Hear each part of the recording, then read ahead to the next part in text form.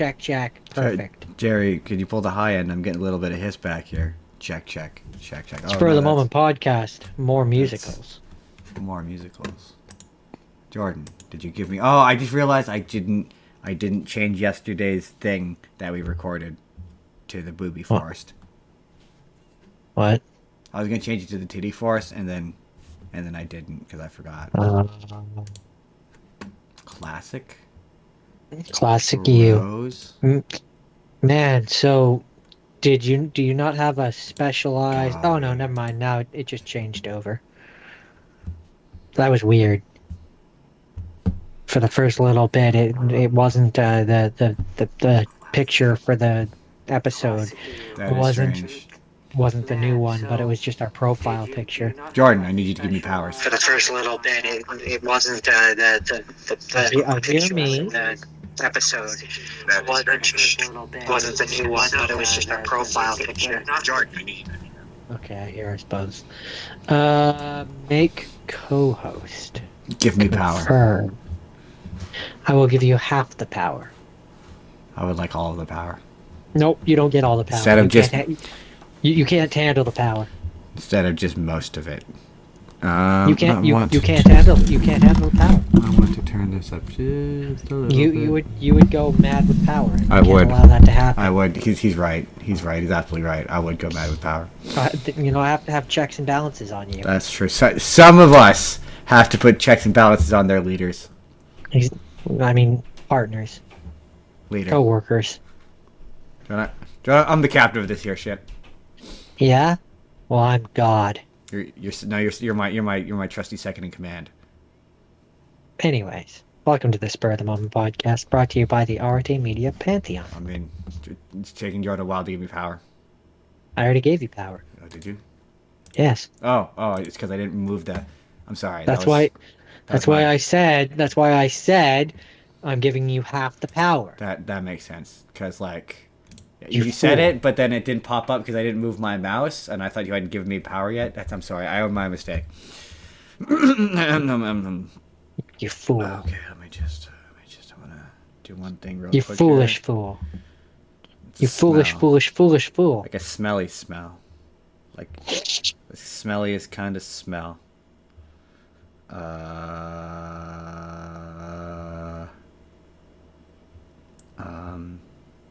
Just doing some. Just looking at some real quick. Okay. Okay, open up my thing. My brain stalled for a second there. And 3, 2, 1. Shit. In 5, 4, 3, 2, 1. This podcast is brought to you by the Arte Media Pantheon. Please head to artemedia.org to see all kinds of podcasts from our great friends. And if you would like to start your own podcast, they can provide you with the tools and resources to do so there. So please head to artemedia.org. That's ARETE media.org. Jordan. She drugs me to keep me a vegetable. She drugs me to keep me a vegetable. Jordan. No, I'm kidding. She drugs me to keep me a vegetable. Jordan. Welcome to the Spur of the Moment podcast, Jordan. Are you excited to be here once again? I am here. Jordan, are you excited that we're nearly almost at the end of season 5? And we will be taking 2 weeks off? Maybe. Are you a little excited for those 2 weeks off? The little break? Perhaps. But that's not yet, Jordan. That comes in 4 weeks. 5 weeks. Jordan, on today's show, you're probably wondering, and the audience is wondering because I haven't said it, what we're doing today. And today, we're going to start with the news. We always start with the news. We're going to talk about Toy Story 5. We're going to talk about that. We're going to talk about who's playing Amy Rose. There's a new Venom movie coming out. Hannah Montana anniversary special. Jay and Silent Bob doing Marvel. And is there going to be a series finale of The Simpsons and why the showrunner is objectively incorrect? And then you saw the title. We're doing more musicals. And normally I would have asked Haley to join us as she is a resident musical person, but one of my choices is a musical that she is going to do on her show, and I really wanted to spare her from having the same conversation twice. And also, a lot of these ones were movies, musicals we talked about on her show that I went, I haven't seen this, and I really embarrassed myself. So before I return to her show, I have to just say how I saw these movies that we talked about. So that's later. But Jordan, first, I am going to give Jordan 1 minute to say everything that he hates about the Toy Story 5 trailer. 1 uninterrupted minute to say everything that you hate about it, starting now. Okay. I hate that they have a walkie-talkie, which just instantly connects them to Woody. I hate that even though this should really be Jesse's movie and like the Jesse Bonnie thing, they can't solve any of their problems without Woody, a big strong man coming in to solve all their problems. Um, oh my God, the bald spot joke is so cringe and eye roll. It makes me go like, ugh. Um, there's the fact that them bringing in the buzzes just kind of feels like toy soldiers, small soldiers. The one with the Gorgonites and the Commando Elites, toy soldiers. I think that's called. There's the fact that the third one had the perfect ending. The fourth one was the perfect epilogue, and this is drivel. Um, that's really it. Wow. Man, you managed to do that in under a minute. Just under a minute. Excellent. All right, then. Jordan, I realized I should have done this first, but fuck it, I'm going to do it anyway. Jordan, and all that ranting you just did you hear it? The phone. Did you hear the phone? Because, Jordan, who fucking called it? Who has 2 thumbs and fucking called every... The thing is, it wasn't so much that I guessed the exact plot of this. I guessed fucking moments from this trailer. I called everything. I called the fact that they were gonna call in Woody. I called and you vehemently disagreed with that. I called the fact that he was. Oh no, I never disagreed with the fact that they were gonna do it. I said they shouldn't do it. I called the fact that he was gonna show up. And they shouldn't. I called the fact that he was gonna show up and that he was going to have some sort of damage, which he does. I called entire jokes. I called entire moments. I called entire scenes. Because I'm clever and Disney's not. I mean, okay, well, let's be fair here. Are you clever, or did you just guess the most obvious thing that they could possibly do? I did and not.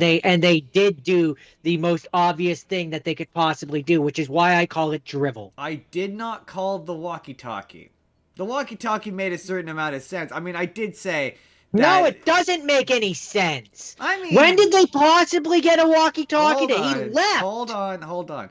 The walkie-talkie makes sense, like, in terms of narratively, no, like, functionally, no, it doesn't make any sense, but narratively having him have a connection to them that he can, but also to be entirely fair. How? This trailer, I watched this. They were on an RV driving away. Hold on. When could they possibly have? No, it irritates me. You had your minute. Let me, please. So, functionally them having a connection where they can contact Woody, like that I get to a degree. Just for ease, it exists so they don't have to waste time.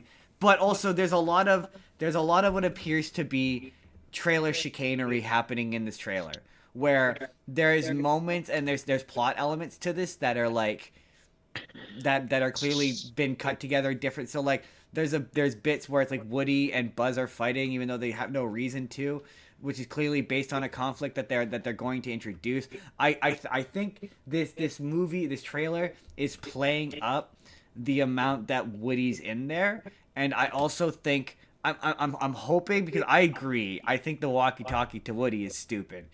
My pitch was I wanted them to go find him, because Toy Story movies are too much of this trailer is in the bedroom. That bothers me, because that Toy Story is always about the adventure every single time.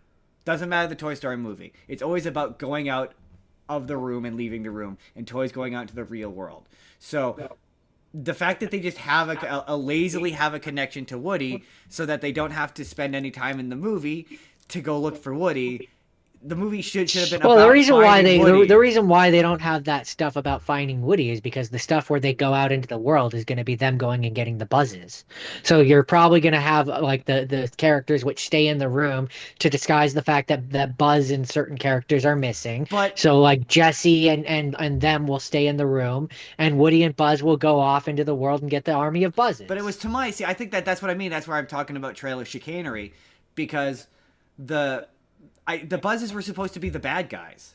They're supposed to be Well, I mean, yes, that's why I say it's just small soldiers. They're gonna go and get the buzzes. You see the scenes where they have weapons. yeah, exactly, yeah. They're gonna come back and like their whole idea. Obviously, what they're gonna do is Buzz is gonna go and try and recruit them to make children happy, and they're gonna have like some twisted perception or something's gonna go wrong, and they start attacking people. Well, they're gonna side with the. Or they're gonna attack. Probably they're gonna go and attack technology Well, that's is what they do. what I imagine is the thing is gonna this is gonna be. I think they're going for a twist bad guy thing where the toy like it's gonna the movie's gonna break down to a toys versus technology, toys versus screen time, which like in a modern day I don't inherently see. That's a good story that parents maybe need to see. Oh, sure, but it's but unnecessary. but what I imagine it's gonna be a faction based thing where it's gonna turn to technology versus toys, and you're gonna think that the buzzes are on the toy side and they're technologically juiced buzzes. That's the idea. So they're gonna betray the toys and side with technology. Yeah, probably. That's Or clearly, that's clearly the what's gonna happen. technology, the iPad thing or whatever It's will gonna like into hack them. the buzzes or That's something. probably what it's gonna be. Yeah. Whatever the least creative thing you can think of is what they will do. I see. I liked the Woody is bald jokes. I thought they were funny. No, they're But they're lazy and they're there's stupid. also like you could see, Buzz has a sheriff's badge on in parts of the trailer. So that's where I'm like, I, I'm gonna watch this. I'm gonna watch this in theaters. I've watched Oh, every. probably. I've watched every. No, I mean, there's no probably. I'm going to watch this in theaters. I've Oh, I watched more every. meant like unless something directly stops me. Oh, yeah, no, yeah. Unless it's a case of like I'm out of town. No, it's on my birthday. Yeah. I'm watching it for my birthday. It's my birthday. We're watching it for Oh, my birthday. there you go. Yeah, then we will. I've watched the last 3 Toy Story movies. I will watch it and I will come back here and I will tell you it's bad. But like, Yeah, probably. I I will go to it and it will affirm everything but like that I think but about like it. there's so much of this I like. I love the new art style. I love the fantasy bits where the knife and fork were getting married.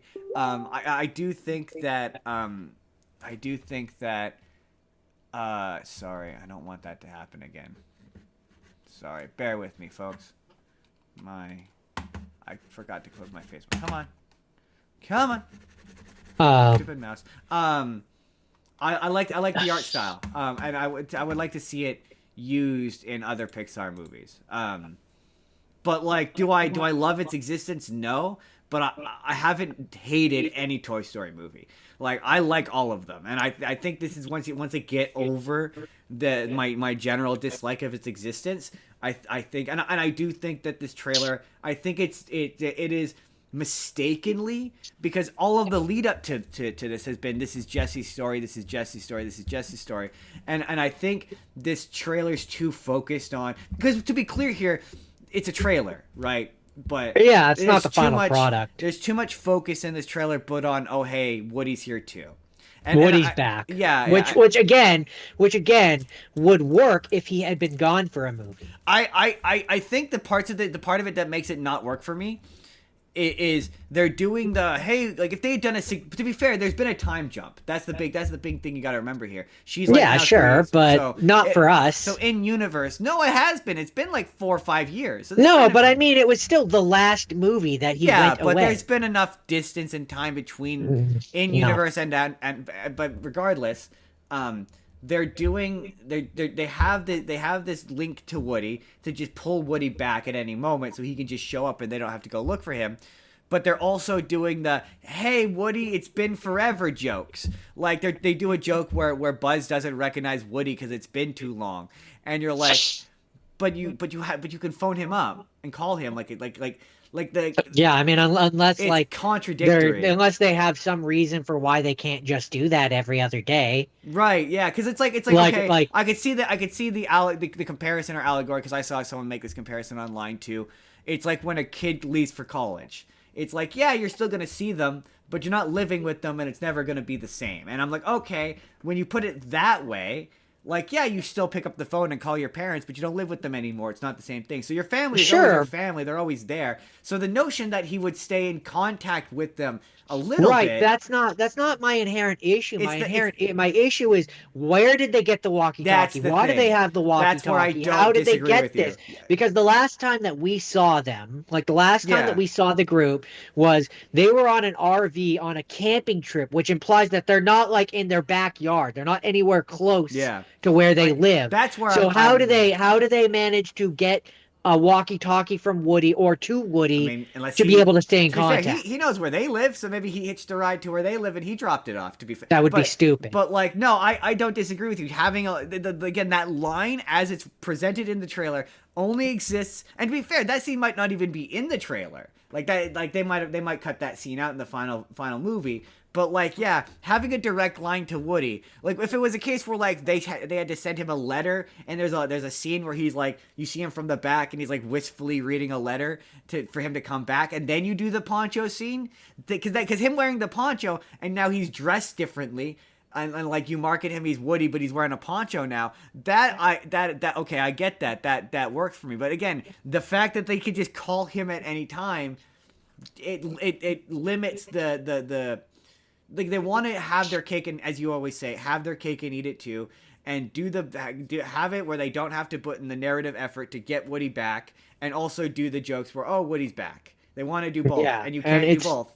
You can't do both. frustrating. You could do one or the other. You can't do both, right? As for what you said earlier about never disliking a Toy Story movie, for me when it came to the fourth one, I would never say that I disliked it.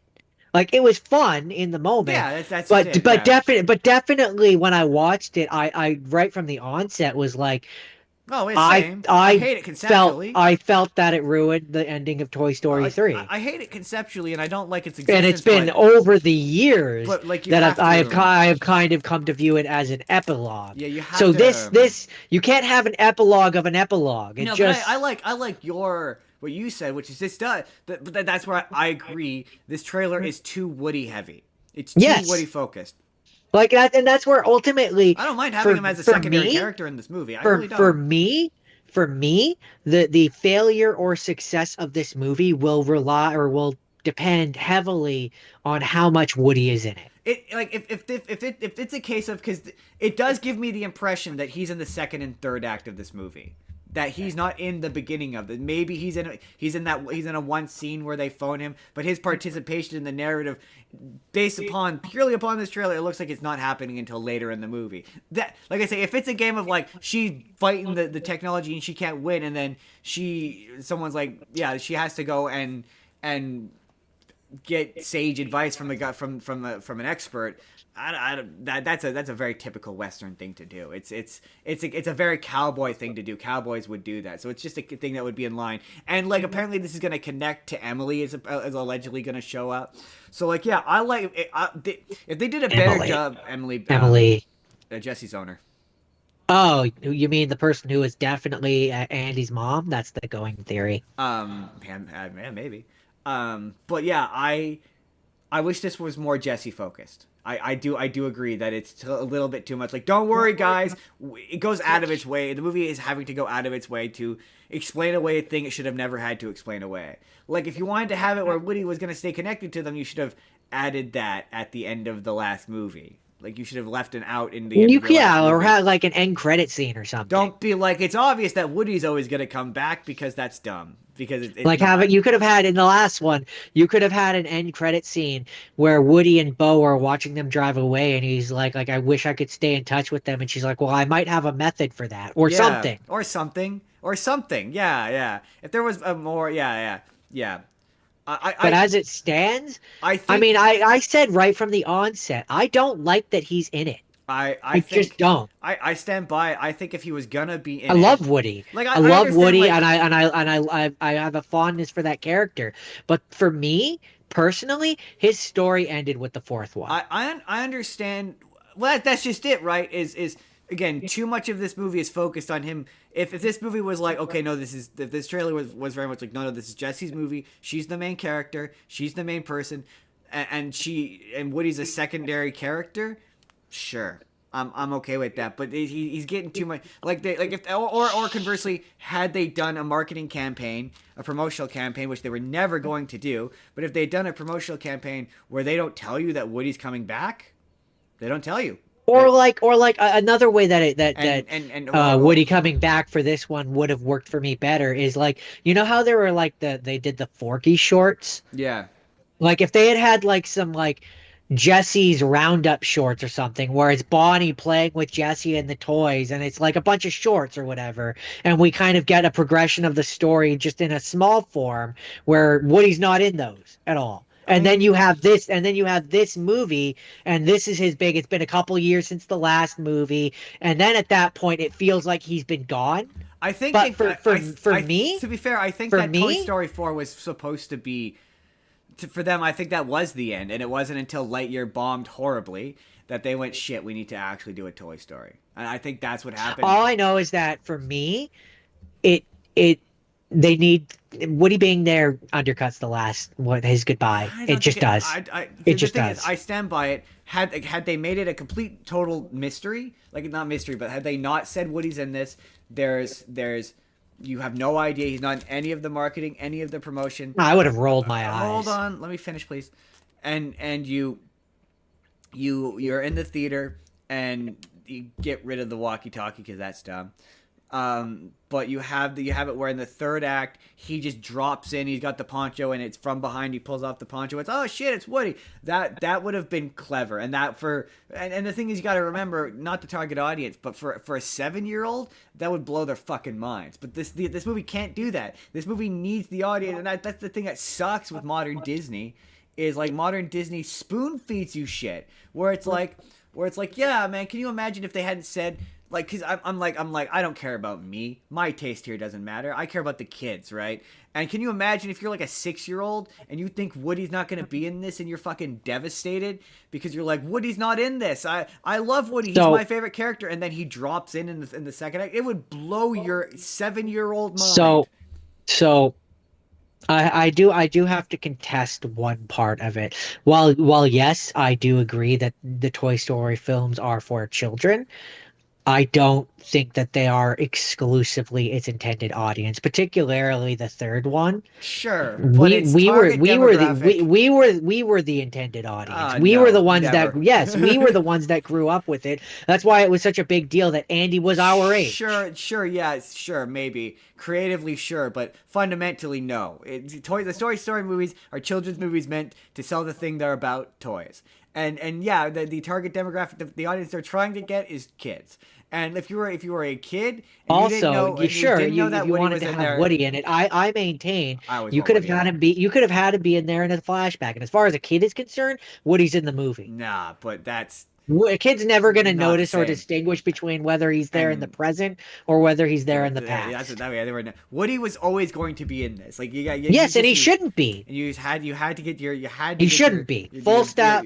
whether Full or not stop. he should Full or stop. not be, that's again, I've said it before. I said that is irrelevant. Whether or not he It's should not or shouldn't irrelevant. be, it is irrelevant because it was It's never not going irrelevant. to happen. It's completely irrelevant. No, it's not. It was always going to Yes, happen. he was always going to be there in some capacity. He could have been there in a And he was flashback. always going to be there in an active capacity. It was And that's always a bad It was choice. always going to happen. That is it's- a bad choice, Did- and it makes me not like the movie. I don't know. Yeah, you got a weird hang up about this that you need to get over. I'm not Um, going to. That's my opinion. I stand. It's a weird. I think it makes the movie less good. It's a weird and bizarre hill to die on. No, but it's really not. It's your hill to die on. It's really I'm not gonna not. say you're dying there alone, but it's just it's a weird it's weird to get upset about an inevitability. Like, it's inevitable. He was always going to inevitably be in it, so there's no point in getting upset about it because it was always going to happen. Then they shouldn't have sent him off with the last one. It's about mitigating what you think, and this is what I thought was going to happen. So, and no, it's not. Yeah, It's not what I thought was going to it's happen. the To be most honest with you, obvious fucking thing, which is it's a bad. lazier version of what I wanted. What I wanted was I wanted them to go out and look for him and have to stop him and have to find him and there have to be a bit of a journey. Not he just comes back. Like it does in that regard. His ability to just come back without any narrative. But again, I have not seen the movie, so I cannot comment on it. But assuming that in the movie there is no narrative effort put into finding him, then I will agree that is lazy. But his I'm just inclusion saying, was always going to happen. on Always. site, like sight on scene or whatever. I don't like it. They were always going to go to the fair. And the reason why, honestly, the reason why he's coming to them in the room is, you're right. It's because how would the toys know how to find a fair? And that clearly whoever wrote this thought that when it came time, they're like it's one of those frustrating movies where I can see the screenwriter at the computer being like, shit, we need to get Woody back. How do we get Woody back? Okay, they need to find Woody. Shit, their toys. How are they going to find a moving, rowing carnival? Shit. And then it's just clearly what came to, fuck it. They can just call him. And Yeah, that's that's how they stupid. solved it. And it's lazy. It's lazy. It's asinine. But make it where it's like, have it where like the fair is in a town over, or they left the fair and they've taken up residence in like a local abandoned toy store. Yeah, this is where we're never going to agree. Or something. Well, no, again, he has to be an active part of the narrative. Like, you don't have Yeah, a he could choice. be in a flashback, That's not an Justin. active part of the narrative. Yes, it is. Absolutely not an active part. It absolutely No, is. it is not. No, Yes, it it not. is. That is not.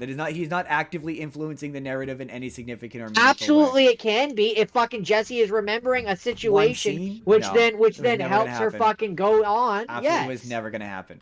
In a million that's years. bad. That's a In bad In choice. a million years. That It is a never bad going to choice. happen. That's what I'm saying is, it is like you're living in That's a bad choice. Whether or not it's a bad choice or not, that's what I'm saying. It's It irrelevant. is. It is a bad choice. You can think that all you want, but it's the choice. I do. I think that's a bad choice. It was the choice they were going to make. And it's a bad one. And I guess that's what I'm saying is whether it's a bad one is irrelevant. It kills the movie for me. I mean, that's, again, your hill to die on, man. You Yeah, die, and it is. you- and I will. You die on that hill. I don't get it. I don't get your weird insistence of denying children a beloved character from a movie that they want. I don't get it. Because narratively, it makes understand it more satisfying Who when then in cares? Toy Story 6, he does come back. No, but the kids don't care about that. You're thinking The about kids this. don't care that he's there, Justin. They do care that he's there. No, they absolutely don't. care that he's there. No, they don't. That's the thing is the kids. You're thinking about this from the perspective of, this is an adult movie and I want this to work in a satisfying adult narrative way. That was never going to happen. These movies don't work like that. They've never worked like that. Like, they're good movies. Then they're fun they movies, shouldn't have set that up. But he was always, because, well, clear again. Blame people for not watching Lightyear. The reason why Toy Story 5 exists, and the reason why they didn't do Also, anything. you say that they can't get rid of characters. They I mean, they did. They got rid of Barbie. They got rid of a they- lot of characters from Toy Story 3 to Toy Story 4 and Toy Story Yeah, 2 to but Toy Story 3. Barbie's a secondary character. She's not a main character. Like give you an example. They didn't get rid of the potato heads. They're very much recast. They didn't get rid of Splinky. They got recast. Their character actors died, and they're still around. They've been around since Yeah, Slinky but has been around since the third one. their fucking character didn't leave the group. Yeah, you really got to get over that. No, I don't. Again, to be fair, the reason why that happened was because it was supposed to be the last one. Yeah, and it then- should have been. Hold on, let me finish before you cut me off. Then Lightyear bombed, and they didn't do anything with the franchise in between that like they did between 3 and 4, because Toy Story 4 is really more of a sequel to all those Toy Story shorts you didn't watch but exist. So like Toy Story Terror in Time, Toy Story Small Fry, those do the exact thing that you're saying that they should have done between Toy Story 4 and 5, but clearly they didn't intend to do anything further with the franchise until Lightyear bombed and nobody watched it, which was the thing they were going to make a franchise out of, so they went shit back to the well. So you're right, there isn't anything, but when it came time to make a sequel, there was never a world in which they were going to write out Woody. Ever. And that's a in bad million choice. years. There is no universe, and that's not true. There may be a small Earth -1311-5013 where some writer thought, hey, for Toy Story 5 we should just not put Woody in it. You're right, that probably does exist, but it was never going to happen. Now, in my defense, what I wanted was That's a bad choice. I wanted a cameo, right? I wanted a small cameo where he was alive and she went to visit him and then she left. I didn't want him to be an active participant in the narrative. But like I recognize that was always going to happen. So Okay. my feelings on it Whether it being, was always going to happen or not, that doesn't change the fact that it kills the movie for me. I mean, again, weird hill to die on. But It's hey, really not. it is. It is a strange hill It's to die really on. not. Like once I'm far from being the only person who thinks that. and one of the few. I've seen No. most people I've seen have gotten over it. I've seen a lot of people being like, I didn't love it, but this trailer in particular, this is where we're gonna wrap it up. This trailer in particular changed a lot of hearts and minds. A lot of them went, same thing I'm doing. It's Toy Story. I'm gonna love it no matter what. I No, don't care. for I don't me, care it's that when it came back. for me, it's Nothing I can- will for me, it's I will tolerate it. that But means- no, I hate that that Woody means is that in that means this. that you've never loved Toy Story to begin with. No, that's not true. Because if Toy Story for me ended with 3. yeah, That's where it ended. I don't know. My journey Limited. ended with Andy because when I was watching those movies, I Limited. was Andy. Limited. I saw a lot of people I saw went, I didn't love the idea of it first, but now that I've And seen so the trailer, the I reason love it. why It's Toy I don't Story. mind the fourth one is because I view the fourth one as the end of Woody's journey and the beginning of Jesse's story. And this to me should have been a Jesse movie. And It it feels is. like it's not. It's I a mean, Woody movie. no, you're only Woody comes back. Woody comes back to save the day because Jesse can't handle it as being the boss. That's what they've set up in this trailer. We've been through this before. But it doesn't. I mean, to be It fair, does. this trailer does give that impression. No, it doesn't. It doesn't give the impression that Woody is the main character at all. At all. I didn't say the main character. I Oh. said that he comes in to Yeah. save the day. No, he comes in to help her save the day. That much is apparent. That's not what this. That's not what this no. trailer gives. That's the what you're impression of. seeing because you're so dead set against Woody being involved in this at all that you're just blind hating it.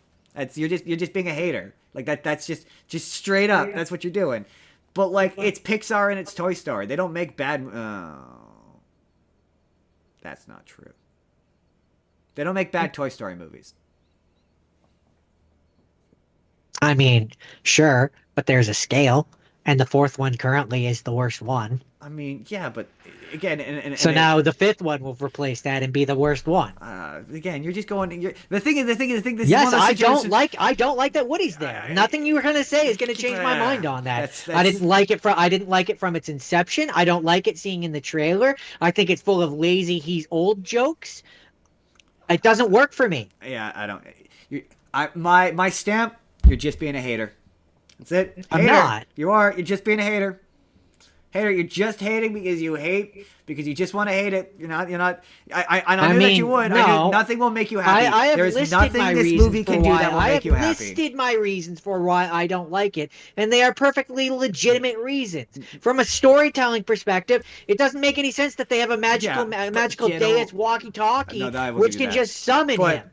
But I guarantee you, nothing in this movie will make you happy. I guarantee No, you. it won't because I don't guarantee think you. it should exist. Yeah, but you have to get over that. It No, does I don't have exist. to. That's what frustrates me here, Justin. No, I don't have to get over It that. does exist. Whether or not Yeah, it should or okay. should not exist is And I irrelevant. don't have to like that it does. But that's irrelevant. It's not irrelevant. We're doing a show where we're talking about what we think and feel about a movie. That's what I think and feel about it. Yeah. Nothing you're going to say is going to change that. Have fun with your haterade. Haterade. I'm just having fun. I think that the last one was a good. I think that the third one was the perfect ending. I think the fourth one was a suitable But this- epilogue. but this I isn't think an this one ending. looks like drivel. But it doesn't. That's what I don't. It does not look like drivel. It doesn't. It looks like Toy Story. It looks fun. It's not drivel. You know what drivel is. That's what bothers me. This is what I'm saying. It does not look like drivel. You're just saying that. Agree because- to disagree. But it doesn't. You know what drivel is. That's what bugs me here. That's just what has bothered me since the beginning with this. Is you know what actual drivel is. You know, even in animated movies, you know what drivel is, and you know this isn't drivel. In fact, even in the pantheon of Pixar movies, this isn't even the worst Pixar movie. That's still pretty firmly Cars 2. Like, this isn't even the worst Pixar movie by a significantly wide margin. This isn't even close to drivel. Like, you know what drivel is. You're just hating for the sake of hating. You're just being a hater because you hate the fact that Woody's in it and nothing will make you happy. Even if it is a good movie, you would still hate it. And that frustrates me because you're a better critic than that. That's what bothers me. is it's not drivel, and you know it's not drivel. I could say that there's elements of it that are lazy, and I don't disagree with you, but it's not drivel. Like the Moana live action movie, that's drivel. I will give you I mean, that is drivel. that is also drivel. That Yes. this is not drivel. This is competently made. It's well animated. It looks fun. It looks funny. Like it looks as relative quality to the other Toy Story movies, flat A out. hard disagree. But you haven't there's nothing in there that is worse than anything else in the other trailers. Nothing. The humor Yes, there is. but there isn't. Woody's I've existence. already said what it is, No, Justin. again, there's nothing any lazier than anything else in any of those movies. Like that walkie-talkie is lazy, but it's not lazier than anything else in those movies. Yes, it is. No, no, it's Yes, not. it is. They don't in any of the other movies. They don't have a magical. Oh, this is going to solve the day button. But it doesn't magically. So that's the whole point of the trailer. It's again, just being a hater. You're just being a hater. Okay, okay. I'm not going to argue with you about this all day. I don't care. Hater. I've stated the things that make me not look it, but it's a trailer. There's That is room for it also to fair. there's room for it to change my mind. I do think there's trailer. But I chicanery think this is happening a in bad trailer. that I agree with. I do think it's not. I do think it's not an exceptionally great trailer. Like, if the point is, and that's ultimately my point, and maybe I should say, is if this is supposed to be Jesse's story, this trailer doesn't set that up. It's too. The trailer is entirely too. It's the Woody show. No, that's wrong. Flat out wrong. No, It's no, no, not. No. It doesn't. No, the trailer is not the Woody show. The trailer because so much of the trailer is her seeking help and seeking guidance. From No, Woody. no, absolutely. No. Yes. Well, because he's her mentor, Jordan. Like, it would be different if, makes like, sense. why doesn't she go to Dolly? Dolly ran the room before her. Dolly knows what Bonnie likes. Why does she need Woody? Woody doesn't know how to run things with Because Bonnie. Woody He is her actively mentor. ended up in the closet. Yeah, but she's most familiar with Woody in the sense that she watched him run Andy's room. So he's Sure, and also, but she knows. Hold on, she knows you that asked he the didn't- question. Let me She finish knows answering. that he Let didn't me successfully run this room. Let me finish answering. So yes, but he's her mentor. He's also a cowboy. So he's the one that she relates to the most. She doesn't relate to Dolly. Like that. Like you could make the same argument. Why doesn't she ask Buzz for it? And to be fair, she might. She might ask Woody or might ask the Dolly for help. But Dolly's not as much of an active character. She's a side character. She's not a main character. The thing you have, if Woody was a side character in these movies, then I would absolutely be with you. But he's a main character. They were never going to cut out one of the three main characters of this movie. And this trailer does not give what this trailer does do is, and I will agree with you on that, is it's there to assure the audience that Woody's in the movie. And that I agree with you is wrong. That I agree with you is wrong. Like, it does not at all present that movie as being the Woody show. It does present Jessie as being a major driving force of it. It's every major scene in the trailer is her confronting, like, it's her confronting the lily pad, it's her whatever. But I will concede and I will agree that it is very Woody forward where it shouldn't be. That you're right. Like, all of the trailers have been, oh yeah, and Woody's there. I have nothing more to say. I don't like that Woody's there. Yeah. That's ultimately it for me. My problems with this movie begin and end with that. That's the big sticking point for me. If they had and it has everything to do with the fact that they hadn't set it up. They don't have it set up in any way. He walked away from the group. He wanted to go live with Bo. There's no justification that they have set up currently for me, and maybe they will in this movie. Maybe they will give me a satisfying reason, but I don't think so. I don't think they will. Because they haven't set it up. I'm laying money right now that come June 19th, we will probably walk out of it. I'm going to predict it right now. We will walk out from it, and I will say it was fun, but I hate that Woody was there. Yeah. I know. You're going to let it ruin the movie for you. You're going to get totally hung up on it. And it will be the one because thing I do. I hate that Woody is there. I hate it now. I hated it when this movie was first discussed. I hate it with the trailer, and I will hate it in the movie because he shouldn't be there. I will come at you with 1,000 legit reasons as to why it's a good movie, and every time you'll stop me by being like, my money's there, and it'll be the entire thing that you get entirely hung up on, even though you're a better critic than that. It'll be the one thing. No, you get I mean, hung I'm up on, telling you right now. I know crazy. myself. I will be like, it was fun. But Woody shouldn't have been there because he shouldn't. And then every point I make will be stopped with, yeah, but Woody's there. Every single point. Every single point. That will Yeah, be the because entire Woody review. shouldn't be And there. it'll be, I like the blah blah blah blah blah, and it'll be like every stop. It'll be like, well, Woody's there, and it's gonna be the one thing you get hung up on when it's such a small thing. Like It's not. It's not a it small is a thing. small thing. It's not a small It is a thing. it is a It's small not. thing. It's again It's not. we always go back to the is there a reason? Yes, there's a reason. They explained it. I'm good. I've moved on. Okay, that's great that you're good. I'm not. I don't. It's weird. Yeah, again, it's They have weird. they have a magic walkie-talkie which lets them Yeah, summon him. it's a No, reason. I hate it. I've moved on. I hate it. That's great. That's great for you. I haven't. I hate just it. okay. Yeah. I mean, die on your hill. That's all I will say. I hate it. I've moved on. Okay. You haven't because you keep talking about it. No, I mean my emotions have moved on. That's great. I hate it. Yeah, okay. Haterade.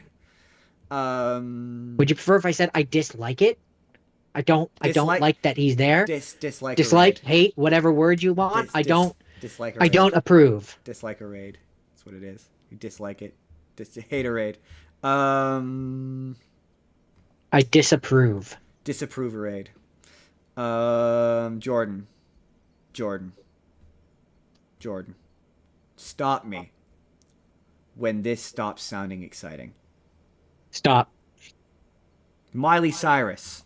Stop. Hannah Montana. Stop. Wait, really? You're gonna say how she's gonna be doing some interview or Okay. reunion Pretend I don't care. It's Hannah Montana. Pretend you don't know that, Jordan. Okay, pretend you don't know that. Who cares? Jordan, Miley Cyrus. Hannah Montana. Reunion special. Ooh. I mean, okay. Yes. And Jordan, interview. Ooh. Okay, pretending you didn't know that, at what point did that stop interesting you? When you said interview, right? If you're gonna do a reunion thing, if you're not gonna make it like a 30-minute Muppet show thing where it's like an episode of the show, then at least make it a concert. Right? Okay. Thank you. Okay, I'm really, I was holding off on telling you that because I wanted to do this bit, but like, okay, so this is what it is, Jordan. The world of Hannah Montana is officially back for with special returns. Disney is setting the release date for the iconic 20th anniversary special, which is going to be an in-depth interview hosted by Alex Cooper. The new interview will dive into the history of Disney's iconic show and feature never-before-seen archival footage from the show as well. And with respect to poor Haley, who disagrees with me on this, fundamentally, who cares? Well, I mean, it's not that I don't think that there's kids loved Hot Hannah Montana, and if you did like a reunion episode or something, yeah, okay, you're like the kids and the people our age and slightly younger than us love the Hannah Montana, but do they love hearing Hannah Montana talk about being Hannah Montana? It's not even hearing Hannah Montana talk about hearing; it's hearing Miley Cyrus, who, and I don't know how to say this nicely, she's gone crazy. No, she's moved, she's not gone crazy anymore. She's actually but I mean no, but I mean, you mean she went crazy past tense. She has gone crazy. Since being Hannah Montana, yeah. She has gone crazy. So like she's killed any of that goodwill as far as that is, well, I mean, maybe for you personally, but for the audience, no. Weirdly enough, no. I certainly don't think I don't do a concert, man. Do a concert. What can she say in an interview that hasn't already been said? Right. What behind the scenes videos could be shown that would be all that exciting. Like for me, it's like Wizards of Waverly. All these shows that came out around the same time are contemporaries. Wizards got a show. Raven, That's a Raven, got a show. You know what I mean? Like these all got reunion shows. Like what? Like get the cast. That's what back. I say. Even do a half an hour special. Do like a half an hour special where like for me, I mean the obvious choice is do Hannah Montana the sequel. She has a kid and her kid wants to be a Hannah Montana. Like that to me, that's sure, but like choice. if she doesn't want to do a full on show, do a special at the very least. That's where I say like a special. Yeah, I don't disagree. Like because you're like, they're like, but some of the cast, okay, Mitchell Musso is canceled and did drugs, so he can't do any. He can't be on there. But like, and like her and Billy Ray Cyrus aren't really all that close, really. Emily Osment is busy doing she's Sheldon. She's doing her own show. But like, You could get them for a couple days to shoot something real quick on a Pay them enough soundstage, money. right? Like you could get them there for a couple of days to shoot or get Moises Rico. You get him. Like a bunch of these people would totally come back. Moises something, Or yeah. like, but I'm like, even in like amongst contemporary like reunion specials, this isn't very exciting. Like compare it to like the Fresh Prince of Bel-Air one, where the big selling point is that. It was like hyper realistic or whatever. Well, no, their reunion. No, that's Bel-Air. No, I'm talking the reunion special where they all got together. Oh, the big thing with that was the mom came back. Exactly, right? You've got the Harry Potter one, and like where it's like the big thing of that was they talked to, like they all had a gimmick. Yeah, but those are also like an hour and a half well, long. to be fair, And like there's I don't know what this is. I don't know what this is going to be. like Although, it's long enough to be worth something. This apparently this is going to be filmed in front of a live studio audience. I don't know, but not the target. I'm not. This is another time. I'm not the target demographic, but I'm just like, as a person who liked that show, and I thought that show was funny when I was like in my 20s. I mean, the reason why it doesn't still make think it's sense to funny. me is you say target demographic. The reason why it doesn't make sense to me is because forget Miley Cyrus aspect of it. Hannah Montana specifically is for like 11 or 12-year-old girls. Right? Do you think they want to sit down and listen to a documentary? Right? Does No, that it's not even a sound documentary. It's an interview. It's even worse. whatever? Same thing. Whatever. It's even worse. Like, you think they want to sit down and listen to that? No, they want to Documentary either would watch at least, watch an episode of the show with the characters, or they want to listen to her sing the music. Right. They don't want to listen to her talk about her time on the show and all the things that happened while they were doing and this and that and this, and they don't care about that. And just like for the adults who are As like, a kid, I wouldn't have cared about no, that. and for the adults who are nostalgic for this, what is she gonna say that is new that you haven't heard already, that you don't already know, right? I've watched That's behind the where I scenes just- stuff I don't about get the it. show. I already know. I know that it was the character had a different name at one point. I know that she like it wasn't This always and named that after and Miley. this I and know a ton that of the anecdotes, and I was like, yeah, why not do an anniversary concert? Do a filmed anniversary concert. That seems, yeah, it's special where all the characters come back. It's something interesting. Yeah, like if you're gonna do an interview, at least get all the other people. Right? Or as many of them as you can, at the very least. Yeah, If you can't get all of them, like try to get most of them.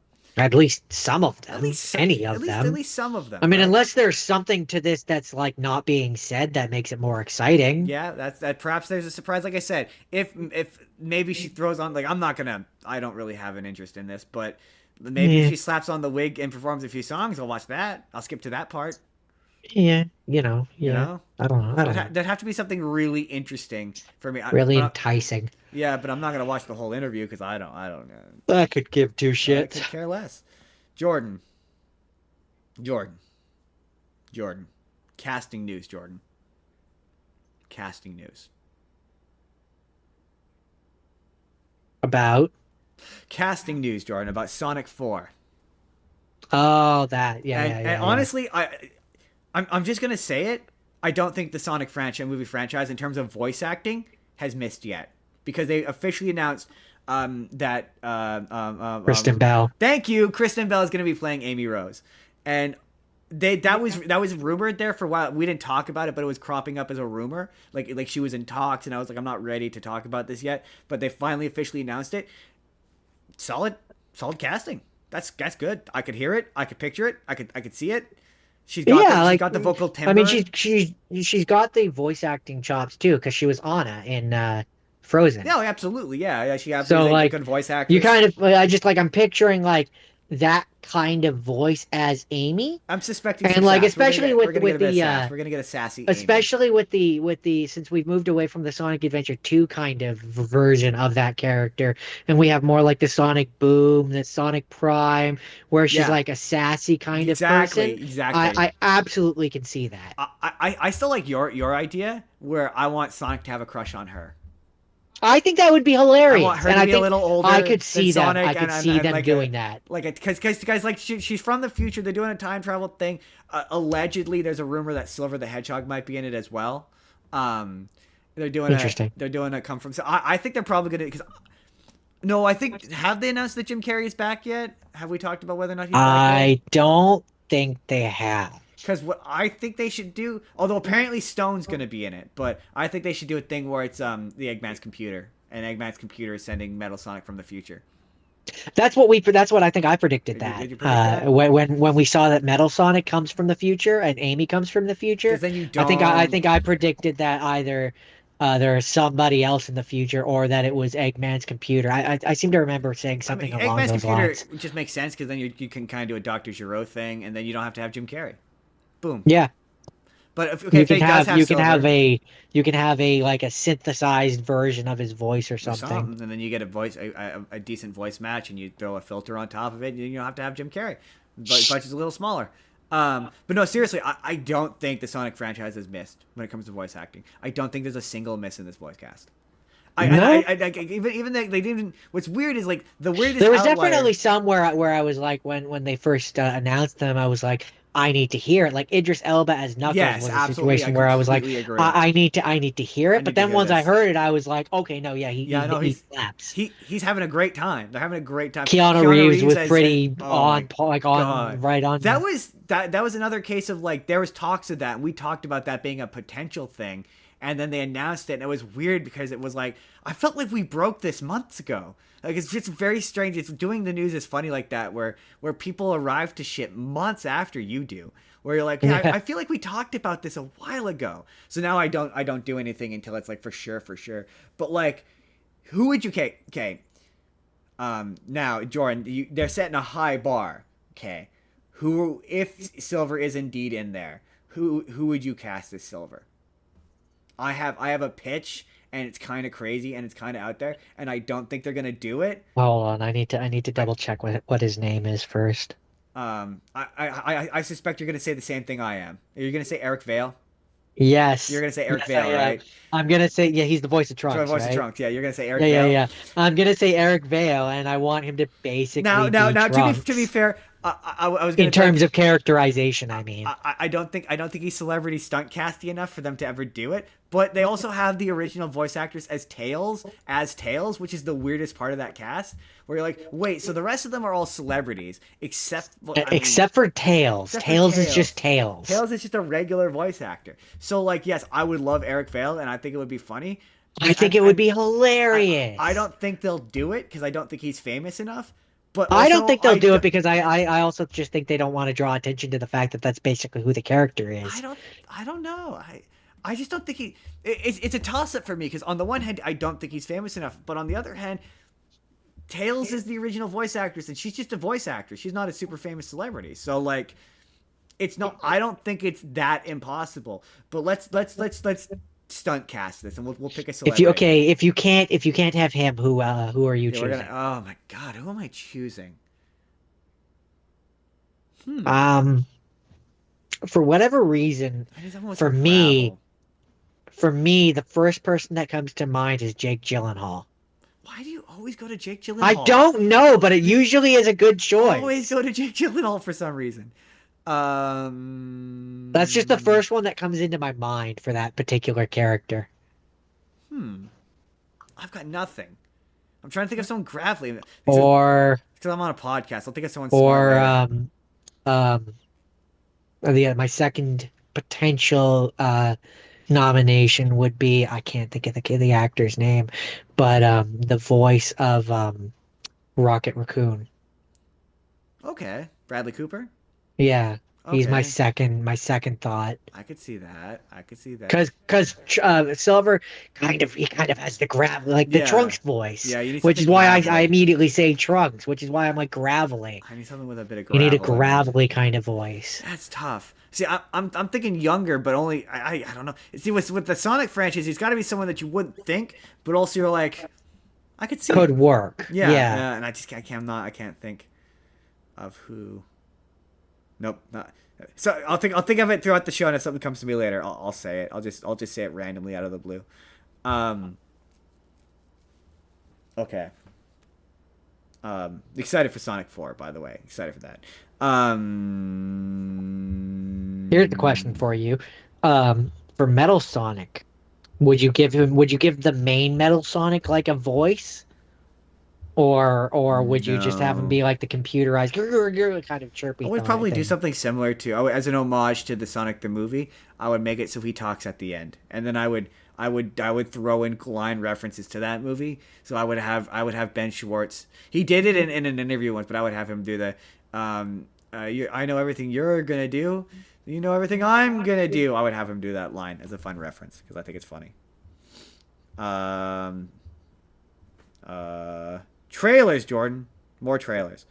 Um, This would be a funny. Sorry, I'm just look. I just did a cursory Google of actors with gravelly voices, and one of the ones that came up, which I think he would not be good for this role, but I think it would be funny, is Seth MacFarlane. that would be funny. I that would be Trey Parker. No. Um the South Park guy. Um so it's really funny. You sent me a response. So Jordan, the Mandalorian and Grogu trailer. Yeah, that's a thing. And you immediately went, I could I'm care. so indifferent. I don't care. It's I just don't. it's not I felt It's conflicted not about that it. it looks bad. It's just I just don't I'm care. of two equally important minds of this. Okay, number one. This looks fun. It looks dynamic. The energy is high. The Jabba the Hutt with muscles is funny. Yeah, but I sure hope you watch the shows because otherwise, if you're Hold gonna hold watch on. this movie, Let me finish you my two don't know who thoughts. the fuck they are. Let me finish my two thoughts. So yeah, on the one hand, I'm of the mind looks fun and I'm having fun and it looks fun.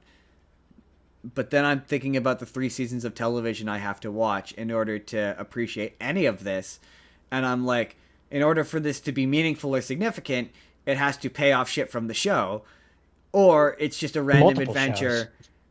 It's just not necessarily. It doesn't Yeah, necessarily. because he's in like the second season of Book of Boba Oh, Fett. okay, well, Boba Fett, sure, yeah, it's got to pay off Boba Fett. Well, Boba Fett allegedly is basically just it should have been part of season 2 of the Mandalorian, and Whether it then should have or shouldn't have, I'm apparently saying that apparently midway, it is two shows but that you have yeah, to watch before you have any idea who three these characters are. 4 seasons of television, then 4 seasons of television, in order to appreciate any of this. If it's going to have any emotional impact, or if it's just a random adventure, like this doesn't give an indication as to whether or not it's supposed to be conclusive or not. Is this supposed to be the last Grogu and Mandalorian thing? Is this just another random adventure that they go on where they hunt a random thing? Because in order for it to be appealing to people who haven't seen the show, it needs to be general. But in order for it to have any narrative or emotional weight, it needs to be specific, and that immediately turns me off. My thing too, this is kind of just a complaint about the state of trailers nowadays is because you have trailers for the streaming shows which just look like movie trailers. If I didn't know that this was going to be a movie, I would have thought this would have been a trailer for Oh, another season of I Mandalorian. could again, one hand I could see why you would say that. On the other hand, it's I don't want to say it looks too expensive to be an episode of The Mandalorian, in my opinion. There's too many. It doesn't though. No, because The Mandalorian, especially in season 1. To be fair, I haven't seen season 3. There's 3 seasons of The Mandalorian, right? I'm gonna look real dumb if there's only 2. I'm pretty sure I there's don't 3. know. It's fine. But the second, they look cheap. They look cheap. They look once you they're shot on a particular I can't remember what it's called. Yeah, but the trailers always make them look more expensive than they actually are. This looks not substantially more expensive, but Mandalorian was three oh seasons. yeah, yeah. It doesn't look, but like there's certain, especially the huts. Like the Mandalorian show would not have been able to afford huts, like fully CGI huts. Like a lot of the Mandalorian is shot on a particular kind of rolling soundstage that once someone's pointed it out to you, you can't unnotice it. And this looks like it's actually on location, and like there are some of the shots look expensive, more expensive than the show does, but like not by much. But again, I don't. I could see why you would say in that same breath. I could also see why you would say that it looks just like the show because it does look just like the show. There's Which nothing is really probably about by it that's design. It's just oh, it is by the yeah. design. It's these trailers. It's like we said about the fucking Toy Story. They're so calculated. Like the number one thing that made me laugh was how they needed to justify the fact that they're paying Pedro Pascal to be in this movie. by showing his face a A ludicrous amount lot. of times in this trailer. Like there's people in the comments who are like, he shows his face more times in this trailer than he does in the entirety of the show because he's not in the second. Fun fact about, I don't know about season 2, but season 3 definitely Pedro Pascal's not in it. Mm. Like physically he's not there anymore. He just does voiceover. The character never takes off his helmet and he just does voiceover. So it's like clearly they had movie contracts are different, film contracts are different. So in order to justify what they're paying him, they have to show his face. They have to give him a certain amount Yeah. of face time. I mean, yeah, like I said, this is just another for me, I guess the best way for me to word this is for me, Grogu and the Mandalorian are just another Stranger Things. It's been too long. I don't care. My big I've moved on. this I one don't to care me, anymore. like the thing that gets me is there's so much of this trailer that's cool that I If like. this had That's come out fun. like at the height of the Mandalorian when I was still watching it and I still cared, Yeah, then I would be more excited for it. I'd be more excited for this if it wasn't the Mandalorian and Grogu. If I just that's don't like care. if this were about Some other another bounty well, hunter. another Mandalorian, another bounty hunter, even another random bounty hunter, and it was about him fighting Jabba the Hutt's son who has muscles, and he's played by the guy from the Iron Claw. Oh yeah, by the way, you know the guy from the Iron Claw, not the who's not Zac Efron, Sure. No. Yeah, sure. the Yeah. brother who in that movie who he lost his leg and he got the Oh, yeah, yeah, yeah. he's Jabba the Hutt's son in this. Okay. Which other people have affectionately called Muscles the Hutt. He's the Hutt who you see who has biceps in the trailer. That was the only part when I saw that and I was like that makes me laugh, but that was one part Um, of a thing. But yeah, there's a couple like there's one shot where he walks in and he does the quick bang bang that I'm like, it's like I say super frenetic and super energetic, and it's way more energetic than Star. To me, it harkens back to the energy levels of the prequels where I'm like, oh, this is a fun high energy movie that if I didn't have to watch 4 seasons of television, I would be like way more excited for. Like if this weren't Grogu and Mandalorian and it didn't require me to do homework, then I would be excited for this. Like it looks like a fun movie. Yeah. Like Well, I it, mean, for me, there's also just the that's fact it. that That's what's precluding me from enjoying the this. thing that makes me not, ironically, because I haven't seen all of The Mandalorian. I think I haven't seen the third season.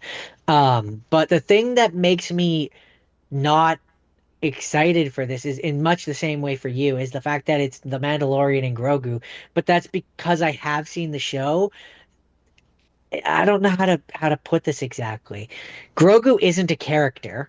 No, he's Um, just kind of a he's prop. just a prop who's there, and the Mandalorian is barely, he's a cardboard of a character. There's nothing there that makes, he's flat. He's so Oh, flat. I He's see. so I flat haven't and seen boring and uninteresting. I haven't seen enough of the show to. I'm like, fuck, Jordan. I'm gonna have to finish them. I'm gonna have to finish the Mandalorian, aren't I? Just from what I watched of it, that's the biggest thing that I remember of that character Damn it. is he's flat and boring and uninteresting. My big thing with Grogu. No, number one, the Mandalorian. Just very clearly when they created and conceived this show was supposed to be Boba Fett, and then it laid at some point in the writing production process it changed. You could just tell. But my thing with Grogu specifically is Grogu. I think maybe I might be slightly more interested in this at the very least if they had aged up Grogu. If they had If done he a time skip, talked, if they had done a time skip and he's bigger and he talks like they do a bit in this trailer where he gets in his little thing and he zooms off and I'm like, he's still in a little thing. We've done 3 seasons of like they do action sequences with him where he's trying to do like Yoda shit, but he's so small that it's not very interesting or exciting or fun for me. Like if they had aged him up and he's now a teenager and we got teenage Grogu and teenage Grogu has a fucking attitude and he talks now, yeah. Well, that that's would where I be say interesting. That would that's be where like, I say okay, he's not a character. He doesn't talk. He doesn't do anything. He right? gurgles like We're he's doing the not. You're not a same. baby. You're like 50 years old. We're doing the same bit that we did. Same bits we did with Grogu that we did in the show. So like, what are we Yeah, doing in this? that's What why I is see this this trailer movie? and I'm just like, What is this movie doing that is the like we often talk about. The 3 seasons of television didn't Well, already do. like okay, no, but like we've talked about the blank the movie, right? Like I have no issue with the blank the movie, like Recess, the, you know what I mean? So I have Yeah, no sure, but you issue have to with. you have to elevate the stakes That's and my make it. point. Yes. So I have no issue with the Mandalorian the movie, but you have to be a good version of the Mandalorian the movie. This, in terms of being the Mandalorian the movie, doesn't look as good as, and this is a funny sentence, the My Little Pony movie looks better in that regard. It looks like it's a better movie version of the show. This just looks like the show. This just feels like more of the show. More of the show that they thought that they could squeeze. This looks like a final season of the show that they've, because these This seasons feels are, like a Moana 2. yes, where this was season 4 and they edited it into a movie. It absolutely Yes. feels that way. That's what it looks like. That's what it feels like. That's the best way I It can looks put it. nominally more expensive than the show. It doesn't look like it's way more expensive than like there are. Like I say, it does look in points kind of less like kind of more expensive, but not enough that I'd be like, oh, this is And a I don't even marketable, know. noticeable improvement. I don't even know how you make a good version of the movie version of the Mandalorian and Grogu. No, Like because it just leans what into everything that I hate about that show. which would be Jedi or Sith. Yeah, exactly. The thing I only like, I stopped watching that show. Full stop. I stopped watching that show when you don't When they care. brought in Luke. Well, yeah, okay, you already know. I was like, you don't care. You already know. When they brought in Luke Skywalker, badly CGI'd it. Luke Skywalker, De-aged, de-aged. yeah. I mean, Luke Skywalker. I was out. I'm out. I don't care anymore.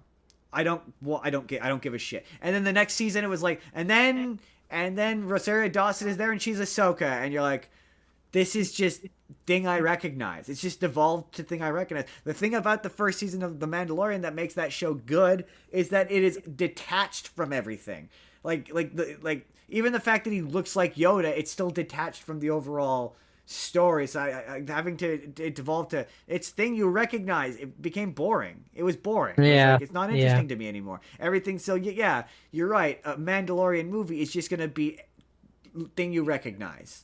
Which it Yeah, is. or It's just Jabba or the just Hutt's more son. It's thing I recognize. more of the same. Which, like, on the one hand, it is kind of neat to see, like, if it is kind of neat if you consider like the Clone Wars movie and show the beginning of Dave Filoni's journey with Star Wars, and Baby Jabba the Hutt being the inciting incident of the plot of that first Clone Wars movie. If you, I don't And now he's the problem. Now he's the main villain in the Mandalorian and Grogu Well, movie. that's where my That thing is with kind of neat in a payoff kind of way, but it's just I wish it was in a different movie.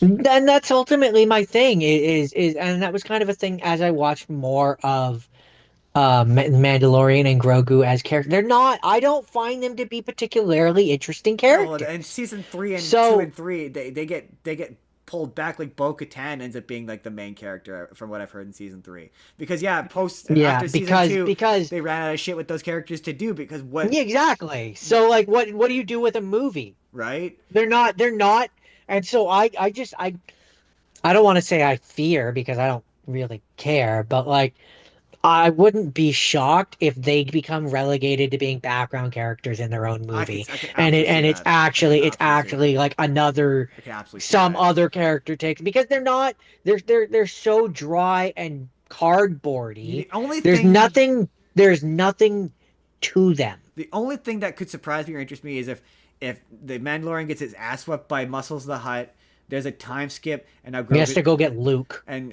no getting Luke, no Luke. No, I know, but I'm saying that's what they would do. That no, yeah, you're that wouldn't surprise me. What I would want is he gets his butt whooped, and then Grogu ages up and he becomes a teenager. Like Yeah. that's the only thing, Or something The only like way I that. would have been interested in this is if Grogu was a teenager. Then I would mean, be if I'm interested. if I'm talking about what I want to have happen, if I'm Like, talking like about teenage what I Groot, we do teenage Groot jokes. hold on. If we're talking about what I want to have happen, and I can have anything happen, what I want to have happen is they go and they have their battle with Muscles the Hutt. Muscles the Hutt kills the Mandalorian. We have a time jump of like 5, 10 years later. We now have an older Grogu, and he's the main character, and he has even an ounce of personality. That I'd be down for that as well. I don't necessarily. I would want to see, because I do agree that stoic. I mean, to be fair, not everyone's into stoicism, and that's the I just think it gets boring. that's his one character trait is he's stoic. That's his one character trait. And it gets But boring. I don't disagree, but I think stoicism against stubbornness and teenage attitude is always fun. So I think if you Sure. had kept him Yeah, I think stoic, there's some room there for some fun. But if you like if you, if you if you're kept gonna him, have and kind of the point, sorry to interrupt, but kind of the point is that currently the dynamic that they have is straight man and prop. yeah, absolutely, I don't disagree. And like what you if you're gonna have a straight man, the way that a straight man typically works and is most interesting is when you pair him with a zany, when you pair him with a Daffy Duck, when you Yeah. pair him with a Roger Yeah, Rabbit, or well, what? or like, but also maybe they didn't do this because he's also doing The Last of Us, and he's already got like a curmudgeonly, That's why I say kill him. yeah, he's doing a curmudgeonly, older character figure. And it's Ellie, so maybe they're like, oh, if we age up Grogu, because yeah, to me, if you age up Grogu and you make him like obstinate, I am Groot. You know, you make him obstinate, and give him like an attitude, like just make him antithetical to Yoda, like just the complete opposite, just a right piece of shit. And he's given the Mandalorian the business the whole movie. That is interesting to me. I would watch that. I would watch that. That doesn't look like what we're getting. No, that is absolutely not what we're getting. We're getting an hour and a half episode of the show, and that doesn't interest me. No, Like, not even a little bit. yeah, it's like we always go to this. We always go to this. I'll watch it on Disney Plus. As God intended. As God intended. Yeah, paraphrasing Seth MacFarlane again. But if it's not doing something it can't already do on streaming, why am I wasting my money? I'll just watch it on streaming. It will be interesting to see that. To me, that is an interesting choice to do first. To me, they should have done the Starfighter first, because the Starfighter is not attached to anything. It takes place after episode 9. It has nothing to do with the Skywalkers. None of the characters are related to the Skywalkers. And I think that would have been a better choice of being like, hey, you don't have to, it's not just a Disney Plus thing. Like, to me, it being a new story would give people motivation. Because otherwise, what is motivating people to just not wait to watch this on streaming like every other Mandalorian thing? What is motivating you to go to the theater? Nothing. Nothing. This movie is nothing. So yeah. But I won't deny and say there aren't elements of it that look fun. I don't want to do that. We are Jordan. Hashtag. You're not hashtagging with me. Hashtag. Fair and balanced, Jordan. Jordan. No, we can't both be fair and balanced. You can be fair, I'll be balanced. Okay, that's fair. I'll be fair, you be balanced. Interesting. So It's asking too much for us to be both. Both of us to be both. I saw this headline, and I saw this headline, and I went, what? And then it was one of those, I wanted to read it, and I held off. I held off reading it so I could read this live on the air. And really, so Sony has, I don't know if it's announced, but according to a new report from THR, that's the Hollywood Reporter, at Sony, there is a new Venom movie in the works. But Like a Tom Hardy one, or? But the difference is this time it will be animated rather than live action. And I Interesting. don't know. Oh, here you go. For those wondering about Tom Hardy's involvement, Jordan is wondering about Tom Hardy's involvement. Because I'm wondering if it's like a Interesting. continuation of that version of Venom, or is it like a fresh take on Venom? According to this, he is producing it. He's I should say he is, quote, involved in some capacity. It is currently unclear as to whether or not he is simply producing it or if he is returning to voice the character. I think he should return and voice the character. I really like his version of Venom. I think he should return and voice the character if it's supposed to be the same version of Venom. If it's supposed to be a new fresh take, then I think we should get someone new in. I mean, what I would want, but this would never happen, and this is selfish for me. I want an Agent Venom movie That'd be dope. where it's Flash Thompson and he has to go on like Black Ops missions as Venom. That would be That'd dope. be dope. But I don't know how there's so much, that character requires so much history, and they've yet to do a good adaptation of him. They tried doing it on the Ultimate Spider-Man show, and it was just bad. It just wasn't as good. Yeah, we'll have to pay attention to this one You certainly can't. You're certainly not going to get Agent Venom from the MCU. I don't think. because, like, it would be kind of. I mean, what I would maybe do if you're gonna do an Agent Venom movie is, I would. Pardon me. I would do one of those famous Spider-Man Sam Raimi things where in the opening credits you have the montage of all the things that led up to that moment, and then you can have your Agent Venom movie without having Yeah, to that, you could have. do that. Yeah, you could absolutely do that. I mean, I just don't know that it would land as Agent Venom. Oh no, it wouldn't, but it would just be a quick and dirty way to get to To that. be fair, when I came into Agent Venom, I hadn't paid attention to Flash Thompson in years. So like the Hmm. concept that he had, because the big thing with it, Lost his legs. he had lost his legs and he had been to I think at that point it was Afghanistan or maybe Iraq. He had lost his legs, One and of the wars, that yeah. he's best friends with Spider Man, and all that jazz. That without that history, I just don't think Agent Venom works as well. That's why I don't think they've ever. But who knows? I do know that like So, he was gonna appear in some reference. They were gonna do some reference to him in the Tom Hardy movies at one point. um, okay, this is Sony. So, do you think that it's going to be connected to Across the Spider-Verse at all? It's funny you asked that question because I was gonna ask you the same question. Um, that is the question, isn't it? I hope so. I hope so. Like, is this going to be a thing where, I like, hope so. we find out because in the Tom Hardy movie, we found out that the Venom kind of connects across the Yeah, multiverse, right? So they've kind of already set up that idea. absolutely. I would kind of want. I kind of want them to do it where it's like, well, on the one hand, I would like to kind of see the continuing adventures of the Tom Hardy Venom because I love the Tom Hardy Venom.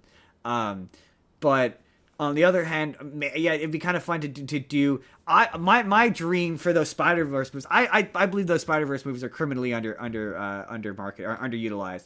Like I think like there needs to be spin off movies of all those characters. So it'd be kind of fun to do where it takes place in the Spider Verse, but this is his own universe where he is Spider Man. That could be interesting. Like not that he's Spider Man, What but he's like he a Venom version of is that Spider-Man? universe's Spider Man, but he's still Venom. Um, what I think could be interesting, and I think this could be I think this could be fun, but I don't think they would do it. I will preface it with that.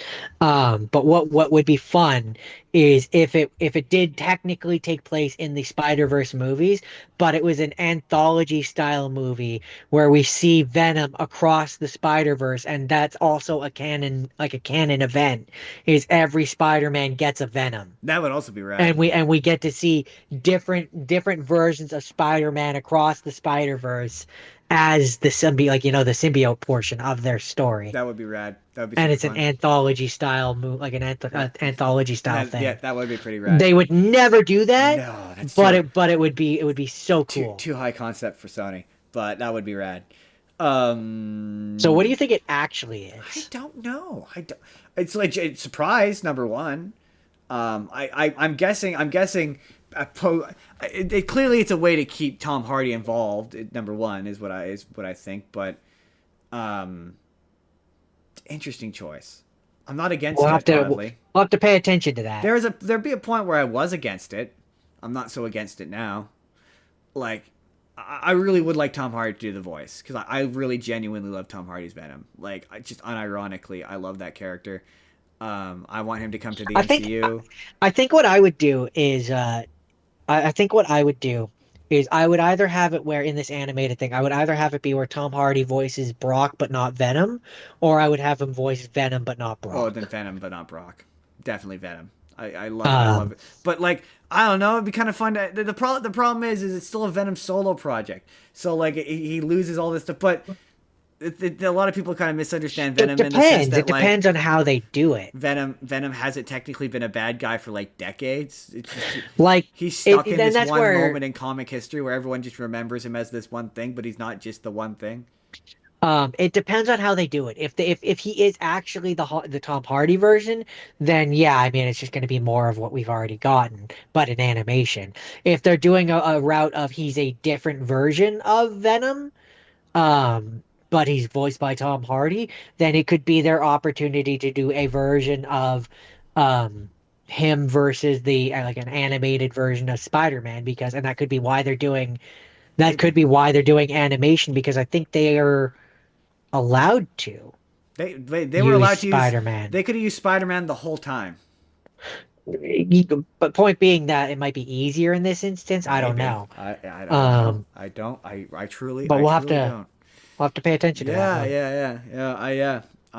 Yeah. That's the legit surprise. I need more details. Jordan. Did you know they're making a Bioshock movie?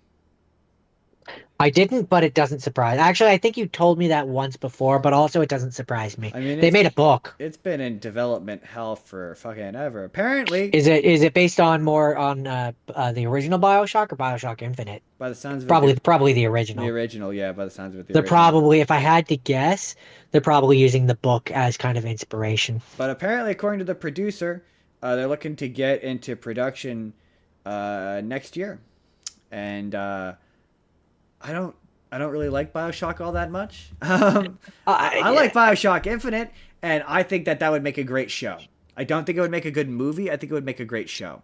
So here's the thing for me with BioShock is I like the story aspects of it, which is why I like the book, which is a prequel to the See, game. yeah, no, not the first Um, one. The first one, the story in that one doesn't really. Only insofar as the way it connects to Bioshock Infinite, which I think the story is way more interesting. But that's not nothing on Bioshock. That's just me. no, that's fair. I do like the story in the first one. And part of the thing with the game is you don't get a lot of the story unless you read a lot of the, the text Yeah, sprawls that they give you.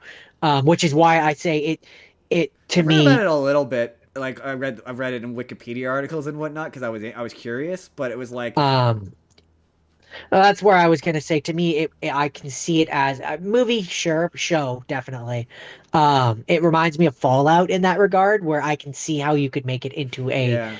I also whatever just movie or show. I don't like the Um, gameplay as much in the first one as I do. I well, just that's where I generally think say Bioshock Infinite is a better game. Ooh, that's gonna get me canceled. that's because it's BioShock Infinite is the more new one, right? Yeah, yeah, no. If they remade the original BioShock 1 and 2, I I feel I like feel you like could really make some I improvements. feel like they're. No, there was never a remake. There was just a re-release. Oh, okay. I was gonna say I feel like they did.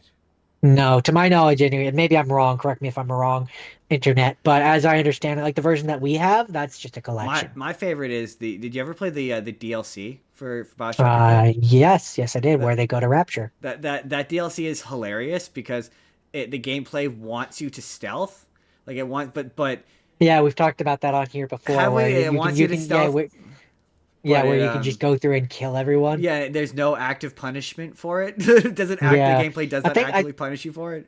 I Which is think we talked really about that funny. when Adam was on. Was it? Oh, that was really I think so. Yeah. really funny. It's really funny. It's a Um, terrible DLC. Absolutely but no, horrendous. yeah, once I heard the background of the, and this is why I say I could see it as a show, is because yeah, the book is about what leads to the creation of Rapture. Yeah, It's all yeah, yeah. it's all of those text sprawls Yeah. that exist in the game, but as a book, Like, and it nah. works way better. Like to me, yeah, I'd much rather Bioshock Infinite show or movie than I would have. But I understand it, I mean, and I'd take both. it will be rad to see a Big Daddy like on the big screen. That will be cool.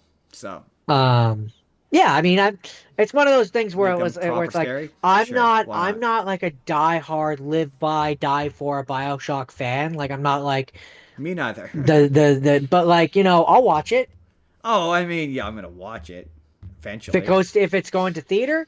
It might even be one that I watch in theater. Who knows? Who knows? It might be one that I don't look at. I need to see a trailer. Yeah, I know Like that is that's my true. thing. Like it's but on face, it's not necessarily one of those. No, I'm gonna watch it on streaming as God intended ones. Um, I might see it in theater. I have to see. really? Yes, really. Sorry. So Jordan sent me this story, and it popped up, and I was like, oh yay! Which is that Jay and Silent Bob, they're crossing over with Marvel of all Yeah, people. I saw something about that, and I was like, oh, I should send this to Justin. Written by Kevin Smith, Yeah. obviously, and drawn Days of Jay's by Past, I think it's called, or Jays of Days of Future Future Past. Past. Yeah, so yeah, one Yeah. shot comic special written by Kevin Smith with art by Giuseppe Camuncoli, which I'm entirely positive I mispronounced. It says the story sees the pair embark on a wild trip across the Marvel mythos, colliding with heroes like the X-Men and the Fantastic Four. However, not everyone is happy to see them. The plot kicks off when Doctor Doom decrees that the duo must die, forcing a massive team up of Avengers and other heroes to save them from a lethal case of superhero fatigue. So is it? Are they gonna get? Are they gonna? I kind of want to read it because I want to know if they eventually turn into their superhero alter egos, Bl- Chronic and Blunt Man. Chronic and Blunt Man. Yeah, I don't know. Will I they don't make know. an appearance? That must Um, be for Kevin Smith. That if that's not a full circle moment for him, I don't know what would be. Um, to have those characters be in a Marvel thing, like there's no way that's not surreal, like for him because I mean he had an interconnected universes before the Marvel did. Like he was making comic book references.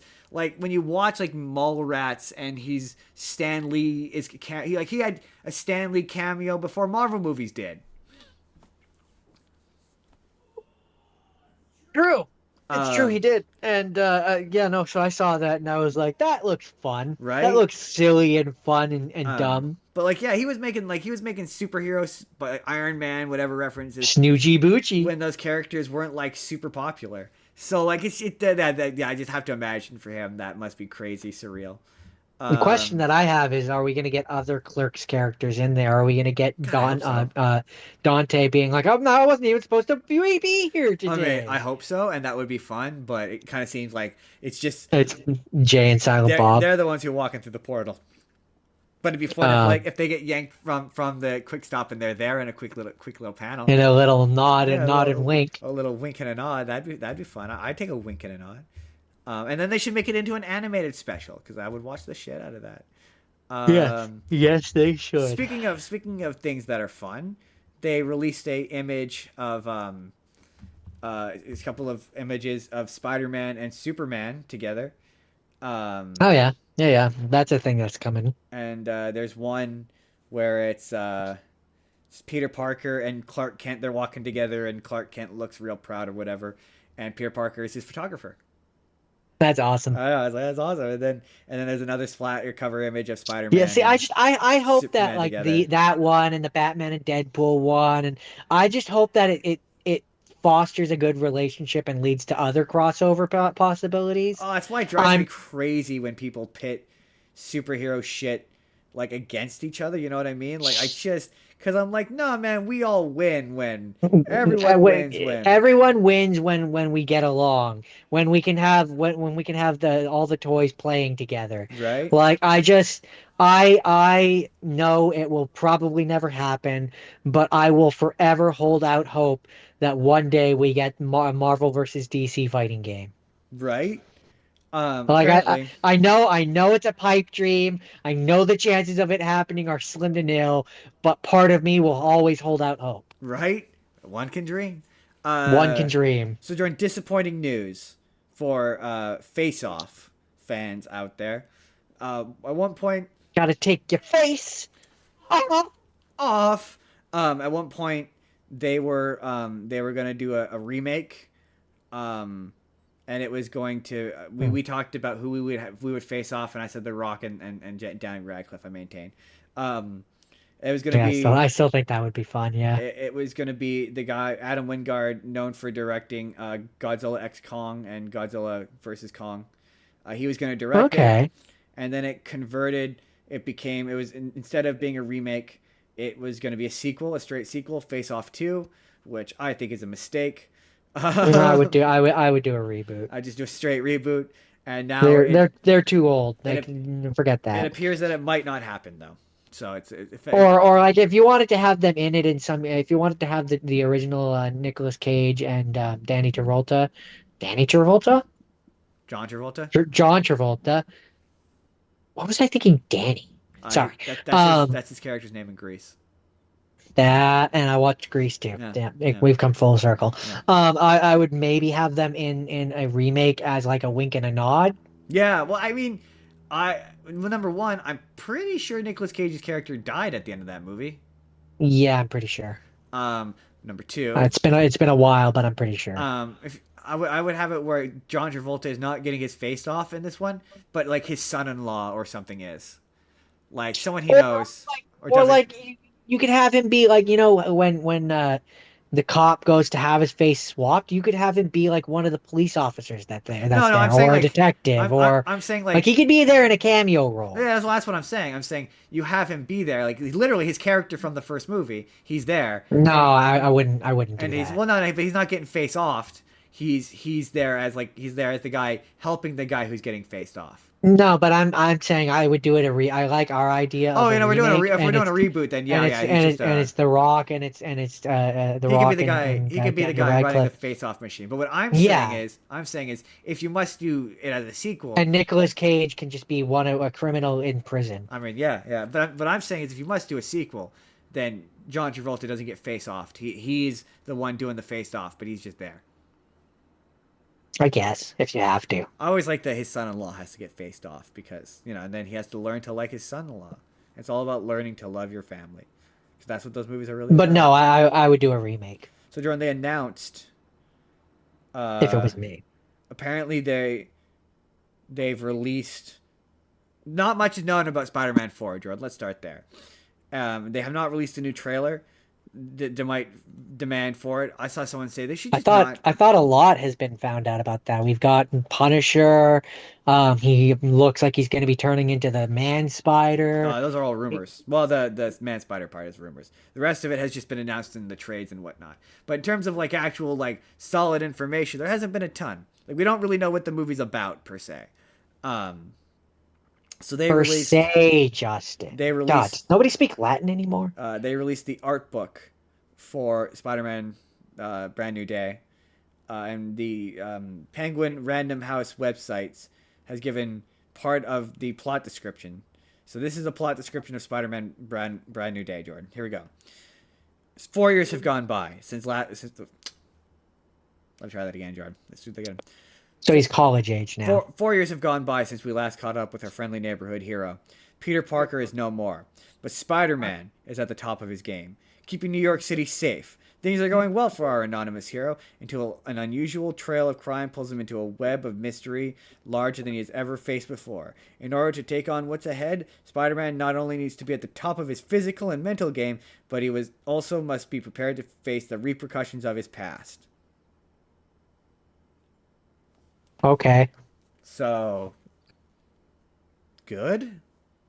That does seem to align with the rumor that the movie's going to open up with a montage of him stopping various different like Crimes. D level villains and whatnot. No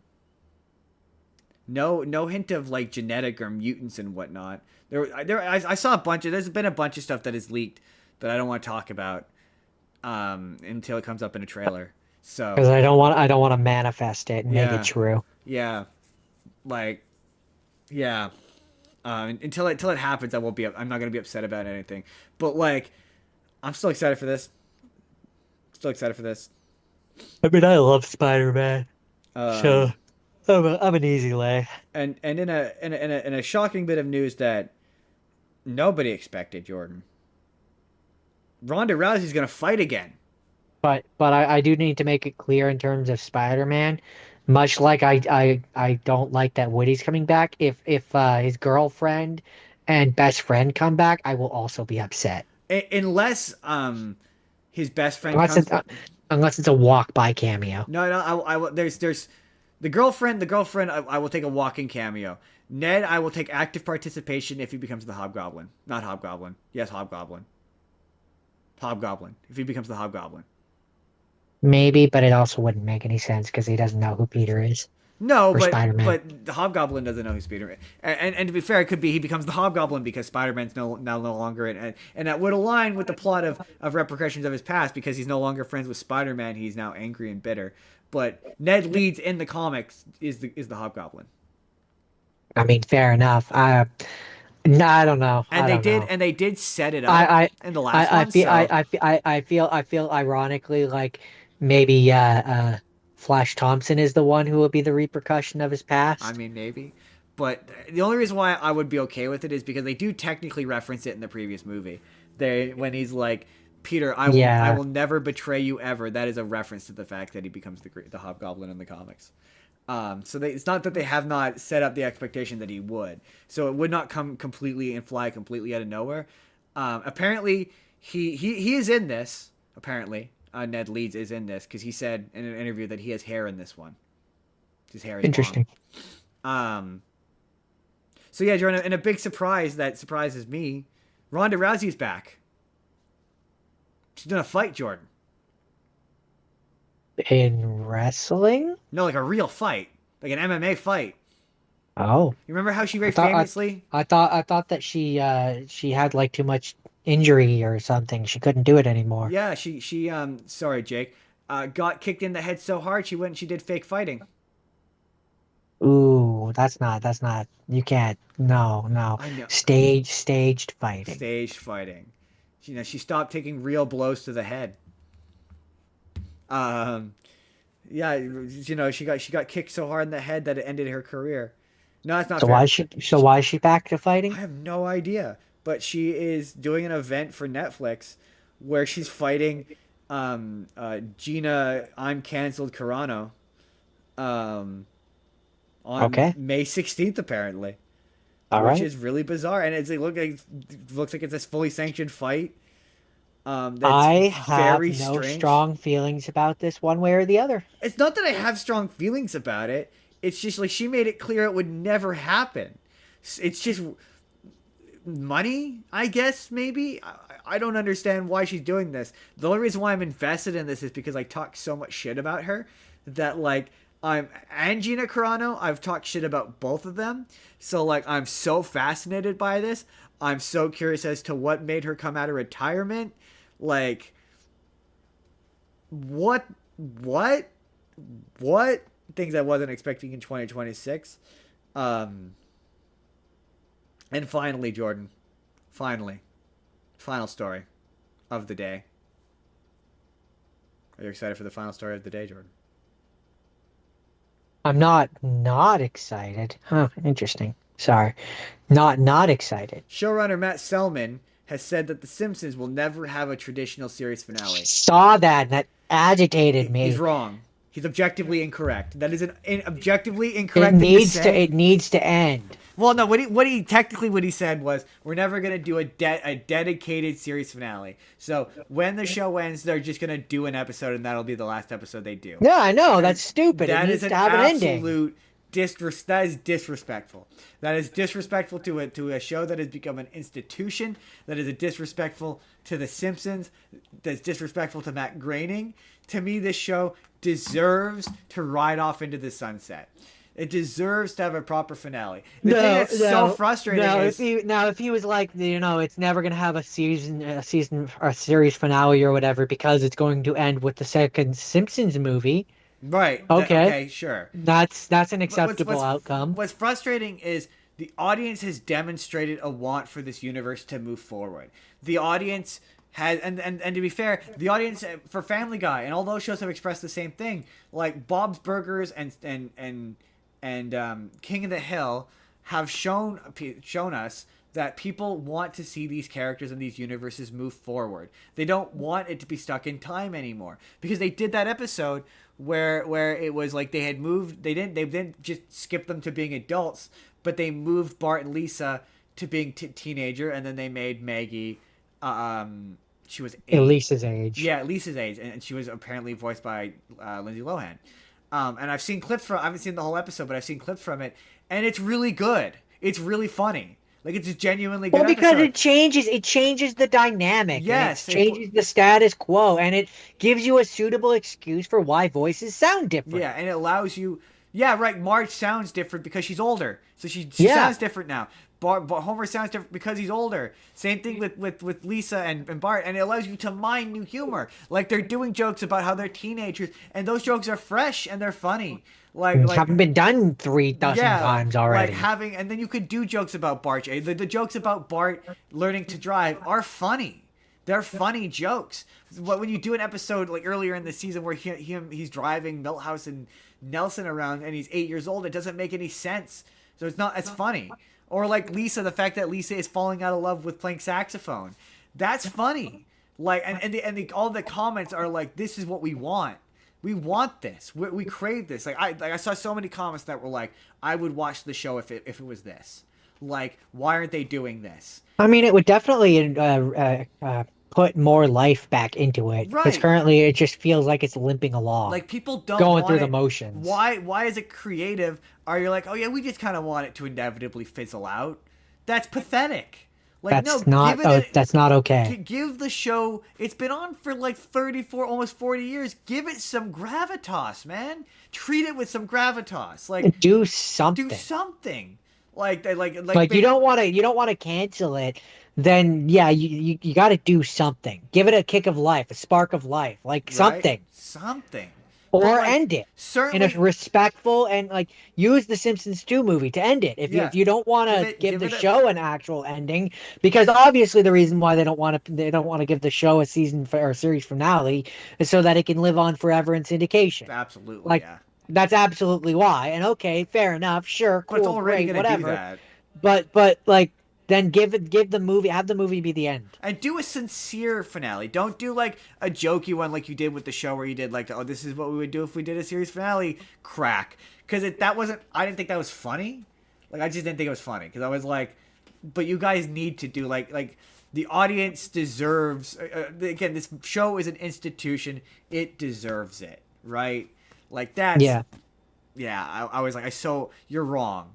It's a shame you're running this show because you're wrong. You're incorrect. You're objectively incorrect. This is a wrong thing you've said. You're wrong. Flat out, I full agree. stop. The audience doesn't agree with you. I have not seen a single person on the internet who has agreed with you. Everyone has disagreed with you. You're wrong. That's the news.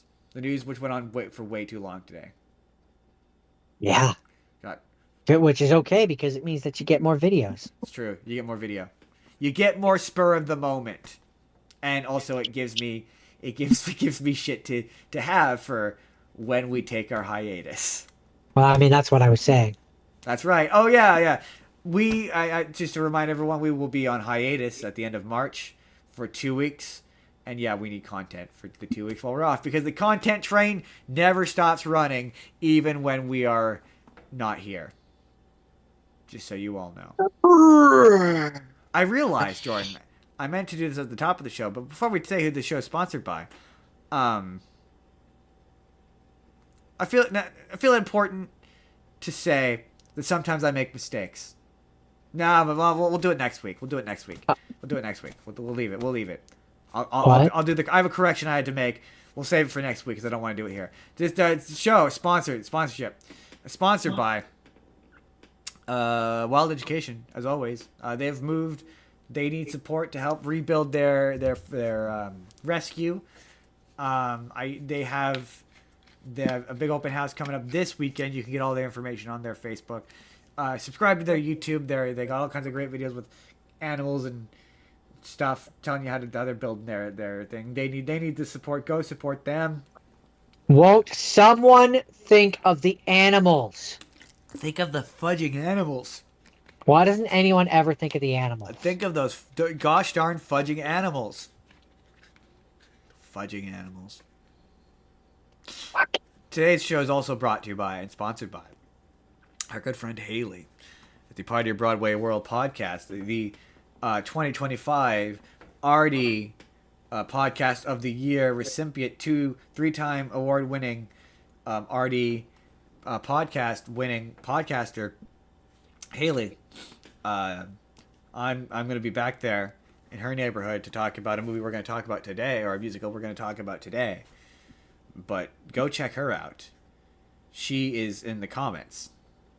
And by the comments, I mean in the description. I've got her linked in the description where you can go click and subscribe to her and watch her most least recent episode and leave a comment about how we sent you. Because you're awesome and she's awesome and she would be here, but I didn't want to subject her to talking about the same thing twice. Yeah. Yeah. Yeah. Also, today's gonna get a tiny bit academic. Is it? Yes, because it's musicals, and I'm gonna explain a certain terminology in musicals. Because the question of what is a musical is going to come up today, It's going to come up pretty immediately.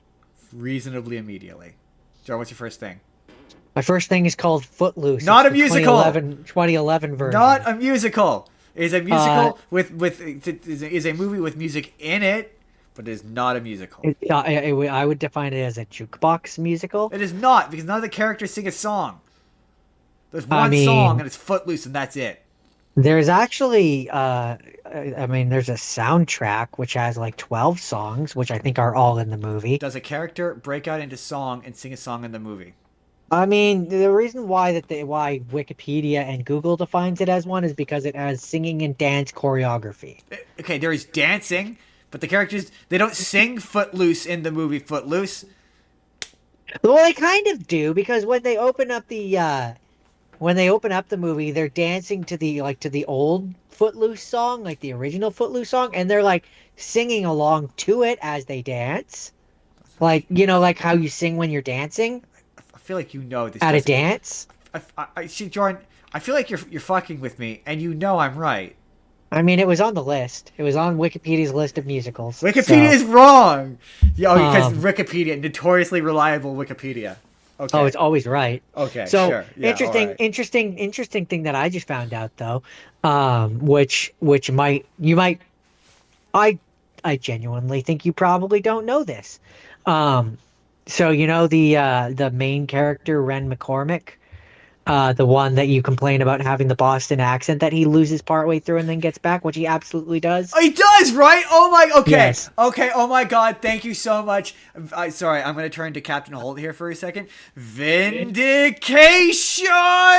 Because I said that, and you gaslit me into thinking that I was crazy. You said that it I didn't didn't happen. specifically. You did. It didn't happen. I But it didn't specifically happens. remember it, but like no, it does happen, but not as bad as I remember it being.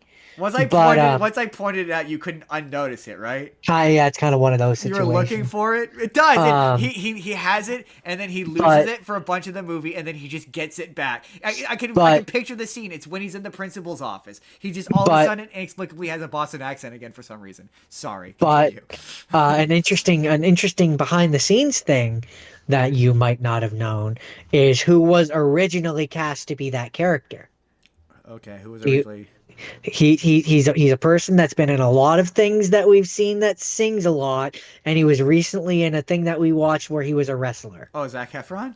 Yes. That makes sense. I could see that. He was originally cast to be the character, but he left the project in March 2009, and then 2 months later, it was the guy that is him was cast. Fair enough.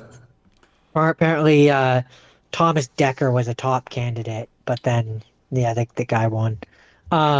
But it's fine as a movie. It's okay. So full disclosure for the audience, I've never seen. I don't come at me with your pitchforks like I know you're going to. I haven't seen the original Footloose. No, neither have I. Um, so I've only ever watched this version of it, and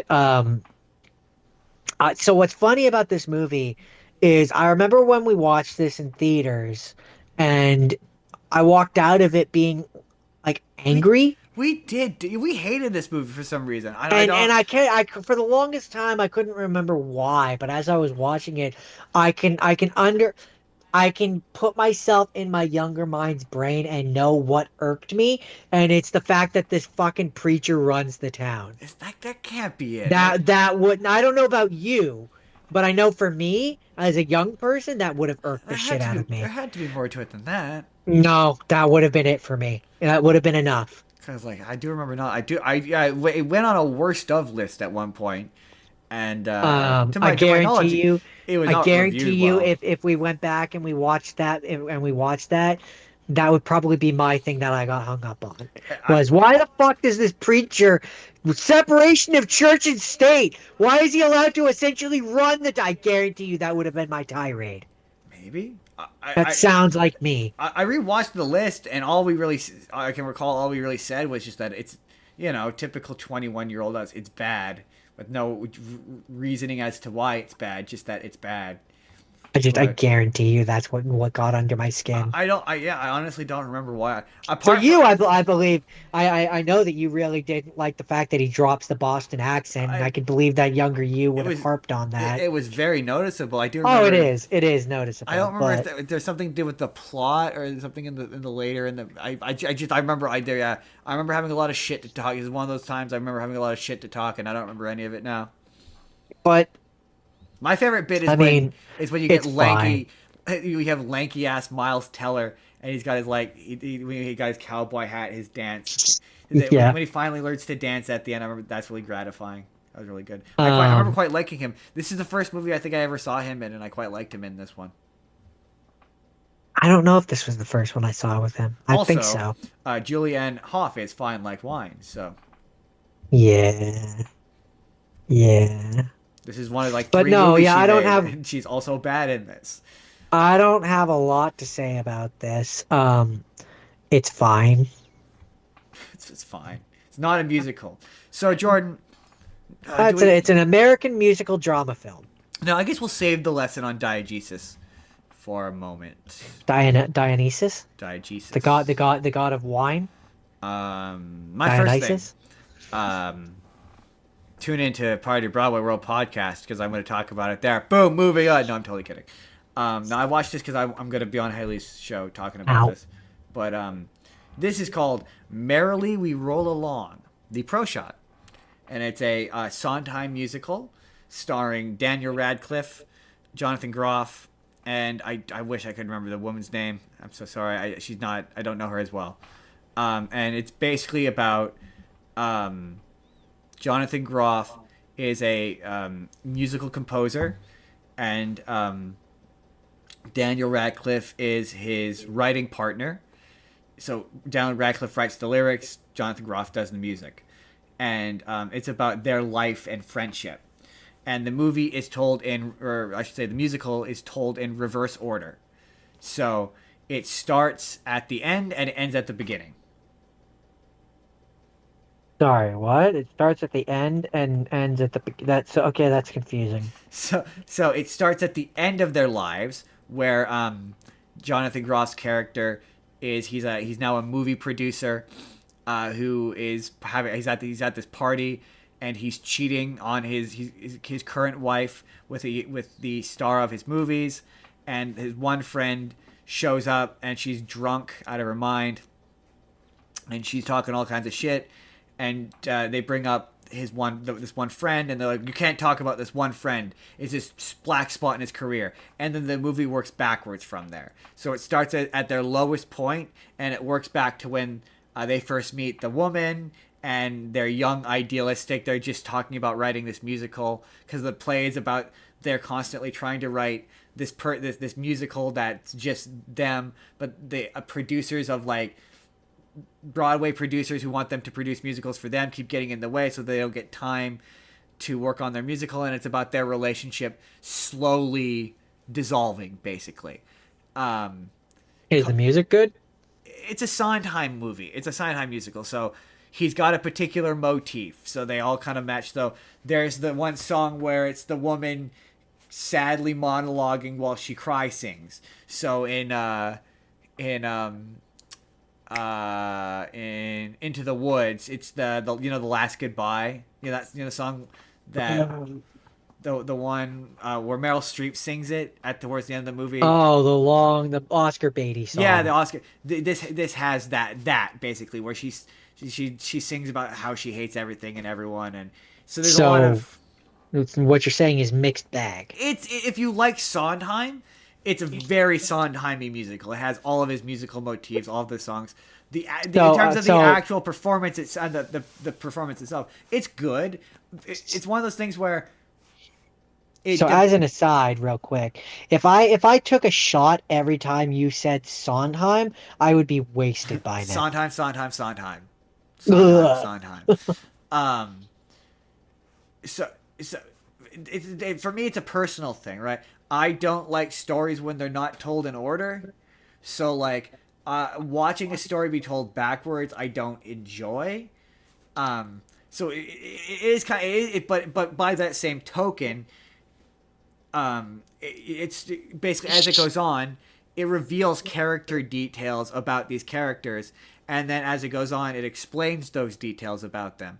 So like, so they sort of pay off. So early on, it shows you the final moments of when Daniel Radcliffe and Jonathan Groff break up. Basically, effectively, their friendship finally officially ends, and it's an interview, an infamous interview between him and Jonathan Groff and this interviewer, and he describes in song what it's like to work with Jonathan Groff, about how he's like, we start to write the music, and then he gets interrupted, and he's on the phone. He's like, sorry, 1 second, and the way he describes it in song when it eventually gets to that moment in the play later on is exactly how he describes it.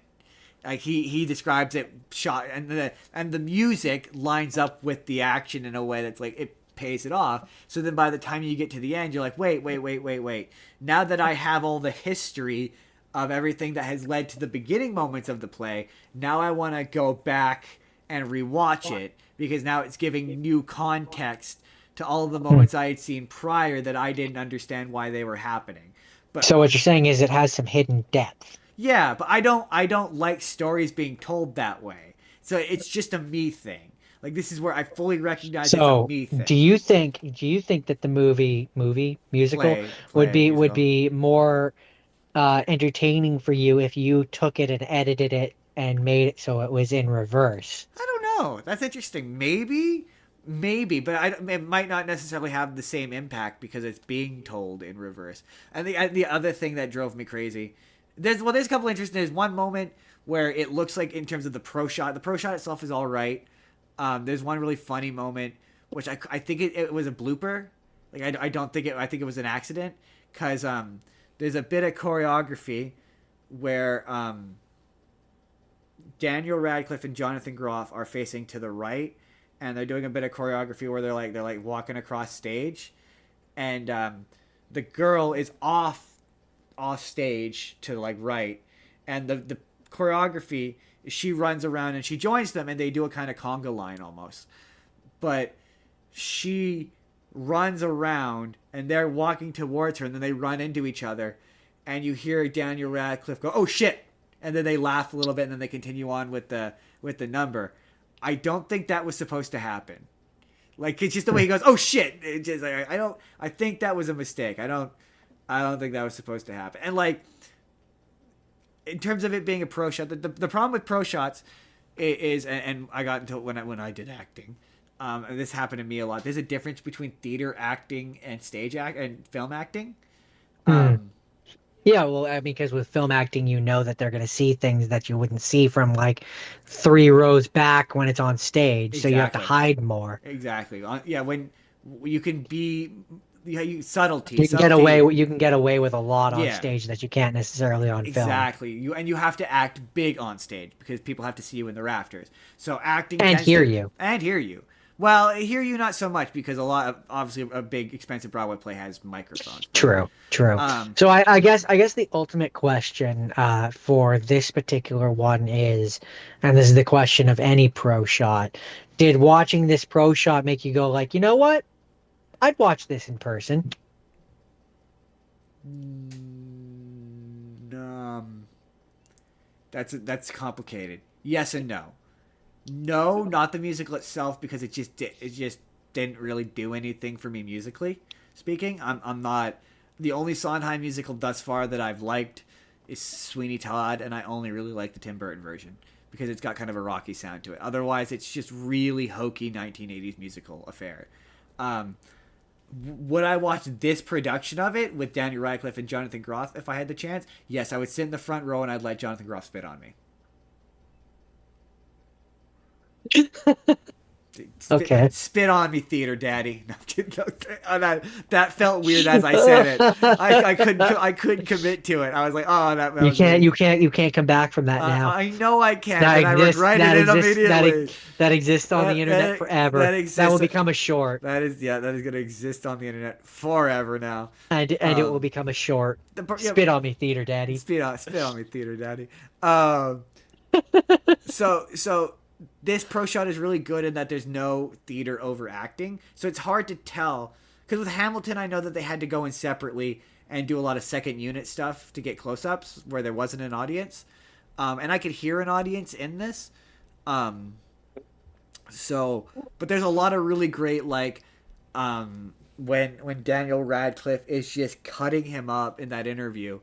Um, the thing with theater is like you have to sit there while characters do their lines, right? So you have to figure out, what do I do as a character while I just kind of stand there and he does his bit. Yeah, you can't just cut away. And Jonathan Groff, his expressions in some of these scenes, is the acting is really good, and like the having to do a character arc in reverse has to be challenging, and his is so he's so like ideal by the end of it, which is the beginning.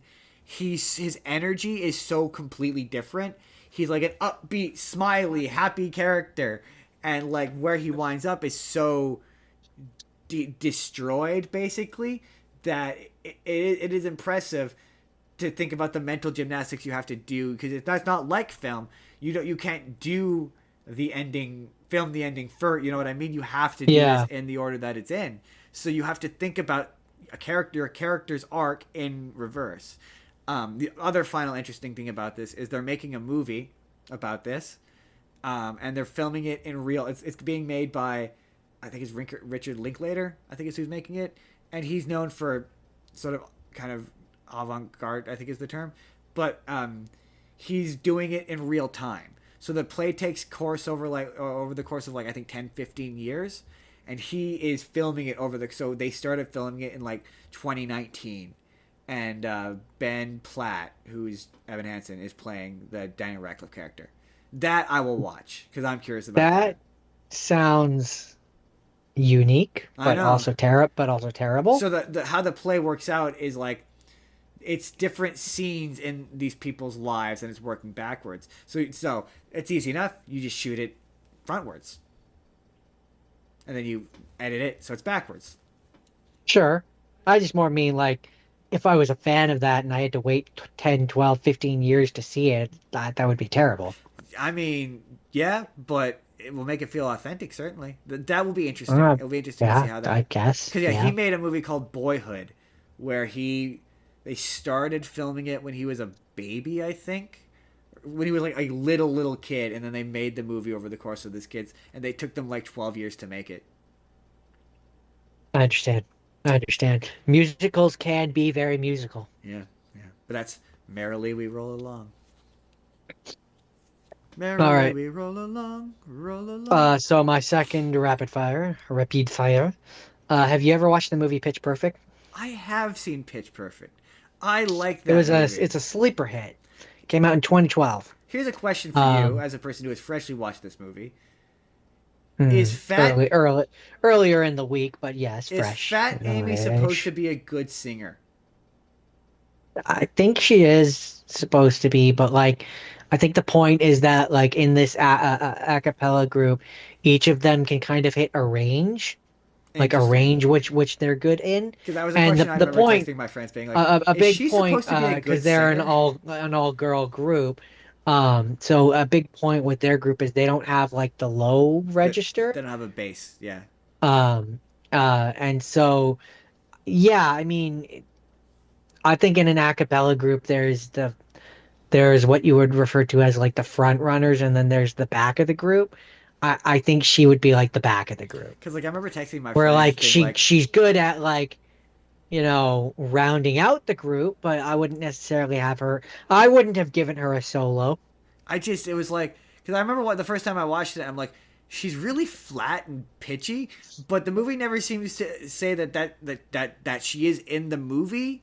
Like I just it was one of those like I couldn't tell. So that's a really great example. This is a good point to teach the audience about diegesis. So Jordan, in film, we've talked about this before, but in film there is two types of sounds. There is diegetic and there is non-diegetic. And diegetic is the sound that you hear in the movie. So, like typically, an example of a non-diegetic piece of music or piece of audio, Is when it's being played over and it's not someone actually singing it. right? Or it's the score. The characters in the movie don't hear the score, or like an example is like when if there's a movie in Watchmen where it shows the helicopters and you see all along the watchtower. In the movie, the characters don't hear all along the watchtower. So Right. this movie's music is diegetic because the characters Yes, because they're the ones singing they're it. the ones singing it, and the other characters hear them singing. Um, This terminology but will become important as the episode goes on. I like this movie. I had a lot of fun with this, It is and really funny. I, It's I really think charming. that's I'm kind of becoming aware that I kind of really love Anna Kendrick. I Um, do like Anna Kendrick. I mean, the music's just good. I like the there's that arrangements, too. I like the right? pitch, the Cups song. The Cup song. Um, I like the final two songs and that they sing. I like the boys too. The boys are fun. um, but and this movie, 2012, this definitely kind of is in the era of like the Sydney Whites, Yep. the Yeah. all those Amanda Bynes ones that I've watched on here, and it really gives me that 2012 vibe, but like And then they made two more. not in a cringe way. Yeah. This was good. Um, They are definitely decline in quality in my opinion. Although I think the second one, I'm pretty sure it's the second one has Flula Borg, and Flula Borg is the best. all I know is that my it's funny that you bring up Fat Amy. Um, the one character in this movie that I don't really like is Rebel Wilson. That's Fat Her Amy. character, Fat Amy. I Yeah. know. I'm Yeah. saying it's funny that you bring her up because she's like the one character in this movie that I don't really like. Also, that when they said that one of them was a lesbian, one of the girls was a lesbian, it ended up being the vaguely butch um black chick. I thought for sure it was going to be the redhead who stood naked in front of Anna Kendrick and was full confidence and like dragged her into the group. I thought they were going to go for the joke of she was secretly the lesbian the entire time. No. No, they didn't But do that. no, they didn't do that. They didn't do that. Um Gone. There's so many jokes in that. I love the show choir commentators because that makes no sense. Like I mean why do they need commentators? I love the fact that Also, they, there's a point near the end or whatever where the guy wanted says a comment of like how he never thought they would have a chance of winning, and the girl commentator is like, well, I mean that's because you've been a well-known misogynist for years now, Dave. Uh, yeah. My the favorite uh, line of theirs is like they say something to the effect of I can't believe that this is happening. She's like, especially because they wouldn't have us back.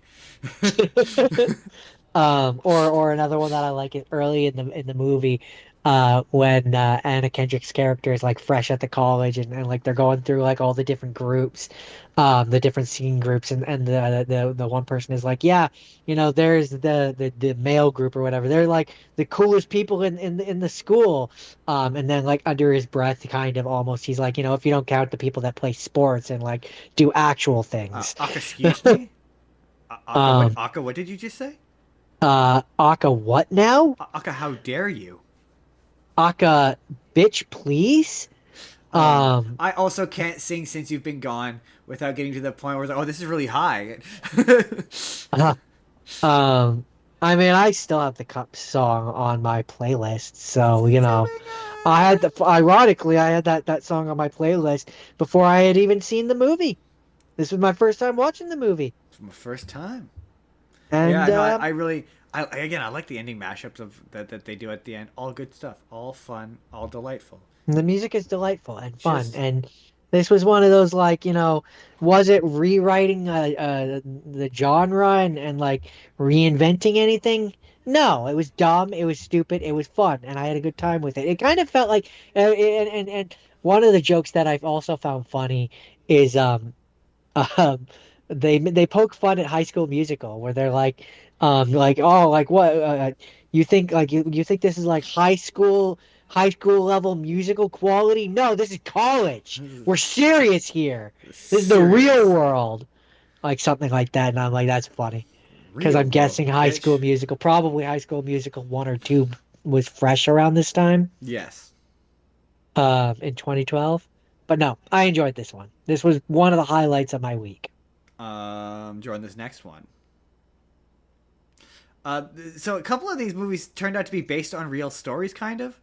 So this is Chicago, which I thought Chicago was like a um, kind of like Moulin Rouge and Cabaret, where it all takes place in like an old style like nightclub dealio, but not really.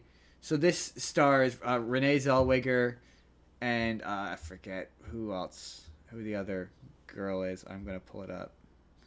I know Demi Moore, so I'm pretty sure it's Demi Moore. And it's one of those movies where it's got a bunch of people that you go, really? At one point, uh,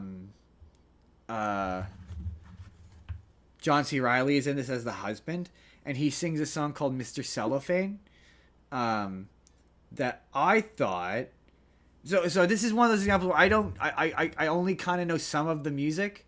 Um, sorry, the plot. Let's do the plot first before we talk about the music. Um, Catherine Zeta-Jones, sorry, is the other one.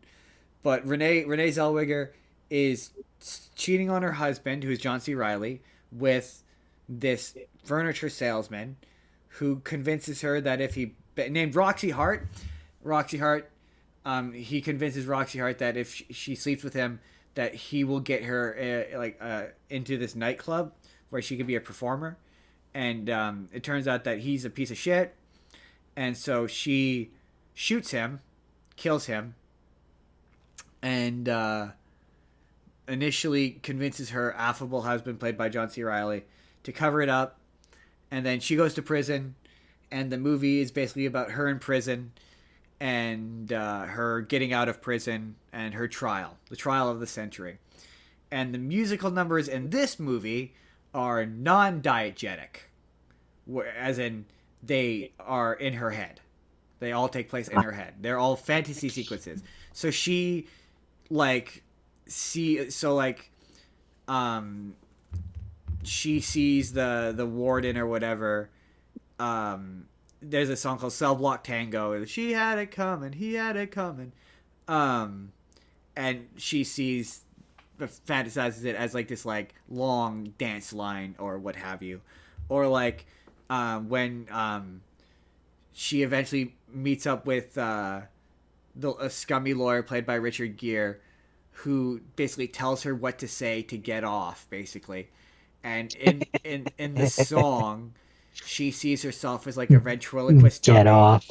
Get off of the crime, for the crime.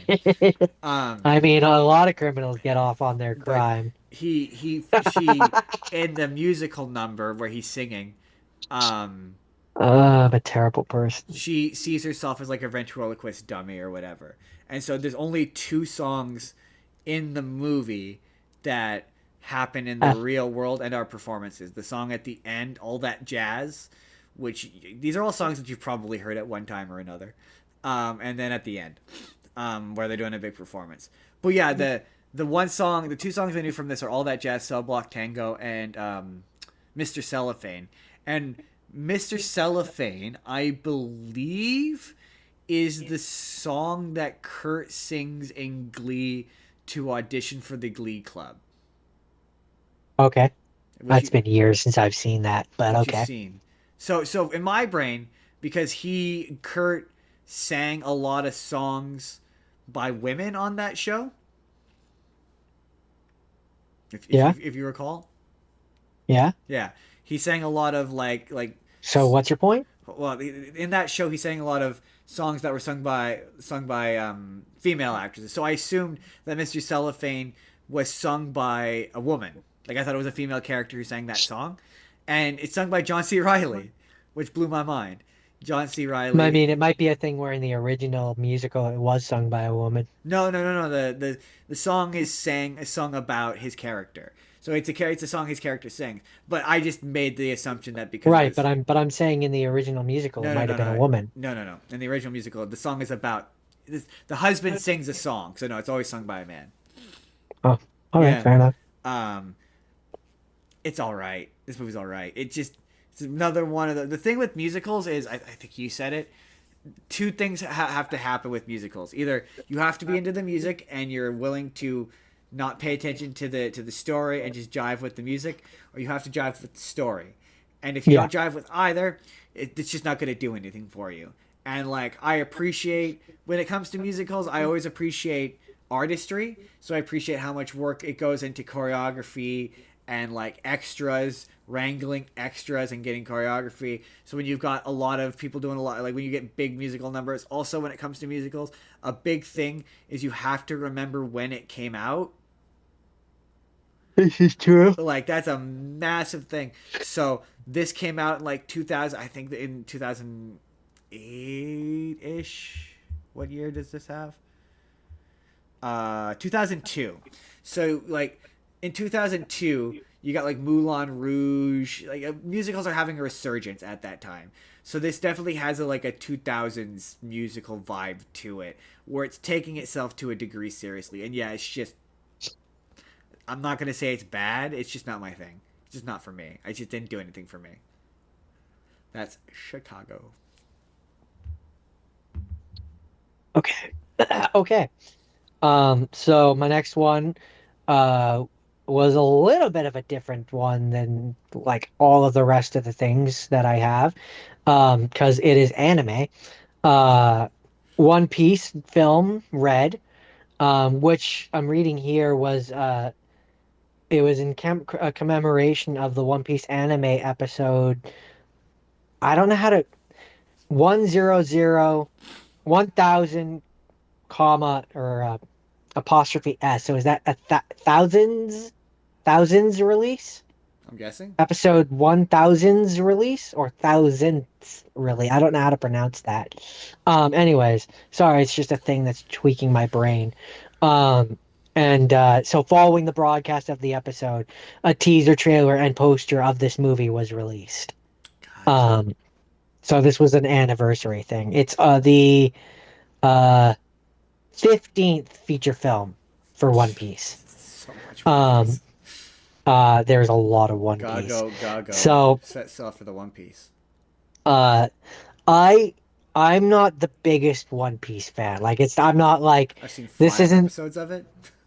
I've seen enough that like I've seen I think like yeah enough that I recognize a good chunk of the characters, but not enough that like there's some characters that I don't recognize, if that makes sense. Yeah, yeah. Um, um, but this movie, basically, the premise is, uh, the world is invited by this singer, who is becoming very popular.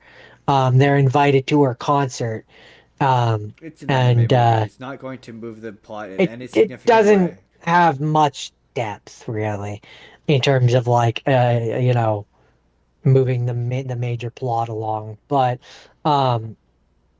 Uh, So then, yeah, over the course, I don't feel bad spoiling because you're never gonna watch it. Nope. Over the course of the movie, we find out that this singer was a childhood friend of Luffy's. Um, she was on the ship of Red, who is like I think Red is Luffy's older brother, if I remember correctly. And she was on the ship and was essentially like Red's adopted daughter. And then plot stuff happens, and she ends up getting the gum gum or the not gum gum power, the devil fruit power of singing. And we find out that uh, like all the characters that we have been following in the movie are actually in what is essentially like a dream world, because she has lulled them into it with her singing. And then All right. There's the people in the real world who are trying to start. It's basically an apocalyptic type event where she's trying to trap like all of humanity in her dream world, and then she's going to die and trap them in that dream world, and like it'll be like a happy paradise type thing. So like she's not evil, her intentions are good, but like she's going about it the wrong way. All right. Um, and you spoke of diegetic versus not diegetic. Yes. I believe this would be This diegetic I believe would be diegetic. because Yeah. she was doing the singing in the movie, and you see her doing the singing. Yes. Yes. Also, The it other was a characters hear little, her sing. yes, kind of a major part of it. It was a little bit off-putting for me because um, they obviously I watched the dub, and her dub voice versus her, like when she sings, they have the Japanese singing, and I'm guessing that the Japanese singing is her Japanese dub voice, Yes, it was and very it it off-putting. it sounded, you were there, you Yes. heard, It it was, what sounded is this very weird language off-putting. you're singing in all of a sudden? Um, and like the music was good, Yeah, it was like actually it a was lot of it actually did slap. I was like, oh, this actually kind of it slapped slaps. pretty hard. Yeah, yeah, it And actually even did kind of there slap a was little bit. some you didn't hear that was pretty good too, but like it was pretty good. It was just a little off-putting. So I was like, oh, dang, this slaps a little bit. Kind of slaps. Um, but yeah, overall, I had fun. It was a good fun time. It's a good fun It was time. oh God. Um, It was a delightful and it was fun, good time. delightful, fun, and it kind of made me go like, I need to get back into One Piece. I need to get through the 20,000 Yeah, episodes and no, 15 movies that there are. But I mean, before I no, do that, I need to finish Naruto, which I've not even finished that. I don't. I just I don't see a world where I'm ever gonna watch One Piece. I tried. It's too much. It was too much. There's just so It much was of it. much too much. Much too much. But also like it more than Naruto, I feel like I don't need to watch these movies Nah. because even more than Naruto, he really is just pirate It's Goku. Pirate Goku. He shows up. He does a little power up. He does Pirate Super Saiyan. He punches a thing and then he fucks off. And then he sails off, literally. Then he sails off into the sunset. But that's One Piece film red. One Piece film red. What's my next thing, Jordan? Oh yeah. Okay. So remember how I was like, you gotta keep in mind about when this came out. I do recall. Well, speaking of that, we gotta talk about 1992's Newsies, um, which is about. Extra, extra, read all about it. Yep, that's pretty much it. Yeah, it's about the guys who go extra, extra, read all about it. This movie's about the guys who say extra, extra, read all about it, and specifically, Musical tells you about people that say extra, extra. this is about the. Industrial Revolution. I want. There it is. The New York Newsboys strike of 1899. Damn, I was so close. And like, I looked it up because a lot of it's like the city. There's multiple lines in this movie where they're like the city relies on child labor, and I went, oh, this Ooh, must. that dates this. Yeah, I was just gonna say this must take place before child labor, and I googled it, and it was 30s, like 30s or 40s. I'm like, oh yeah, no, 1899 is when it takes place. So well before child labor laws were a thing, I guess. In And effect.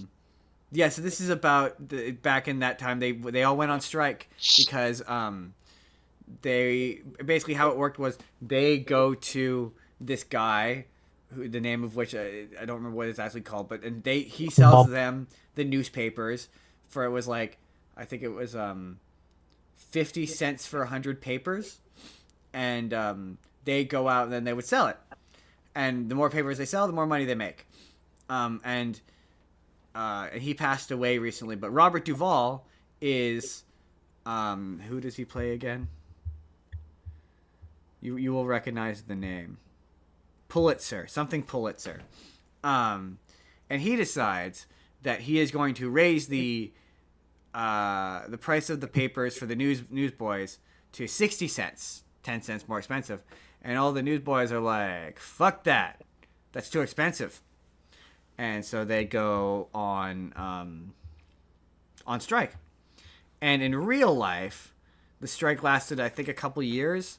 And it eventually fell apart because it looked like, and I don't like this language, but basically it looked like the leaders of the strike accepted a bribe because they showed up at You what don't you don't like the word bribe? I don't like the implication. I don't think kids can take bribes. Like, I think taking a bribe is an I adult mean, thing. kids can definitely take bribes. You bribe them with candy all the Yeah, time. but they don't. You go and do your chores, and you will get this candy. You go and clean the gutters, and I'll give you $5 for your allowance. You bribe children all the I time. mean, I one mean, one would argue that's commerce, and you're paying the children and not bribing them. one, sure, one might argue that. One might argue you're bribing them to do a thing they don't want to do with a reward. I One would mean, argue, one would argue that is what employment I mean, it is just your sounds like. boss is bribing you with money so you will do a task that you otherwise can't fucking stand doing.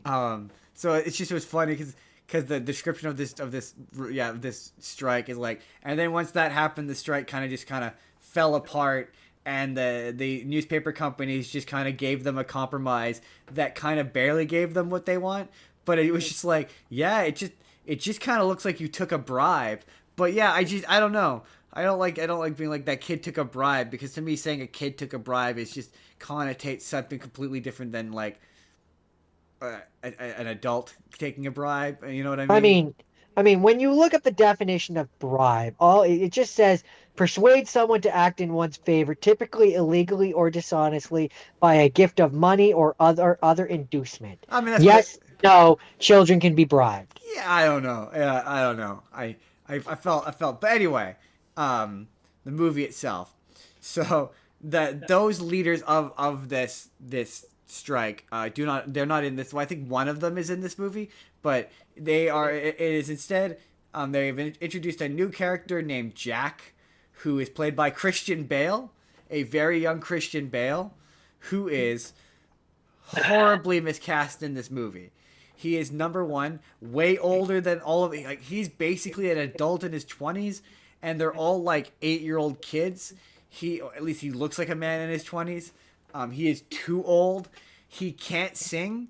Like, all of his songs are not very good. Like, they're just Isn't not. isn't he the guy who sings in Rock of Ages, Dead or Alive? No, you think of Tom Cruise. Oh, what did you say? I said Christian Bale. Oh, Batman. oh, okay. Yeah, no, no, that's fair. I don't think I've ever heard him sing. Never mind, never mind. He Okay. is I not very rescind good. I rescind my There's a comment. couple of the singers in this who are just not very good singers. Christian Bale is one of them. And to be fair, I don't think even Christian Bale thinks he should have been in this movie. Like, I don't think he thinks highly of this movie.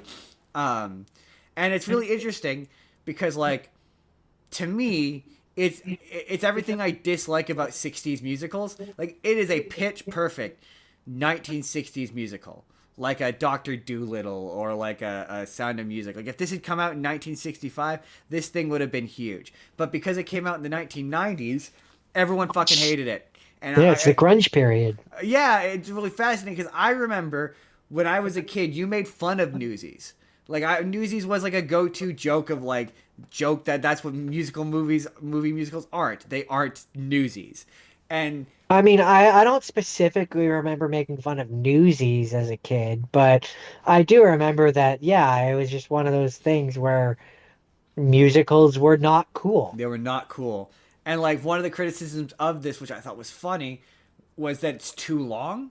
That like one of the reviews I saw, the contemporary reviews, was it's 2 hours long. It's too long. And that made me laugh because I'm like, that shows what a substantially different place we are in. Because I watched one of my later movies. It'll come back up, but the name of is blanking right now. But it was 2.5 hours long, and I was like, this is too long. Wicked was almost 2.5 hours long, and I went, this is too long. So the fact that they went 2 hours is too long in 1990 tells me where we were at when it came to musicals in the 1990s. Because like nowadays you'd be like, that's not really that long. Like it's just at about 2 hours.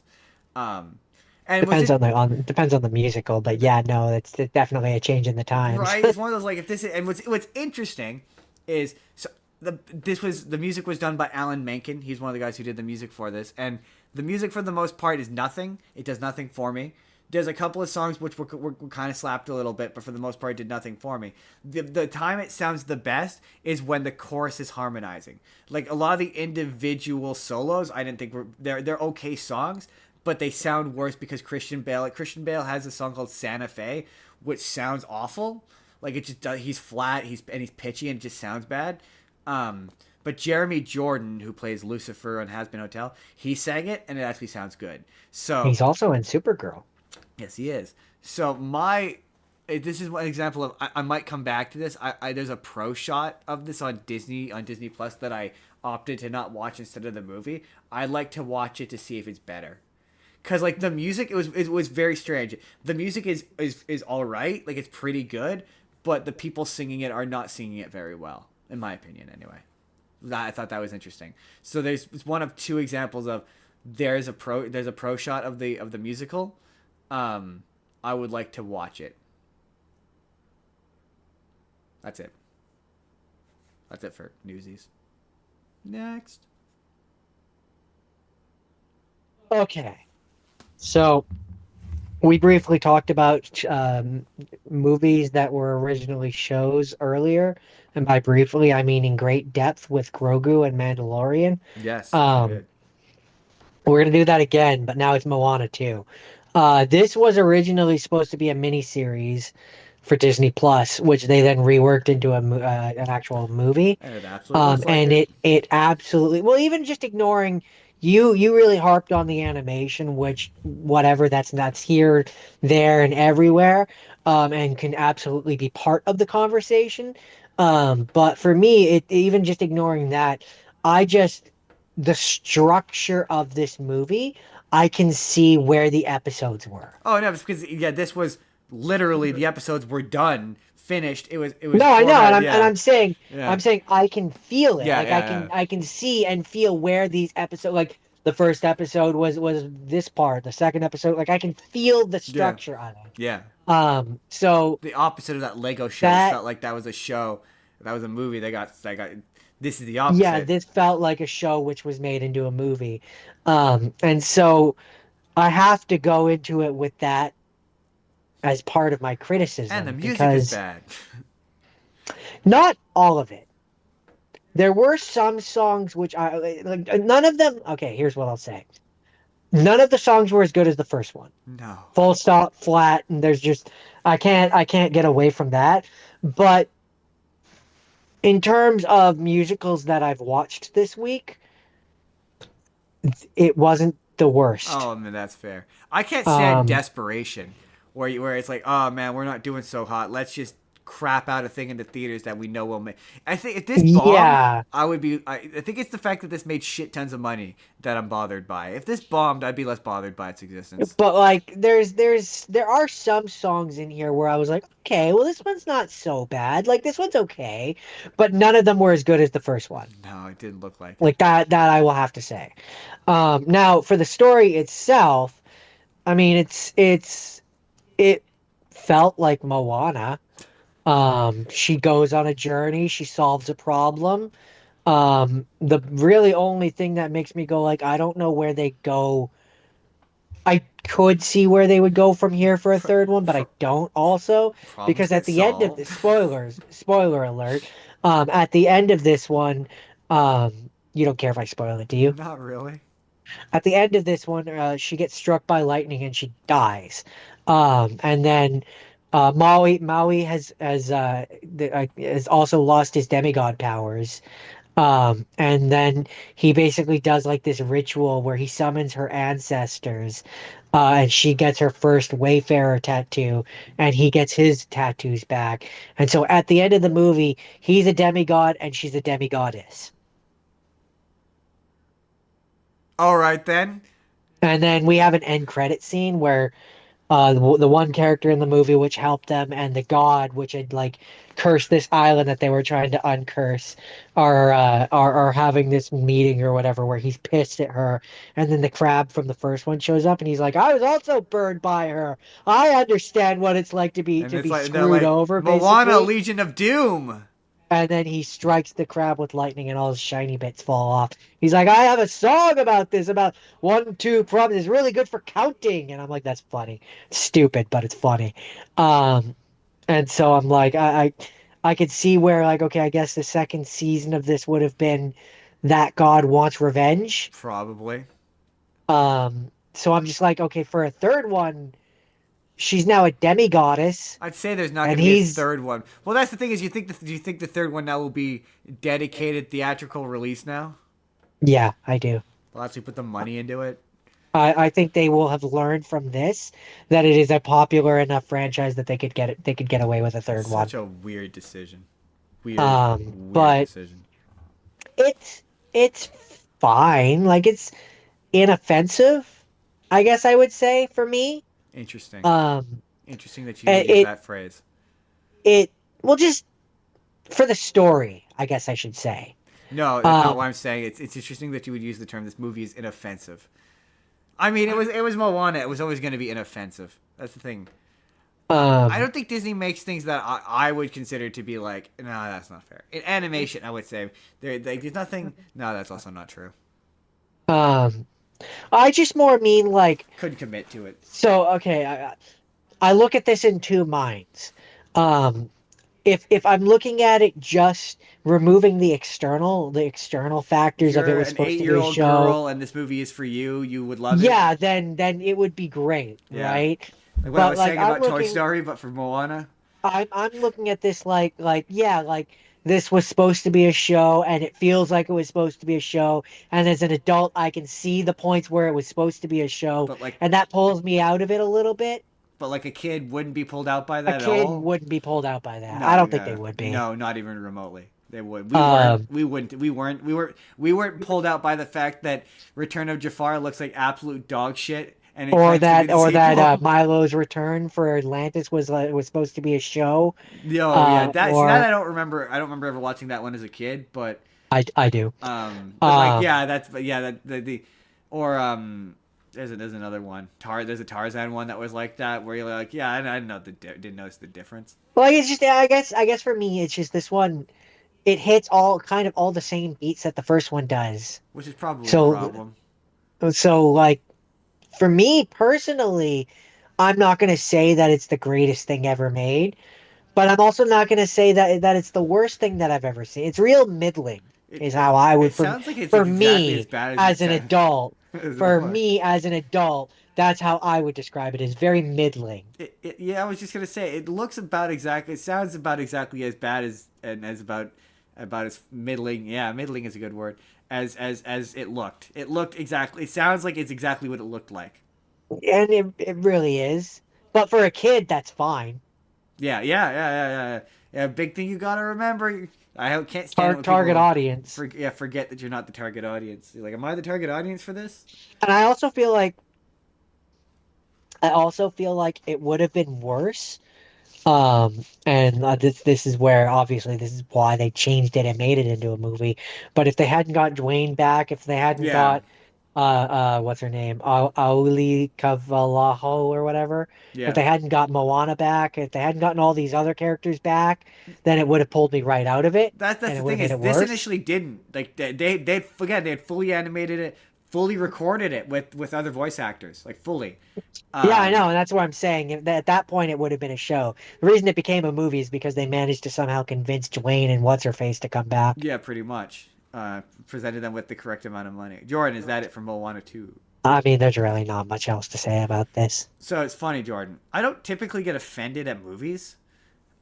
I don't typically, yeah, offended. I was gonna say I don't typically get upset. I do get upset at movies, but on this show, I have said that I don't necessarily get the hate for James Corden. I don't hate James Corden. I liked Peter Rabbit. I still think that movie's funny. Um, this movie made me understand why people hate James Corden. This movie kind of made me hate James Corden a little bit. Oh This dang! this is called The Prom. I, I think I've heard of that, but I don't think I've ever seen it. Stars basic plot of it is there's a girl and She wants to go to prom. she wants to go to prom, but the parent teachers council has canceled the prom um, because she's a lesbian and she wants to go with another girl to the prom. And so then um, Keegan Michael Key is the principal, and he manages to get the governor involved, so they uncancel the prom. But a group of celebrities, failing Broadway actors and actresses, decide that they're gonna, in order to revitalize their career, make a huge spectacle and show up at the school in order to try and get this prom on to make themselves seem, give themselves brownie Good points press. in the court of popular opinion. It's got Meryl Streep is there as a character who is ostensibly Patti LuPone, which is a joke that only Haley will get. But for your benefit, Patti LuPone is a really famous Broadway actress who has an ego, and she very famously. I know the name, but I don't Probably specifically. talked about her before, but she very famously, somebody was using their phone during a performance, and she stopped the performance and screamed at them mid performance. And they make fun I of that. mean, that's kind of amazing, though. She's an icon. She's an absolute icon. Like that's kind of amazing. But this character, down to the fact that she has Patti LuPone's haircut, she's just Patti LuPone. Like, I cannot stress enough.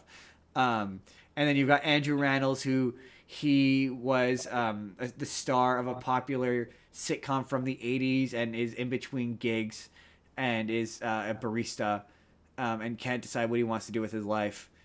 And then Kate, I think it's Kate Hudson. I'm pretty sure it's Kate Hudson.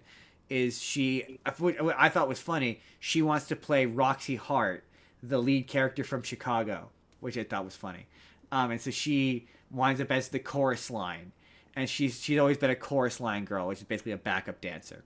And then finally, you have James Corden as this character named, I think his character's name is Barry. Yeah, his character's name is Barry, and he is an effeminately gay man with an American accent, and it pulled me out immediately. I kept being like, James Corden with an American accent can't hurt you. James Corden with an American accent isn't real. James Corden with an American accent can't hurt you. And it's awful. He's every gay stereotype. He talks with a gay lisp. He wants to take her shopping. He dresses in bedazzled, sparkled clothes. It's such a caricature. It's just sounds offensive. It is an offensive caricature of a gay man, played by not a gay man, played by a very straight man, and it bothered me the whole movie.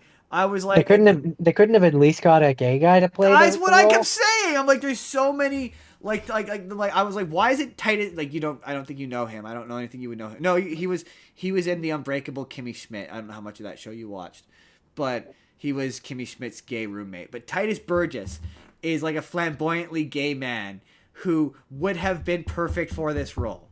Like, there's so many. Like James Englehart, I think he's gay. Like, there's so many gay people of color, gay people, just generally. Andrew Rannells, I'm pretty sure Andrew Rannells is gay.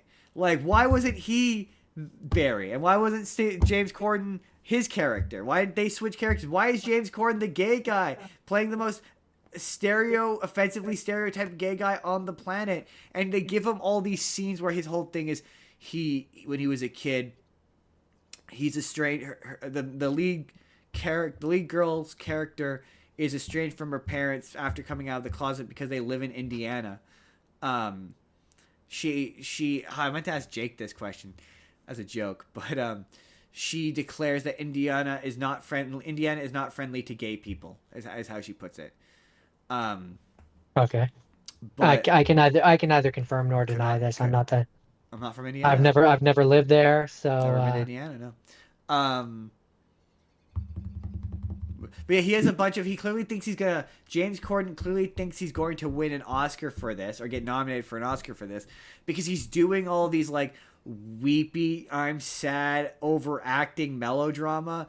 Because yeah, the main girl Her parents kicked her out when she came out as gay. So, in order to make his character relatable to her, he also, when he came out, he's got this whole monologue about how his parents didn't accept him and said that he was someone that needed to be fixed, and like he's doing this like crying for your consideration bullshit, and it's awful. And I'm like, why? And it's just the entire time I'm like, Sounds very tone deaf. why didn't you hire a gay guy? And it's again, it particularly bothers me because I don't know if he directed it, but I'm pretty sure he at least wrote or produced it. But it's made by the guy who created Glee, and I'm pretty sure he's gay. So like, surely you could have hired some gay Broadway actor to play this character who isn't James Corden, who is distractingly straight. Like, I don't get it. The only character in that movie who is any good, in my opinion, is Andrew Rannells, and because Andrew Rannells is great.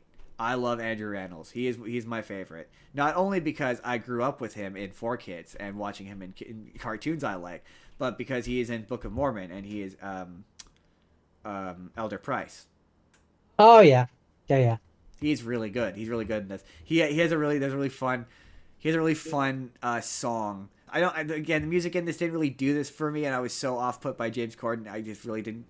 There's a couple of the songs that were like, this is a more modern musical, so the music is sort of more similar to, it's a kind of a popish musical, so the music is kind of very similar to like a High School Musical kind of sort of tone to it. But Andrew Rannells has a real fun song where he's basically trying to convince the kids to be cool to the lesbian girl, and he's pointing out, it's a song pointing out all the contradictions in the Bible and how Jesus would hate them, and it's quite funny. But the movie ends with him ultimately deciding, like, the kids are like, oh man, you're really good at talking to kids and you're really good at relating to us, and they're like, you should be a teacher. And he's like the whole thing is the entire movie, anytime the kids are mean, he's like, it's because you don't have a drama program. If you had a drama program would solve all of these problems. So the movie ends with him becoming the drama teacher. Oh, that's sweet. I know. I was like, oh, that's cute. That's sweet. Was there anything else that was interesting? Oh yeah, and the first 10 minutes of the movie, like, for a movie that's supposed to be about prom and about this girl, she's kind of barely a character.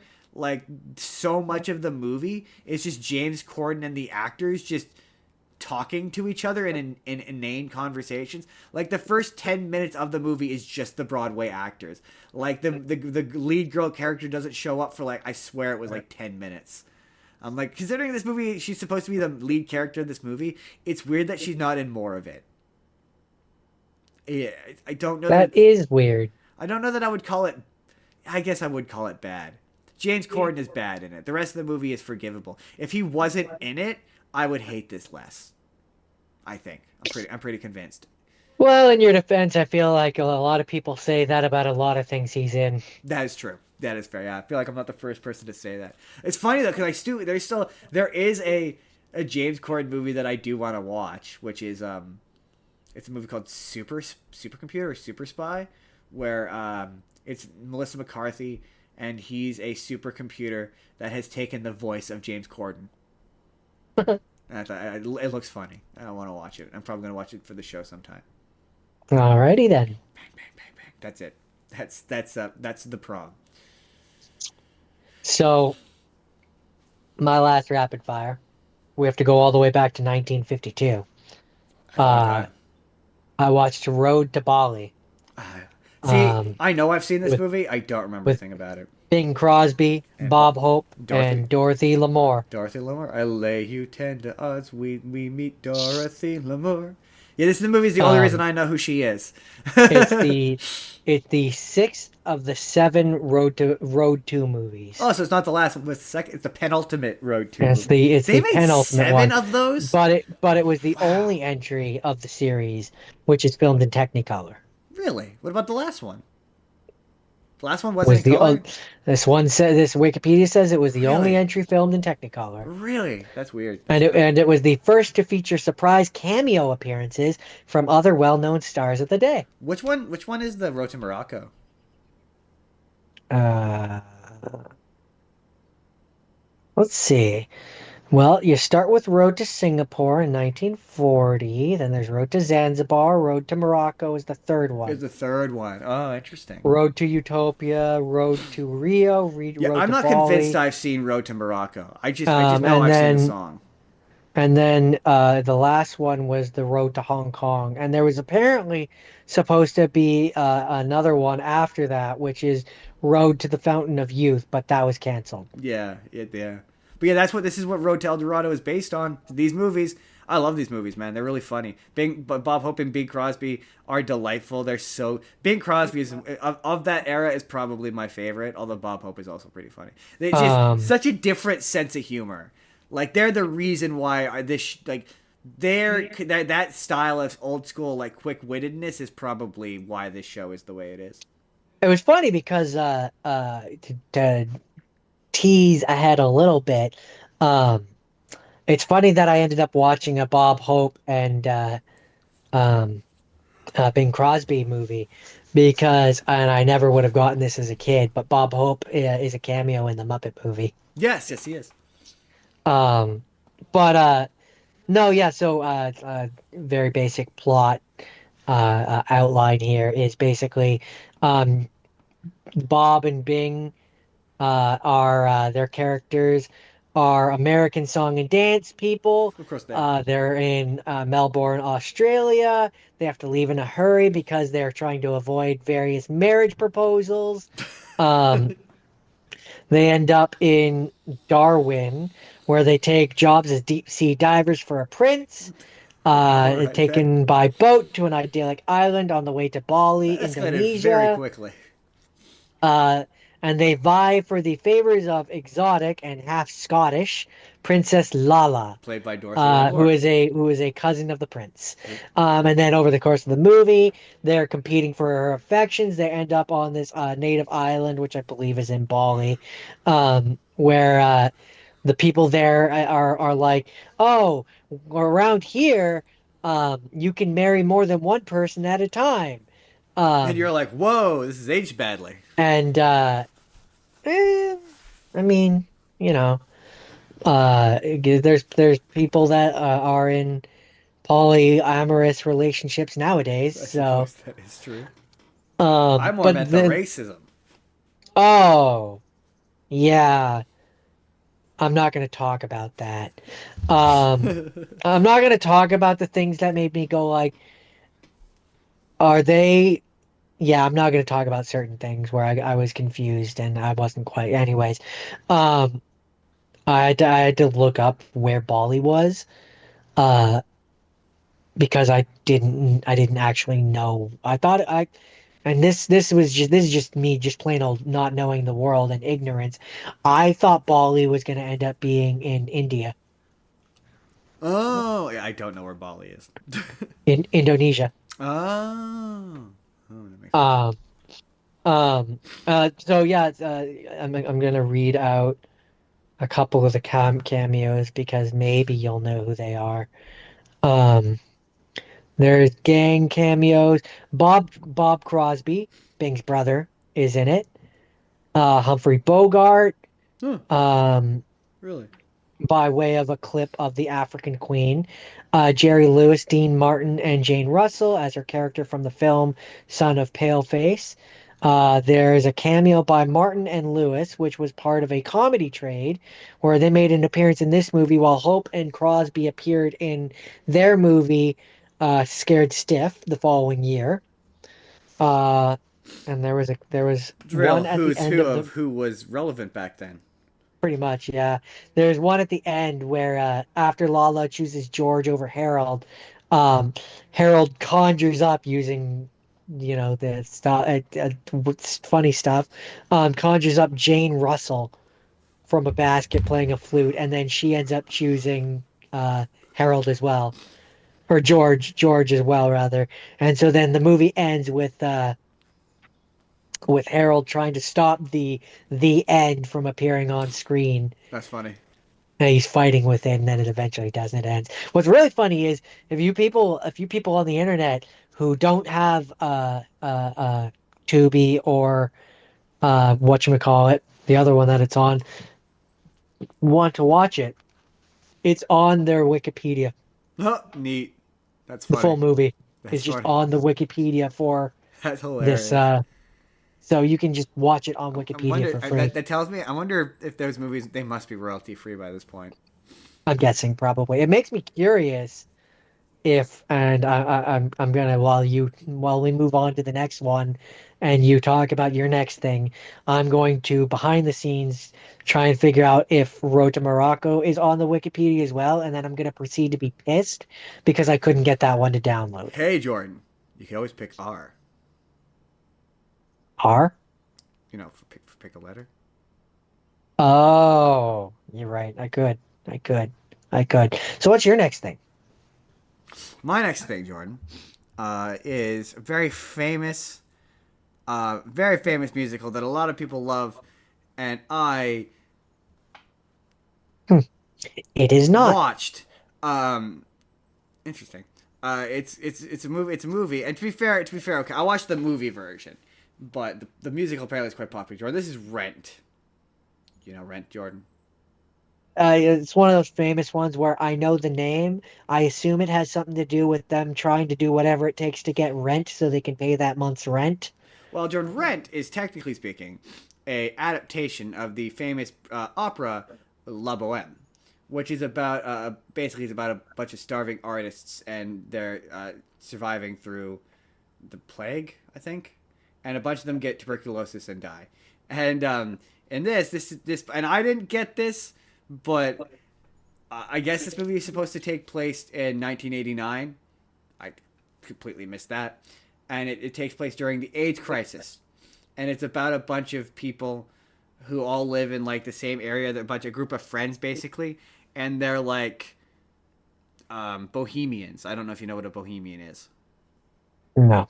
Bohemian is like an artist. I wouldn't I wouldn't even know the word if it wasn't for Bohemian Rhapsody. Yeah, that's it. That's basically that song's about what it's like to be a bohemian, which is basically you're like a wild starving artist, basically a person who lives for the arts and is poor and starving and downtrodden.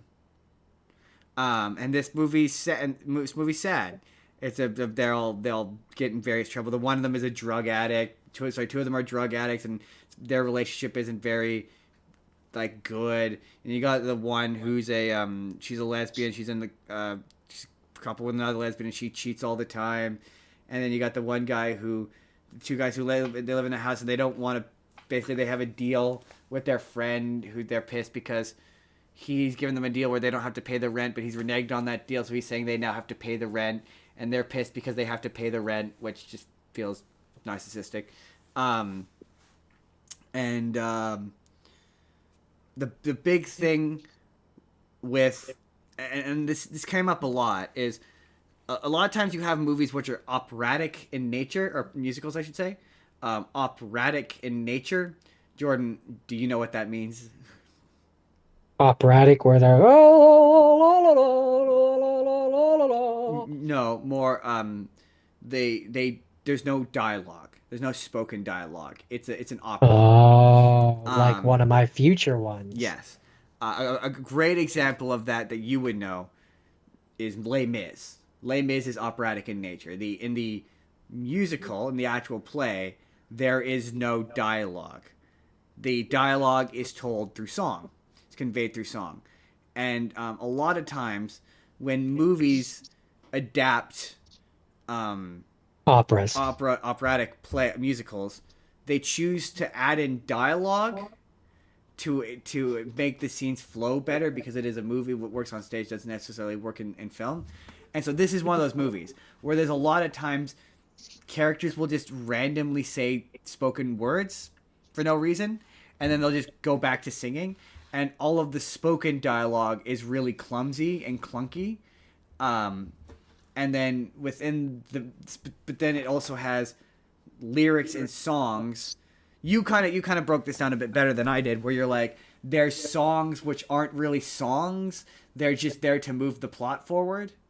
Like Yeah. it's just There are musical songs there dialogue. are songs which are written as in with the actual musical structure of being a song, and then there are songs that are there just to fill in plot or to move the plot along Yeah, or to narrate. yeah, to narrate or to And have the characters say extraneous they details. don't work quite as well. Right. Yeah, and they're always clunky. They're always really clunky. You have a movie Yeah. coming up that's chock full of those. Um, um, Oh, yes, I do. this is the same way, where intermediately you could tell there's lines of dialogue that you're like, this was clearly music in the original version. And then there's lines which are in song, lyrics in songs which are, again, really clumsy. That don't rhythmically don't work because they're trying to convey story or character details in dialogue, but it's a musical, so they have to sing it. Um, I've discovered I prefer musicals where it's like age old. When it comes to musicals, you know, you hit a point where the emotion bursts out of you and you can no longer contain it, and it bursts out in song. And so you break out into song. Like, I prefer musicals that are like that. I don't like the musicals where they just. I discovered that I have a hard time following story through music. If that makes any sense. That's fair. That's fair. For me, it depends on how it's sung. Um, yeah, like sometimes there's exceptions where I can, but for the most part, like eventually I can if I listen to the songs like 4 or 5 times. But a Hmm. lot of times when I'm watching musicals, in order to understand the plot, I'm reading the Wikipedia article or I'm watching. So, like, full disclosure, I watched a bunch of additional videos on this and Phantom of the Opera because I didn't understand what was happening because I was having problems following the Like story. sometimes you need to fill out the world a little bit. Yeah, yeah. So I prefer when the characters stop, talk about their feelings, about what they just sang about, in order for me to understand and follow the plot. Um, Yeah, like for me when it's all 100%, and that's kind of I ran into that problem with one of mine, but when it's 100% song all the time, my mind wanders. yeah, yeah. Because I'm just jiving to the music. I'm feeling the music. I'm not. Well, I'm not. sometimes, but like also it's just there's periods where it's like when you're singing a conversation to me, I'm not engaging with it like it's music Yeah, and I'm not. because it's Yeah, not a song, and I'm exactly. not engaging with it like it's a scene because you're singing. Yeah, like I'm not. I can't. I can't engage with. But like that's. I'm That's fully. just me. That's just a me thing. That's That's a a. how my brain That's works then. exactly. My brain works exactly the same way. Like I'm not engaging with it as though it were a conversation, but I'm also not engaging with it as though it were a song. Like that is exactly how I would put it. Yeah. And this is a lot like that. This was another example of there is a pro shot of this that I would like to see if it's better because I understand that I think they're called rent heads. They don't like this movie. And the people who like Rent don't like this movie. So like They don't like this take on it. yeah, so I'm like maybe the pro shot's better because this I don't want to say this was bad. I just It some just of this didn't land. It just didn't land with yeah. me. Also, like, there's a lot of restructuring of it that is confusing. Like, they open with the song "Seasons of Love," which in the actual play begins the second act and is supposed to indicate a time skip. That's why they're singing about a year passing. It's because it's That supposed to makes sense. reflect the idea that a year in the story has passed. So it's supposed to help move the story. Um, yeah, I watched a really good video. Lindsay Ellis watched a ton of really good Lindsay Ellis videos this week about how much Rent sucks, and yeah, I was like, okay, now because I was after I watched it, I'm like, I don't know how to describe what happened in this really well. Um, so I was like, I need to watch and read other things so I can do that. Yeah, that's Rent. People really like that musical, like a lot, a lot. So, time for us to move on to have scenes. Um, and full disclosure, my next two things are two different Muppet things. I'm almost inclined to do them together, but I'm not going to. Um, but after we watched the Muppet Show with the new voice of Muppet with Kermit rather, New voice of Muppet, um, um, I wanted to go back. and watch with old And voice of Muppet. this was a good yeah, this was a good excuse to kind of be able to go back and watch a couple like two different generations Yeah, no, of all the people who want to tell me because I have rewatched the Muppet movie for this reasonably recently, and like it cracks me up when everyone kept coming at me being like Steve Whitmire and Jim Henson are noticeably different, and I'm like, but no, they're not. Like when No, they're they're not. really They're not. I not mean, compared to Matt Vogel. They're not. They're not. no, like Absolutely that's not. where it's like yes, Flat out wrong. I can tell a difference because I'm looking for one. Yeah. Right? Like I can tell a difference because I'm looking for one, but with Matt Vogel, I don't have to be looking for one to see a difference. Absolutely. Yeah. That's how I would word it. Yeah. Yeah. Now we'll talk about the movie itself, Absolute fucking which is classic. still great. That being said, I love this movie and I love most of the things about it. The song with Miss Piggy, she sounds off key to me. Yeah, but I think that's part of the joke I with Miss think that's the Piggy. joke, Is but she like can't sing. I when think you can when you compare her to like modern day Miss Piggy where she can, yeah. Yeah. it's just that's a thing that I My noticed thing with now. the Muppet movie is, and this is just purely a technical thing that only bothers me, is I think it's filmed on mono stereo as opposed to modern. So the Muppets all sound like they sound hollow when they talk and sing. Kind Um, of, yeah. like you could I don't tell know that if it was, but you could tell it sounds like they're being done externally, like they're not being done on set. For some of especially Kermit, he has this really hollow piggy sound, but also that could just be the Disney Plus version of it. Like it might not be the original movie itself, but and again, it's a movie from the 1970s. 70s? Yeah, huh. 70s, right? My first Muppet movie is Yeah, 1970s. 19 this was 1979. Yeah, so it sounds like a movie from 1979. It's not the movie's fault. Yeah. Yeah, I mean that's not its fault though. Yeah, and then it's funny how Um, you went celebrity cameo. That's my favorite thing about Muppet movies is you can tell when it came out based on who the celebrity cameo is, and yeah, we'll get there. We'll get there in a second. But one thing that I did want to say about this one is so obviously, or maybe not obviously, but fun fact, I guess I should say, is I have more of the Muppet movies. The one that I've probably seen the most recently prior to this was the 2011 one, where they're all coming back and everything, right? And so it was funny watching this one and getting rewatching this one, I should say, and getting jokes that I kind of forgot.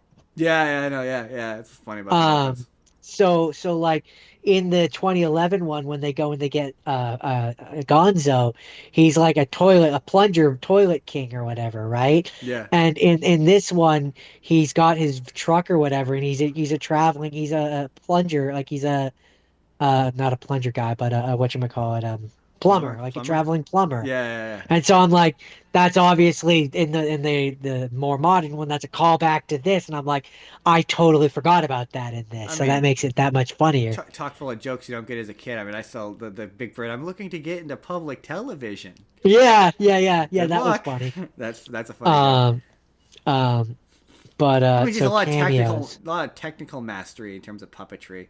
Like the thing about Jim Henson is, man, they were trailblazers. Like, there's a lot of making puppets work in the real world shit that they had to work through. Like the driving the car was like the Yeah, biggest that thing. the ride Kermit riding the bicycle. Yeah, Kermit riding That the was bicycle. impressive. That was a way bigger thing in the third one. They had to figure out how to make all the Muppet characters ride bicycles. That was a big thing. I watched the behind the scenes on Um, it. They'd had a lot of discussions on how they or the other one. The there's a in the I watched Jim the Man himself and they have a diagram of it.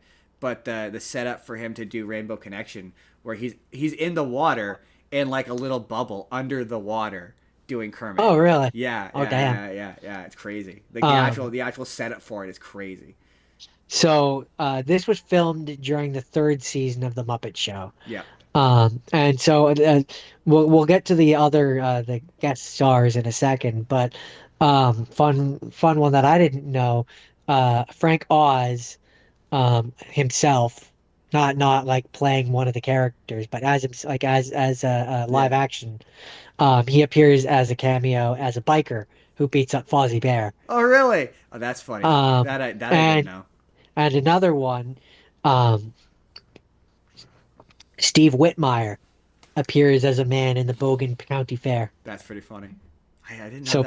before he was Kermit, he was still around. He was Oh still a yeah, part of it. yeah. This is Uh, would be well before. This might have been before Rizzo.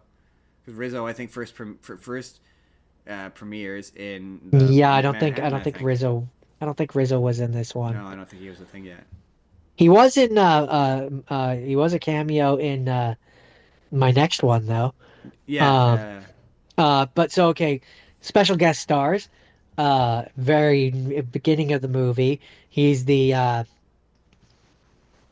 talent agent and producer of the original Muppet Show, which Oh, I did not know. Dom DeLuise. oh, that's funny. I didn't know that. Um, James Coburn as El Sleazo Cafe owner. Madeline Kahn as a patron. Uh,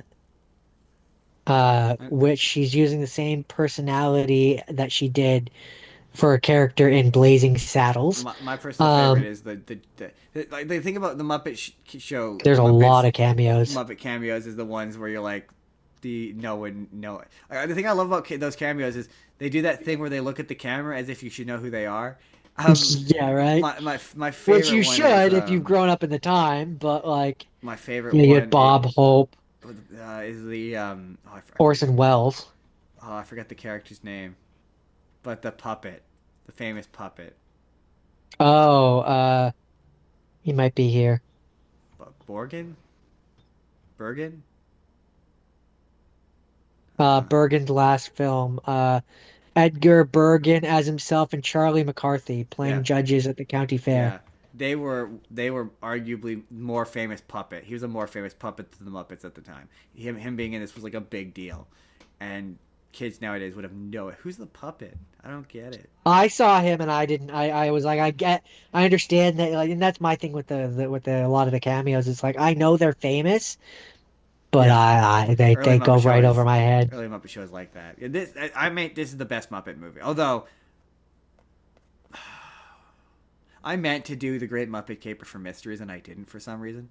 I got sidetracked by the ones, but I need to rewatch the It's Great Muppet hard Caper. not to say that this is the best because if this didn't happen, none of the other ones would have happened. Oh, that I can't say. That I think there would have been a Muppet movie regardless. It's just whether or not it would have been this Muppet movie. But I want to rewatch Great Muppet Caper for something. I'm gonna have to find an excuse to watch it for something because I need to rewatch that because I just I think this is the best. Apparently this one was selected for preservation in the National Film Registry by the Library of Congress Because like for being culturally, historically, or aesthetically significant. this you could appreciate just as its own thing. It's like it's just a great. It's just a good movie. Whereas a lot of the other Yeah, Muppet movies are really dependent on you knowing what the Muppets are. Like a lot of them require you to have some sort of feelings about the Muppets. They're all like that. Like the Muppets Take Manhattan is like that. Obviously the newer ones are this like works that. because this is the prequel. This is kind of Yeah, I mean, with Kermit's own words, with some artistic liberty, but yeah. like this is the how the Muppets meet. Like So like, yeah, this is where 2011. theoretically this is where it starts The 2011 Muppet movie might be a better movie, but it's for the so characters. dependent on Muppet nostalgia and you appreciating Oh what the yeah, Muppets are. With that, it doesn't work on its own. I need to see the Great Muppet Caper because there's a lot of people who are like the Great Muppet Caper is the best Muppet movie, and I can't disagree with it because it's been so long since I've seen it. Like, yeah, I'd have to watch that I one. know I've seen it. But I know I've seen it. I don't remember anything about it, as but I it know I've seen stands it. right now, I have a hard time saying that this is not the best one. I'm pretty positive. But yeah, that's with a pin in it till I come back to the Great Muppet Caper It, because I do need I to mean, watch the Great especially Muppet because Caper. it had a budget of 8 million. Do you want to guess what its box office is? Probably like 16 million. It probably doubled it. 65.2 That's million. pretty good, especially for the 70s. That's really good. That's really successful. It Keep in basically mind that might be counting in re-releases and it stuff, launched but the Muppets into the stratosphere. Yeah, there's a really funny clip. There's a bunch of funny shit. There's a really funny clip of Kermit interviewing cows when they were doing the test footage. That's really funny. Um, yeah, I think I remember there's a seeing that. bunch of test footage of them trying to work out how to do the Muppets in the real world that are just exceptionally funny. But yeah. We're gonna come back. We're gonna come. I think that's no. That's not. We have to do all the bad Muppet. We could easily do an entire just do a Muppet episode because like I mean, between the various movies, between the Muppet Show itself, Muppet Babies, I, we still have to talk about the Muppets Wizard of Oz, widely accepted to be the worst Muppet thing. that's the last prior to the 2011 one. That's the last Muppet thing I remember watching, and I remember it being bad. It's bad. It's really it's horrendous. I remember it being terrible. It's the thing that put me off the Muppets for like yeah, A while. pretty much till the 2011 movie because like there's a couple of Christmas specials that come out afterwards that are apparently all right, but that I saw another podcast. They did a joke on it where yeah, it's that bit where Rizzo's like, "How do the girls on Girls Gone Wild do it?" But like when you go Oh back and yeah, there's you that one too. Right, right. I forgot about that show. no, that's from Muppets. That's from the Muppets Wizard of Oz. That joke. Oh no, no. I'm thinking of all the Muppet things that there Oh are, yeah, there's and also that made me Muppets think of Tonight, which we yeah, or the Office style one. yeah the Office style one we could yeah. I Um, mean, and if you really wanted to do an episode full of stuff, if you throw in Sesame Street stuff as well, then that's an entire category yeah, too. yeah. But yeah, that the Muppets Wizard of Oz I think is probably the worst Muppet thing. I think I'm pretty convinced it is. I don't think there's a worse one than that. That one's pretty bad. I can't think of. That was a real low for them. That really was. Yeah, But that also was like them. That re-examining. that was them like selling out I basically. I hate that Girls Gone Wild joke, but like also it is kind of the level of humor that like I always thought Pepe and Rizzo pushed it too far. Pepe in particular. There's a clip of him just staring at some post boobs that I'm like, I think that character pushes the envelope too hard for the Muppets. I think he's too coarse for the Muppets.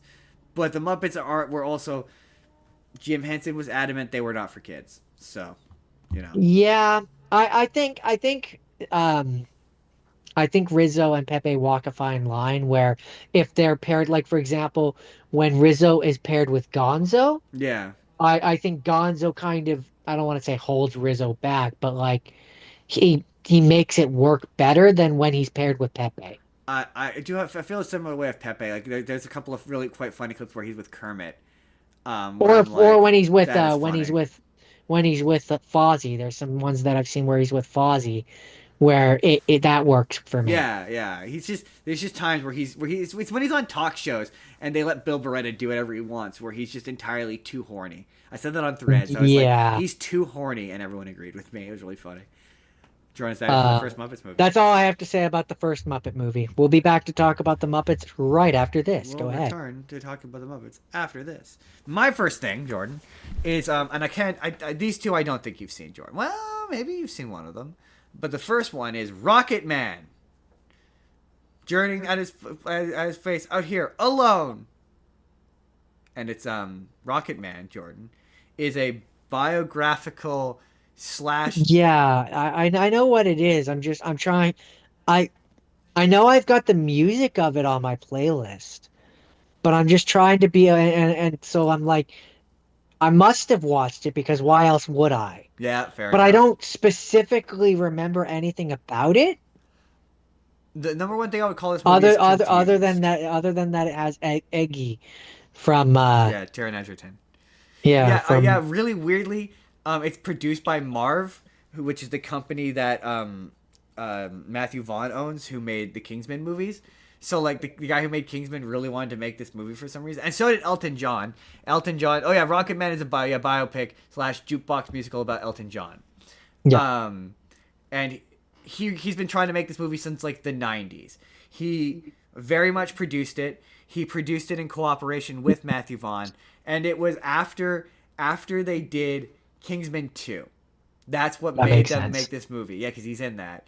And the reason why Taron Egerton is in this is, and as near as I could tell, I thought I saw an anecdote that said it wasn't, but I googled it, and it's apparently because Elton John heard him sing "I'm Still Standing" and sing, and that's why he sings live in this movie.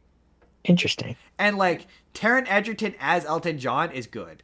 Like I'm surprised he didn't get more notice in terms of awards because he looks like Elton John. Like they've got him made up down to the tooth gap that Elton John has, and like the performance, it's believable. You believe he's Elton John. And when he sings, he sounds like Elton John. It's fascinating. It's really quite captivating, and what's interesting is like, you know how where like when the movie involves the guy, it tends to go soft.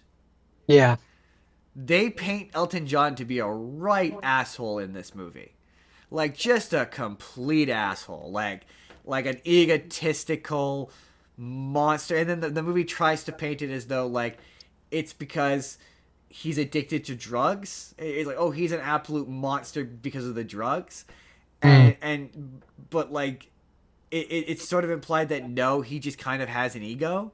And you kind of get that because there's a really famous anecdote of and I'm sure I'm getting details wrong, but the basically originally, you know how Can You Feel the Love Tonight starts with Timon and Pumbaa and ends with Timon and Pumbaa. Yeah. Originally, they were going to sing the whole song. Like they were going to sing the whole thing, and they took it to Elton John and played it for him. And I'm pretty sure I might be getting the quote wrong, but he said, "What the fuck is this?" And he got pissed and forced them to change it because he really wanted to win an Oscar, which he ended up winning. But apparently exactly what the fuck is this? Something to that effect. Fair. Fair. Fair. Um, Fair. and so this movie, in my opinion, this movie has like a real identity crisis between like there's moments where it's doing like serious Oscar baity. He's at his lowest point. It's the all is lost moment of the biopic where he's become consumed with all these movies have the same trajectory. They start off as a nobody, they gain success, and then they become consumed by their own success. It does every beat a major biopic will do, but like it periodically cuts to musical numbers, and the musical numbers in this are Elton John Elton songs. John songs, but there's one performance where he comes out and he sings Rocket Man, and he's dressed in like a baseball. That was a real concert that he did. He's wearing a baseball uniform. That was based on a real concert that he did. Okay. But like there's other times where he's singing like he's a kid and he's playing a song and he's singing Saturday Night, and it transitions to him being an adult. And obviously Saturday Night had not been written yet. Or there's points in the movie where it's like this is a moment in his life that really happened, but he's playing But a not song. not with this song. Yeah, this song didn't exist yet, and so it's really confused and it's really conflicted between being a jukebox musical and being a biopic, if that makes any sense. Yeah, I think so. Yeah, Right, it can't decide what it wants to be. pretty much, right? And so the jukebox musical parts are all right. Like this is fun, this is okay, but it's just tonally for me, it was so confused. All And over the map. yeah, it really quite was. But like the ending was kind of like it ends with basically the framing device of the movie is it's Elton John is in rehab dressed in this like ridiculous Elton John-esque outfit, and he's stormed off and he's stormed into rehab, and he's telling the story of his life or whatever, and it allegedly paints a lot of people in his life who were not awful as being awful. Like it paints his dad as being terrible. It paints his longtime manager as being an abusive asshole who's like, just dress him up and throw him on stage and he'll be good. And so the final song of the movie is him singing "I'm Still Standing," which Yeah. which I really dug in a meta sense because it was like the rhythm is different than how he sang it. And he sings it differently than he did in Sing. It's slower. It's more. It's more like a bit longer, Dense. a bit more elongated, and then it turns into a recreation of the original music video of "I'm Still Standing," complete Oh, with that's cool. complete with music, complete with outfit, and yeah, it's really cool. And it's like, oh, that's really neat. But it definitely made me go like, if he's willing to like appear as being a total prick in this movie, which is a biopic, which are typically meant to fluff the person who it's about, what must have he have been like in real life? He must have been a right monster, just an absolute Or asshole. or he was as bad as he was in this, and this is just entirely accurate. I mean, sure, I could, yeah, that makes sense. But yeah, it suffers from the same problem a lot of jukebox musicals do, where it's like the lyrics he's singing has nothing to do with the situation he's singing about. This is clearly not what this song is about. It's a bit less bad because Elton John is obviously participating in it, so it's a little less bad for that. But like my favorite bit is where Rocket Man is just this drug trip where he's depressed and he jumps off of he has a pool and he jumps off of the diving board into the pool and he swims down and it's just his childhood self singing Rocket Man as he just watches. It's super weird. In a lot of ways, a lot of parts of this movie reminded me of Across the Universe. That's not necessarily a bad thing. No, it's not. Like, I didn't hate this. But I also really like Elton John music. So like it's not entirely fair. It's doing some heavy lifting. Yeah, exactly. This is an example of if I didn't like Elton John, like if I didn't like your song, and if I didn't like Rocket Man or Crocodile Rock or Goodbye Yellow Brick Road, like if Goodbye Yellow Brick Road didn't like touch me in my heart a little bit, like I don't know why that song always makes me feel emotional. That's fair. I understand. If I didn't love I'm Still Standing, like yeah, this movie wouldn't work for me. It's like we keep saying, your attachment to a musical is going to be entirely dependent on how much you're into the music. But again, this movie weird mix of non-diegetic and diegetic musical numbers. Very strange, very odd, very confused. But I enjoyed it. Much like Elton John. Did you know that Elton?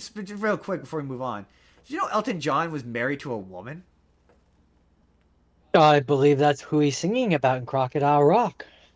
No, I believe he was singing about a man. But like the thing about Me and Susie had so much fun. Yeah, I don't think that's about a woman. I mean, to be fair, he didn't write that. Because actually, the big thing with Elton John is he didn't write his music. He wrote he is you remember how in Merrily Roll Along I talked about Jonathan Groff he writes the music. So his partner Bernie Taupin, I think is what his name is, Bernie. They keep calling him Bernie. He writes the lyrics. Elton John doesn't write his own lyrics. So like in you know how like when they talk about like when he did Lion King it was like Tim Rice and Elton John. Tim Rice writes the lyrics. Elton John writes the music. So he didn't technically. I mean, maybe there was a person in Elton John's life named Susie, but it's probably more. There was a girl in Bernie's life.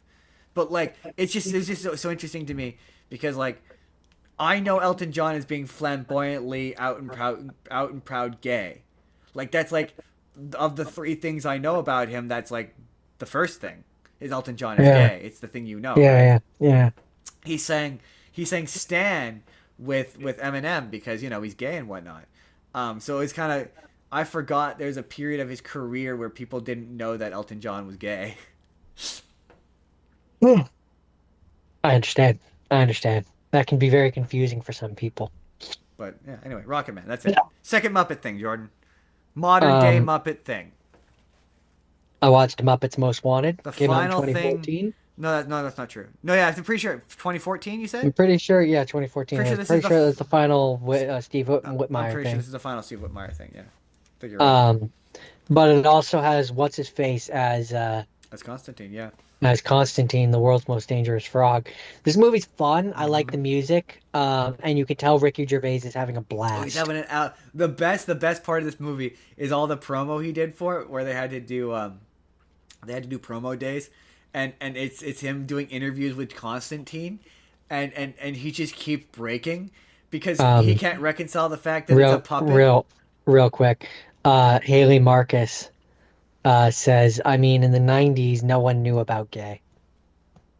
In the 90s.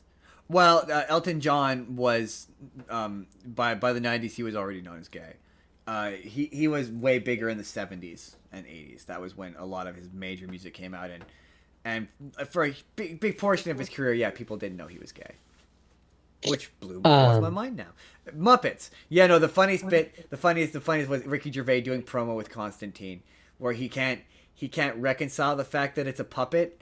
Like his brain just will not let go of the fact that he's next to a puppet, and he keeps laughing at everything Constantine says because his mind is just cannot wrap his.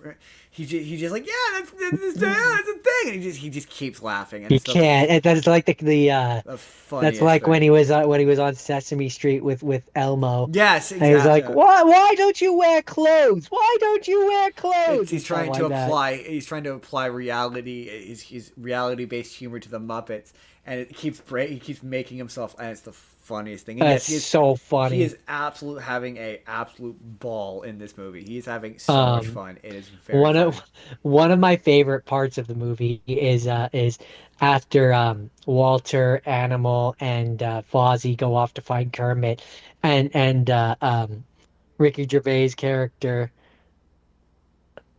Uh, I'll read your comment in a second. Ricky Gervais' character and Constantine are like, yeah, they decided to quit to quit the Muppets, and Rolf is like, Walter decided to quit the Muppets. We just had an entire movie about he wanted to join the We Muppets. just What are you talking we about? just did this, man. What are we doing? What are we doing? So funny. Yeah, Uh, this poor movie, man. she says, that's the movie I first remember the Muppets the most, is Ye- Muppets Most Wanted. That makes sense. That makes sense. Solid. Um, The solid movie to start off with. The thing. Man, yeah, shame. Shame. This movie bombed horribly, and it still upsets me. yeah, it, It effectively killed the Muppets. Pretty well. yeah, Pretty well. it's They have just not recovered. disappointing. It's disappointing that this was the final time that we will ever have heard the real Kermit. Yeah, Um, yeah, and, yeah. until the guy that they currently have playing him gets replaced and the next guy actually comes in and sounds like Kermit. Right? Um, I still but maintain he's only Kermit not because he gonna worked a Kermit puppet. That's the only reason why he's Kermit. not gonna spend the entire time harping on that, I promise. But after hearing two movies with Kermits that actually sounded like Kermit, I can firmly say that he does not sound like Kermit. With correct sounding Kermit. Yeah, yeah. I this was tough because they were in a bad position with this movie where what you do the last one is entirely built upon nostalgia for the Muppets, and so this one comes out and it's just a pretty typical Muppet movie. But the thing that's funny about it is it is and it isn't. Like it's definitely in its tone and its intention a lot similar to the very similar. I would say it's closer to the '90s Muppet movies. Like it reminds me a lot of Muppets from Space. Like it's I can see why you'd say that. I would say it's not like and also closer to the Muppet movie. I think the movie that misunderstands the Muppets the most, and I maintain this is still Muppets Take Manhattan. That movie grossly misunderstands the Muppets. I think I'd like you to It's been too long since you I've seen that you one. might have to do that. We might have to find an excuse to do that. Yeah, I I mean, if I'd like to do that, and I'd like to do Muppets in Space Yeah, yeah, yeah, yeah. I'd also like because to it's do been Muppets in so Space. long since I've seen Muppets in Space, and I'd like to watch that I one remember watching again. that in theaters. I remember watching Muppets in Space in theaters. Yeah, I remember having a great time with that one. I think It that was weird and it was fun, but like, yeah, no. but yeah, so people were. I think they were expecting. That's the thing is, I like they were expecting it to be as sentimental as the previous one, and I want to be like that's not what Muppet movies are, but I mean that's kind of what they are. I don't know what this was missing. I don't know what this lacked that made it not do as well as the previous one. I really don't. I don't know what ingredient Yeah, this was I missing. don't, because Because like, I love this movie. I love the music. I love the joke that Josh Groban is hidden the entire movie, that he bursts out at the end of the thing. That's funny. The celebrity cameos um, are all good. They're all funny. Like I said, there's a lot of them. I There's a lot of cameos. my favorite is Ty Burrell in the interrogation scene. Oh, I mean, one of my favorites in terms of cameos is Tina Fey is also funny. I can never remember the actor's name. Uh, he's in Spy Kids. Hold on, I'm Spy trying to Kids. find him. Spy Kids. You would know him. You would know him as soon as I say the name. I could think of people from Spy Kids, but I can't think of who you. Daryl Uh, Sabara. he's Machete. Danny Trejo. Danny Trejo is also funny. Yeah, did you? The fact that he's not a character. He's Danny He's Danny Trejo. Trejo. Did you They ever? refer to him. I didn't realize. I'm looking at all the cameos. There's a lot, There's a but lot. there's a lot, and a lot of them are just like pass-bys. But that's Um, the thing about I do think that I didn't this realize Tom movie Hiddleston was in this. yeah this movie uses the celebrity cameo better than the previous one did. Like the previous one was very much like, oh, here's a celebrity. This one's like, no, the celebrity cameo, they have to be playing a one-off character. That's the joke. Like they have like in the original movie, you get like Milton Berle as like a cab driver. Like that's the joke. It's like, oh, here's this famous person and they're playing like a C role. You don't have them. That is, I guess, kind of where this movie misses the mark a little bit. Ricky Gervais is a tiny bit too involved in the plot of this for a celebrity cameo, but I think it's Yeah, funny, and I more or but less I like kind Ricky of Gervais. I don't view Ricky Gervais to me in terms of this movie. He's not a celebrity cameo. No, he's a Cameo is when they're like yeah, there he's a for a character, but short moment. he He is essentially this movie's version of Jason Segel. Um, I would have said Hopper, Hopper. the bad guy from the first one. Oh no, he's in it too much to be that. I mean, Hopper's in it quite a He's bit. he's yeah, but not as much as Jason Segel's character is, or as this character is. Oh, I guess fair enough. Um, or I'm trying to think of another one, but those are the two that I come to. Um, Um, but did you hear or that? I guess in terms of like, um, in terms of things from Muppets past, he's like from when the Muppets did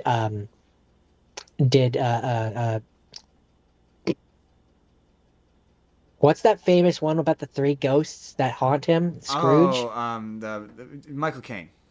Yeah, he's like Michael Caine, Okay, yeah, where you're he's right. like Yeah, that's the fair. one That's human character no, that's fair. amongst all the Muppets.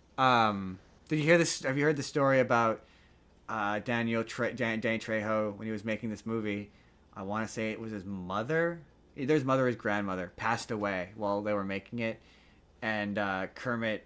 He talked to Kermit while they were filming it, and he cried. It was the first time he cried. Was what Kermit told him everything was gonna be okay. Oh, that's amazing. If I find the clip of him saying it, I'll put it in a video or something. But yeah, he was like the Muppet. The character became real in that moment, and that's just such an accurate thing about That's the Muppets. so Muppets, Right, like yeah. I don't care whether or not the thing is I can talk shit all I want and I could bet Kermit doesn't sound right.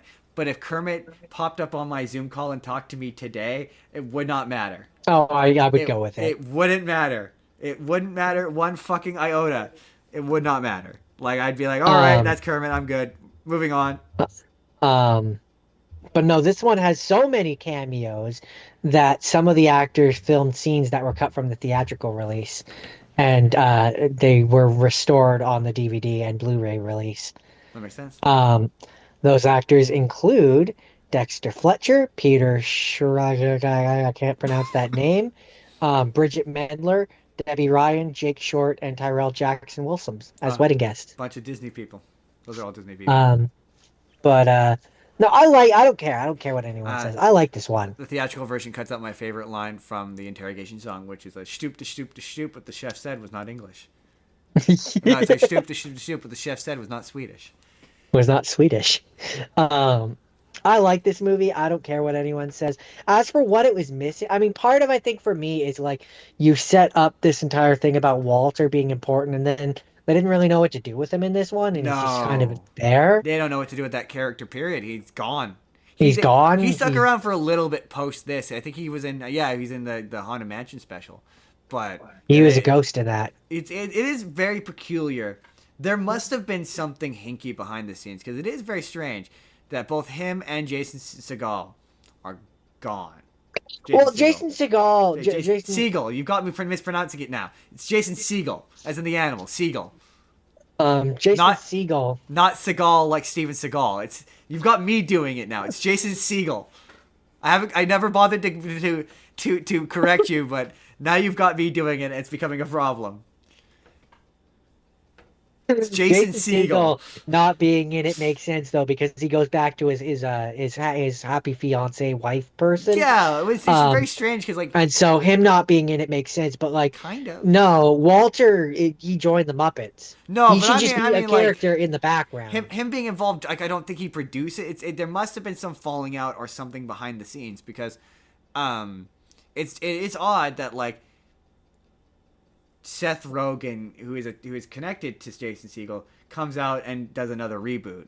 So that is odd. Yeah, it's just very odd that like There must have been something behind the scenes involved in this that went wrong, because I mean, maybe it's purely because of how much money it made. Because yeah, it did not do well.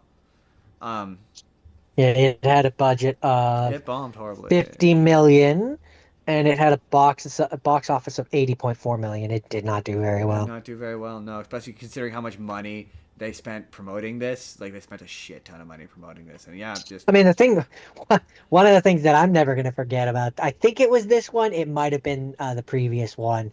But when we watched it in theaters and there was a knockoff Muppet poster where it was, I think yep, it was a East Indian version or something, yeah, and they had Angry Kermit. Angry Kermit, and then we posted on Facebook, and someone we used to know said a racism. We don't talk about that. We don't talk about Bruno. But hopefully going forward we get more Muppet stuff I'm because hoping. I'm I like hoping. I'm I like the hoping. Muppets and I to round this out with my thoughts on the Kermit voice, I will say I do agree with the comment of the more the current man gets to do the voice Yeah. and we get exposed to it, it's not that I think it'll get better, but I do think me, the world will get used to it. Desensitization will happen. Here's a Yeah. question: when that Piggy movie comes out, do you think Kermit's going to be in it? Sorry, say that again? That Miss Piggy movie comes out, do you think Kermit's going to be in it? Yes. You think so? Think he'll be a Yes. minor character there? All right. Depends if it's supposed to be like a biographical movie about Miss Piggy's life, then it has to have the moment where they meet. Oh, that is true. That is true. If that's supposed to be the idea of it, right? Like to That me, is that that makes is sense. that does make sense. Yeah. But that's the Muppets for this week. Yep. That's my have scenes. Yeah. Yeah. Man, I wish I could pinpoint. Cause yeah, no, legit. That if you wanna say where's the moment that the Muppets died, or certainly like they fell off, that's it. That's the point. Because after that, until this new Muppet Show, it's And floundering. they've had some They've live done some shows, live but events, but it's otherwise been floundering in Disney Plus specials and shows that nobody watches. Um, yeah, I think that this new Muppet Show, I'm really hoping is a rejuvenation. I really would like to see more Muppet movies. I miss the Muppet movies, but yeah, I miss those characters, and I'm really hoping. Here's hoping. Hopefully our discussion of them, or if we don't stop talking about them, they'll be like Tinkerbell and they won't die. one can only hope. One can only hope. One can only hope. So my second half scene, um,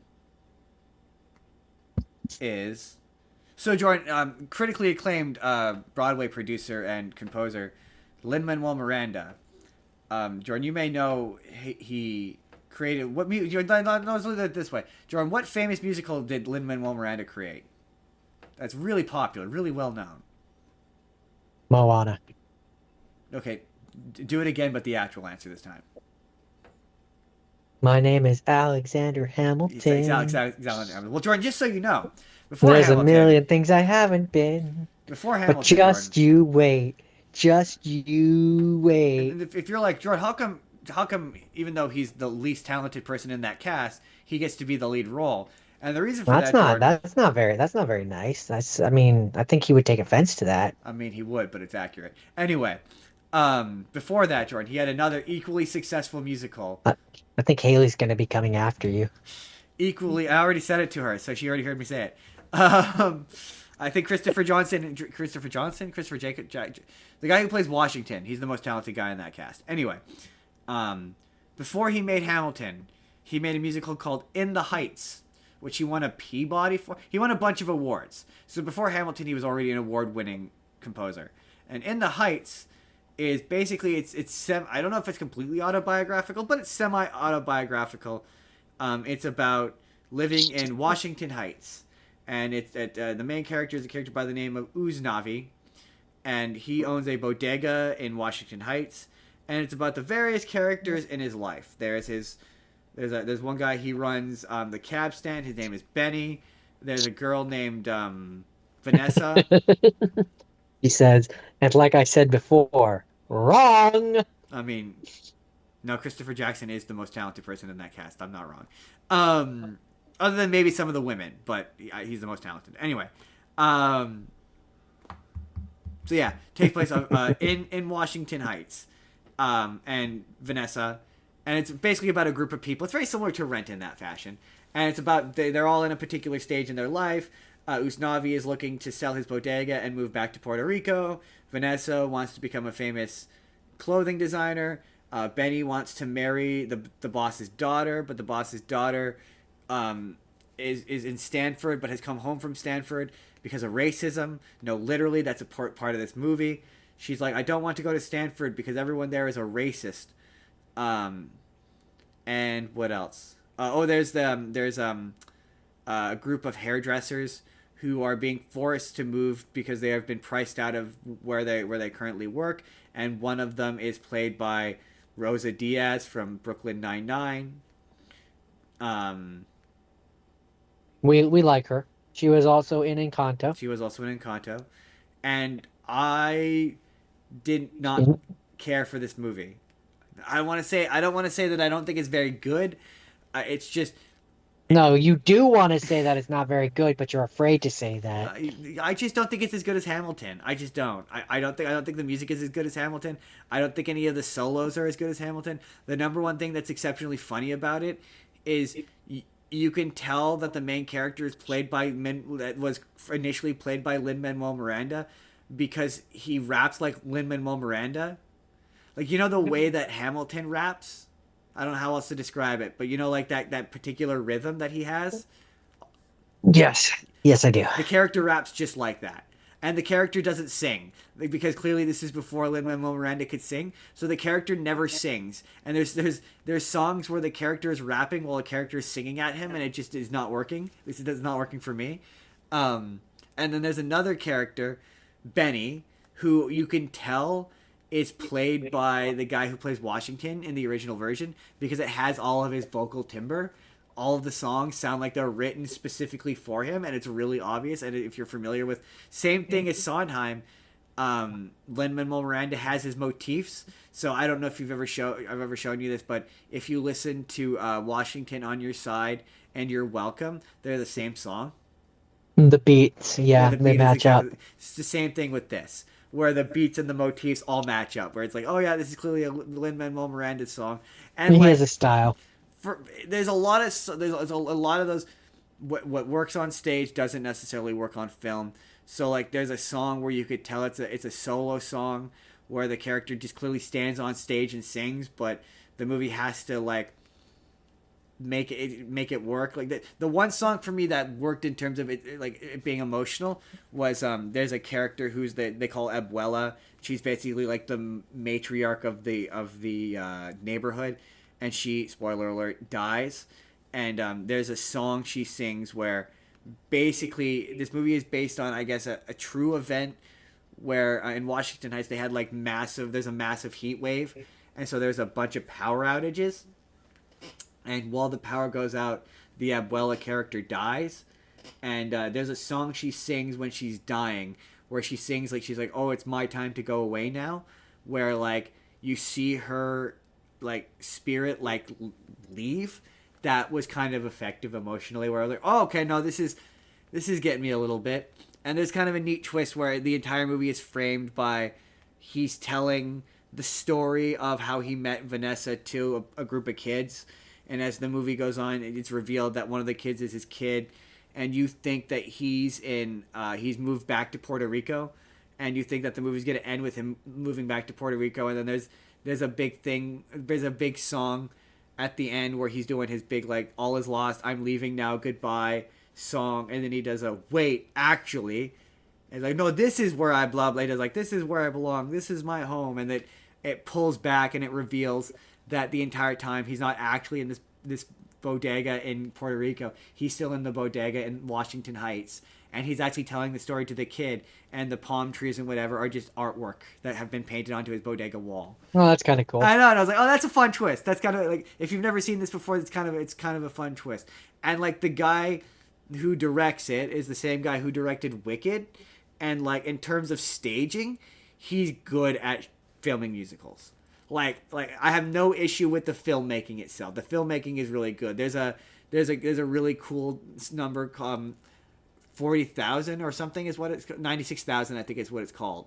Because part of the plot of this is someone wins a lottery ticket. It's not important, but there's this big musical number where, and this is where I will always sing a musical's praises, where there's like at least, I want to say hundreds, but if it isn't hundreds, it's close to hundreds of extras dancing in a pool and doing choreography. And like you would have to get on a just the coordination involved in choreographing a big number like that with that many people. It requires skill and talent. And some of the dance numbers, like anytime you're not using CGI, I'm happy. You know what I mean? Like I'm having a good Yeah. time. But it's just a musical is either going to do it for you musically, it's not. And this, I just think Hamilton is better. I think the music in Hamilton is better. I just didn't think. I'm not into Latin hip hop fusion music, so it's just like there's no yeah like and But my father. But I always say I'm for. yeah, that's from In the That's Heights. that's Yeah, one of the songs, right? yeah. Yeah, My I've seen name that on is TikTok. ba-da-da-ba-da-da-da, and I always say I'm from Queens. Ha. Yeah. Apparently that she completely I've heard from people who like that musical that she fucked up that line. Apparently it's meant to be said in a different connotation. Like I can't remember the connotation she like. It's supposed to be like she's like a ditz, and it just doesn't. It's not reading that way. Apparently, I don't know. I don't. It's interesting because the main guy who plays Lin-Manuel Miranda is also in it. He plays a character. Piragua is what they call it. I know I'm mispronouncing that, but it just kind of looks like he's a snow cone guy. Basically, he's he cameos as some poor Spanish Mexican person's gonna yell at me, but it looks like a snow cone, but there's something different about it. And he has musical numbers that I would cut out because they add nothing. But it's what's final note on this. What's interesting to me is it's interesting that back in the '90s, they're like the critics are like, Newsies gets lambasted, bombs horribly, does badly, and is told it's too long at 2 hours. And this is 2.5 hours long. I think it's like 2:25 almost. And I was like, this is too long. And everyone praised this movie. Like it got nominated for a couple of awards, and everyone talked this movie up. It's a different It age, just Justin. shows you where we are with musicals. It's very funny. But yeah, that's In the Heights. Did nothing for me. Nothing. I wish I felt more about it to be angry about it. Shit. That's fair. Um, Kind of how I feel about this week. It's like I wish I felt stronger about these.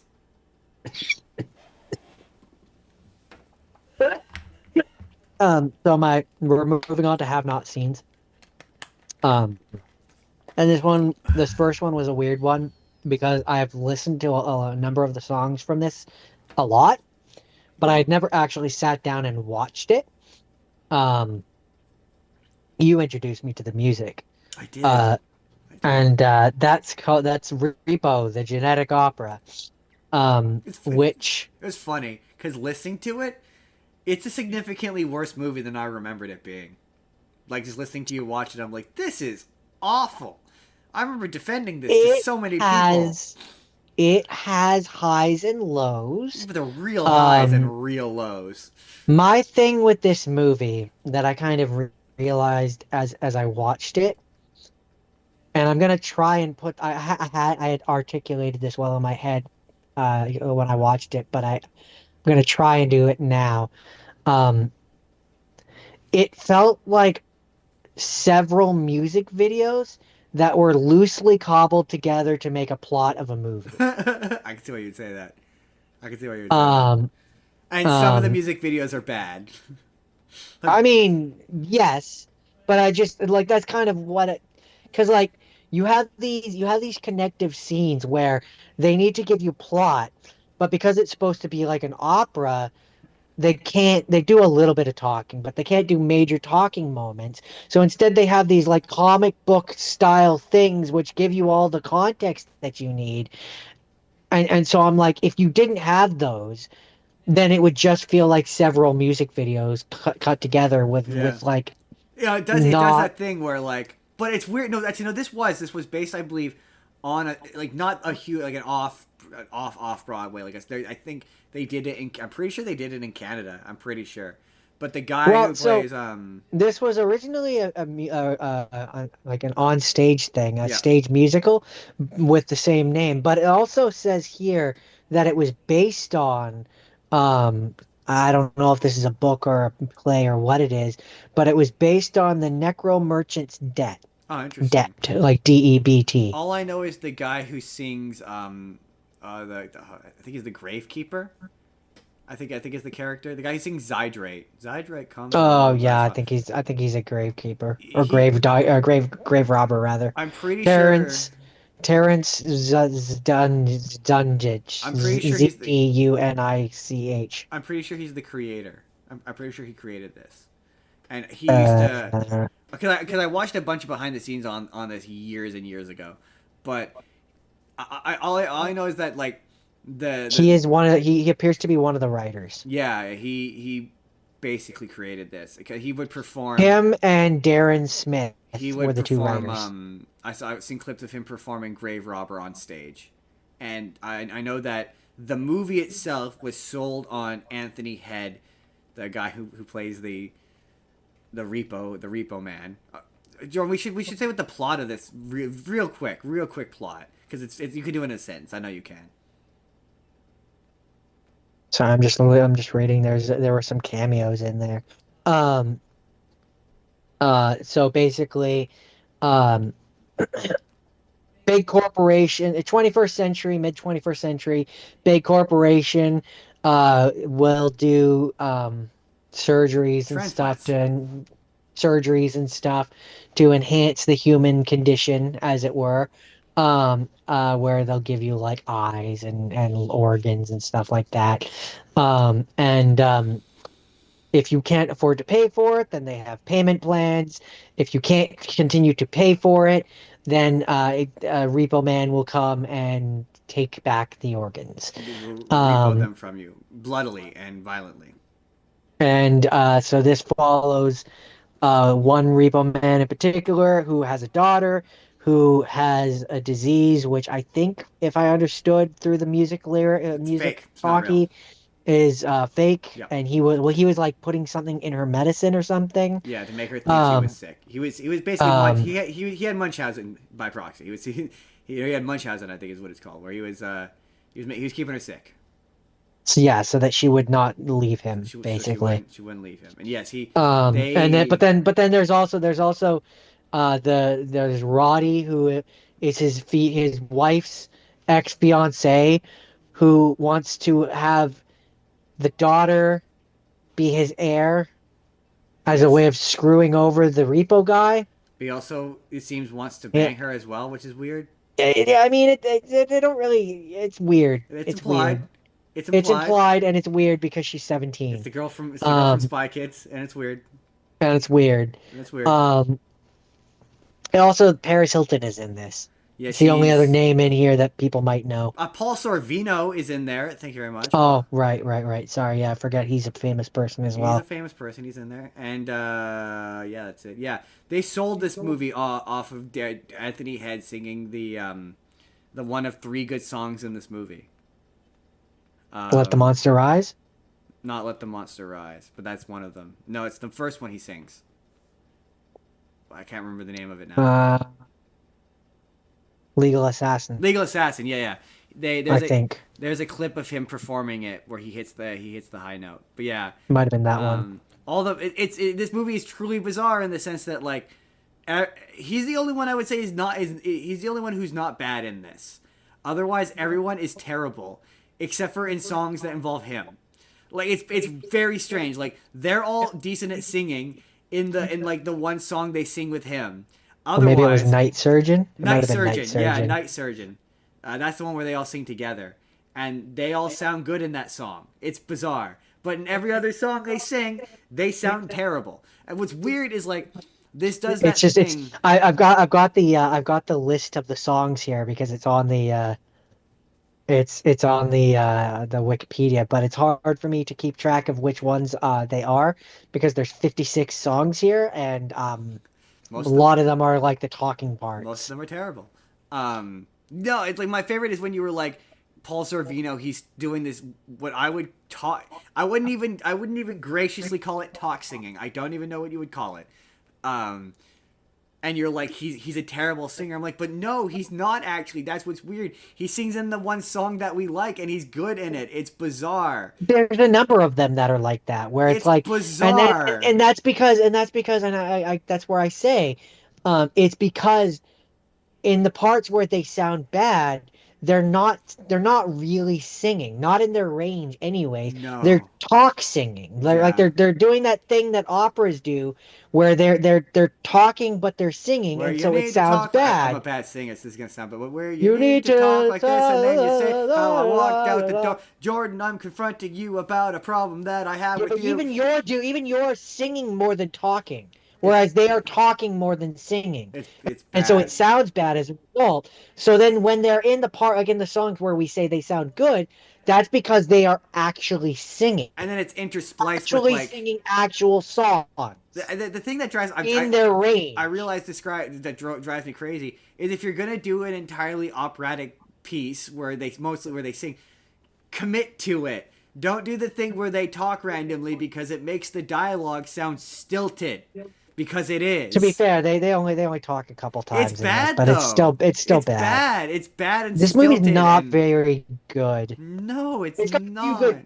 it's got a few good songs in it, and I will say go ahead and like just put on like go to YouTube and look up the particular songs and watch it as if it's a music video. Right? Yeah. It's That's weird all you because need to like do. again, the songs that involve Anthony Head are phenomenal. Like they're like genuinely good. Like yeah, let the assassin rise or whatever.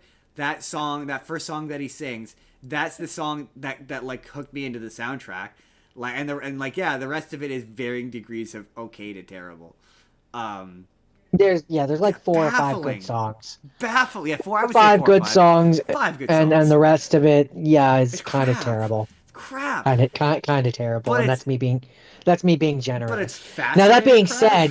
that being said, in terms of a movie, it's crap. But in terms of like, I don't know how to. I like how the world looks. Yeah, yeah, it's a shame this isn't. It's the kind of movie where you're like, it's a shame this isn't in a better movie. Yeah, Yeah, because like I like absolutely. how the world looks and I like the visuals of it. If you gave, I But don't it's even think just so. a I don't even think most of the soundtrack is bad. I think if you gave it to someone like maybe a studio and like a director with some talent, like I hate to invoke his name, but I if you like I maybe think gave this to Tim Burton, I think Tim Burton would be really uh, good here. I think he'd be I think really I suited think for this. what this movie needs. I think it's a very different situation when you're watching an opera or a thing on stage versus on film. I It's funny that you say one or the other. I agree one or the other, but I think this would have been stronger if you kept those four or five or six, whatever, the good songs, and maybe make the rest of it just talking. I could also I could get behind that. That's why I'm saying one or the other. Yeah, I think you could absolutely make a but fully I'm fleshed out saying rock in opera, this but that's not what this instance, is. I I think so. on a video, like on a movie But I don't basis, know. A lot of the I think dialogue in this is having horrendous. dialogue is better. I think this would serve as again much you need a better director and production team would. Like, I don't think that's a bad idea here, and I don't completely hate it. And it's one of those. I think you could do a remake of this and have it be better. It's the kind of bad movie though where it's a recommend for me because it's fascinating. It is a fascinatingly terrible movie where It's a hard one for me to recommend like for me personally. it's the kind of like if you like watching bad movies because they're bad, like if you're the kind of person who likes like The Room or Troll 2 or like one of those kinds of like it's comedically bad, it's fascinatingly bad. So um so to wrap up this one, uh, that's the kind of bad it is for me where like I can to recommend to, this to people for fun. to wrap up this one, I will say, and I don't know, it's that low because it didn't have a wide release. I'm guessing it probably didn't, but it had a budget of 8.5 million, and it had a box office of $188,126. Did not do well. But that could be because it might not have had a wide release. I could believe that it didn't I have a I wide I release. saw this on DVD, so like Um, I could very much your believe friend that it didn't have. insisted I watch this, and I hated Yeah, it. so I'm looking at this. It had a limited release in the United States and Canada on November 7th, 2008. So it looks like it had like a 1 day release basically. Yeah, my So brain okay, that's not terrible knowing that. my brain starts to glaze over a little bit because but yeah, it's one of those things where too much music and my brain starts to glaze. It just happens. Speaking Yeah, of which, I mean that's why I say I think this would work better if you had actual dialogue. yes. Speaking of which, Trent, is that it? Is that it for Repo? That is it. Is it interest? It's always funny when our like themes kind of sort of align because my next one, my first have not seen is Jordan is the Phantom of the Opera. Da-da-da! The Phantom of the Opera. And everyone knows the Phantom of the Opera. Even if you don't think you know the Phantom of the Opera, you know the Phantom of the Opera. You've seen a version of this somewhere. You've seen a Phantom of the blank. You've seen a Phantom of the. We always reference Flying Rhino Junior High. That's Phantom of the Opera. Yep. Um, okay. This is the movie version, and the movie version notoriously is very, very bad. So like, I did not care for this at all. But I couldn't tell if it was an indictment on the musical. Like, do I not like the musical, or do I just not like this movie? Because it's Gerard Butler is the Phantom, and a lot of people have said this. So this was an example of I walked out of this, and because most of this is told via music, I had trouble following it. So I watched a video. I watched Lindsay Ellis video about why this movie's bad, and I read several Wikipedia articles so I could understand the plot of this thing. But this movie wants to paint it as this tragic love triangle. Basically, this movie is about a girl named Christine who is a opera singer, a young burgeoning opera singer, and she develops a relationship with a handsome young guy named Raoul, who is played by Patrick Wilson, and Raul. the opera is being haunted by a ghost that nobody knows whether or not he exists, who they call the Phantom, and he takes a special interest in Christine and helps train her to become a better singer, and has a particular set of rules. He's like, oh, I demand to only have exclusive access to box 5 or whatever. And he's like, you'll put Christine as the lead of this play or somebody will die. And then yeah, he's just a psychopath who murders people. But the movie wants to be like, and this could be a thing of I'm maybe misunderstanding it, but the movie wants to be like, people don't like me because I'm ugly, because that's the thing that the Phantom is known for. He wears the mask and he's ugly, and it's like, Right. no, people don't like you because you're a crazy psychopath. That's why people don't And like you. because you're ugly. It's not really because of the ugly thing. Um, Oh. and it's very similar to Repo in the sense that in order to help convey plot and move plot, because movie is different than play, songs what were once songs are now dialogue where they speak, and they just randomly speak randomly at random times, and it's random and it's distracting and it pulls you right out of what is supposed to be an opera. But then it also does the characters talk like this and talk back and I forth, am the Phantom, and the Phantom of the Opera. it's got that really clunky where characters are having a dialogue, you're having a dialogue, and it's really, the lyrics are really clunky because they need to convey story and exposition, and it's just the songs they're not very good. I only like the one song from Phantom of the Opera, and it's Phantom of the Opera. And like, it's just not. I won't go into all the reasons. It's directed by Joel Schumacher, and it's a terribly it's just a badly directed movie in terms of filmmaking. It's not a very well made movie. Apparently, Andrew Lloyd Webber produced it with his own money, and so his desire was to make it exactly like the play, the musical, to the movie's detriment. Like it turns out that when you make a thing too much like the thing it's based on, it winds up being not very interesting, which is this isn't. Gerard Butler can't sing. He plays the Phantom. He can't sing. It's awful. He can't hit every single time he hits a high note. It made me physically cringe. He sings two songs where he has to hit a high note, and it made my skin crawl. I was like, Oh, that's not good. oh, stop! Please stop singing in this movie where you sing. Stop! I'm begging you, please, for the love of God.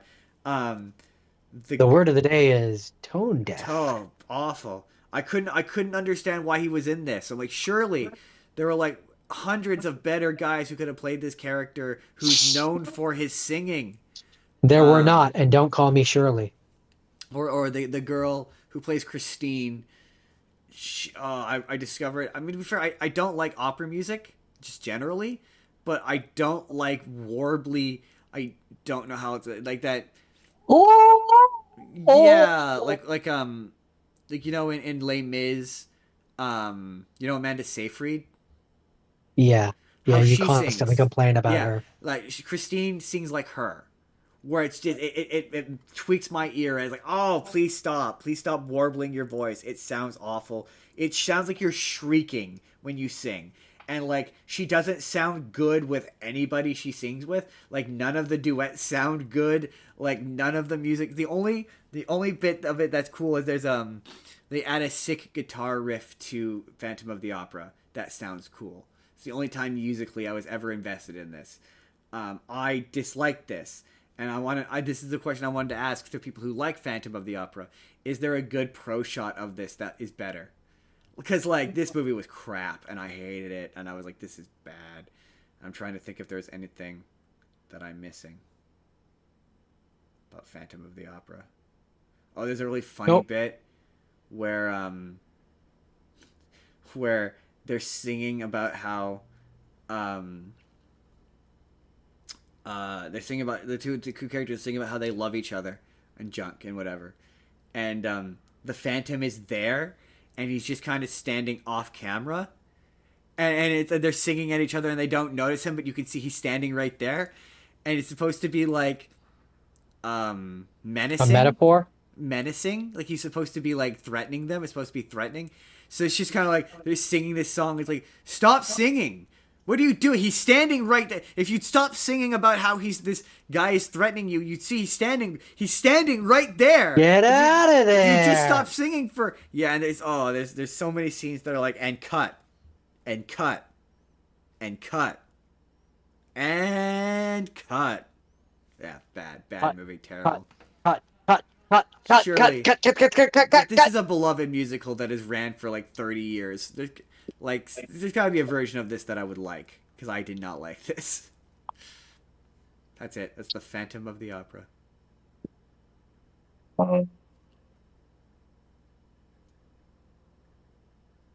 Okay, so let's finish this week with what is probably one of the worst musicals I've ever watched.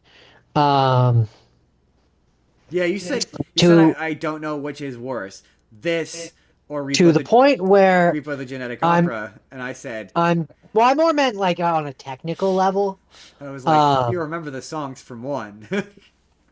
um, I'm actually thinking of adding this to your list. Grease 2, Yeah, done. Added because it. it's so. I think it's so bad, and I need you to validate my thoughts. I Um, can do that. Hold on. Uh, and we'll very. I'm gonna. there it is. I'm good. This won't take long.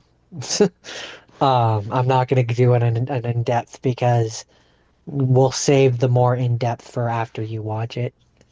Nope, that's not the right Um, list. Sorry, I'm listening. can I talk? Yeah. Go ahead. I'm gonna put Muppets Take Manhattan on yours.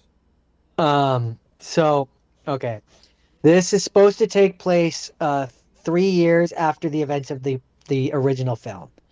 Um, At Rydell High. at Rydell High. And so there are some returning actors.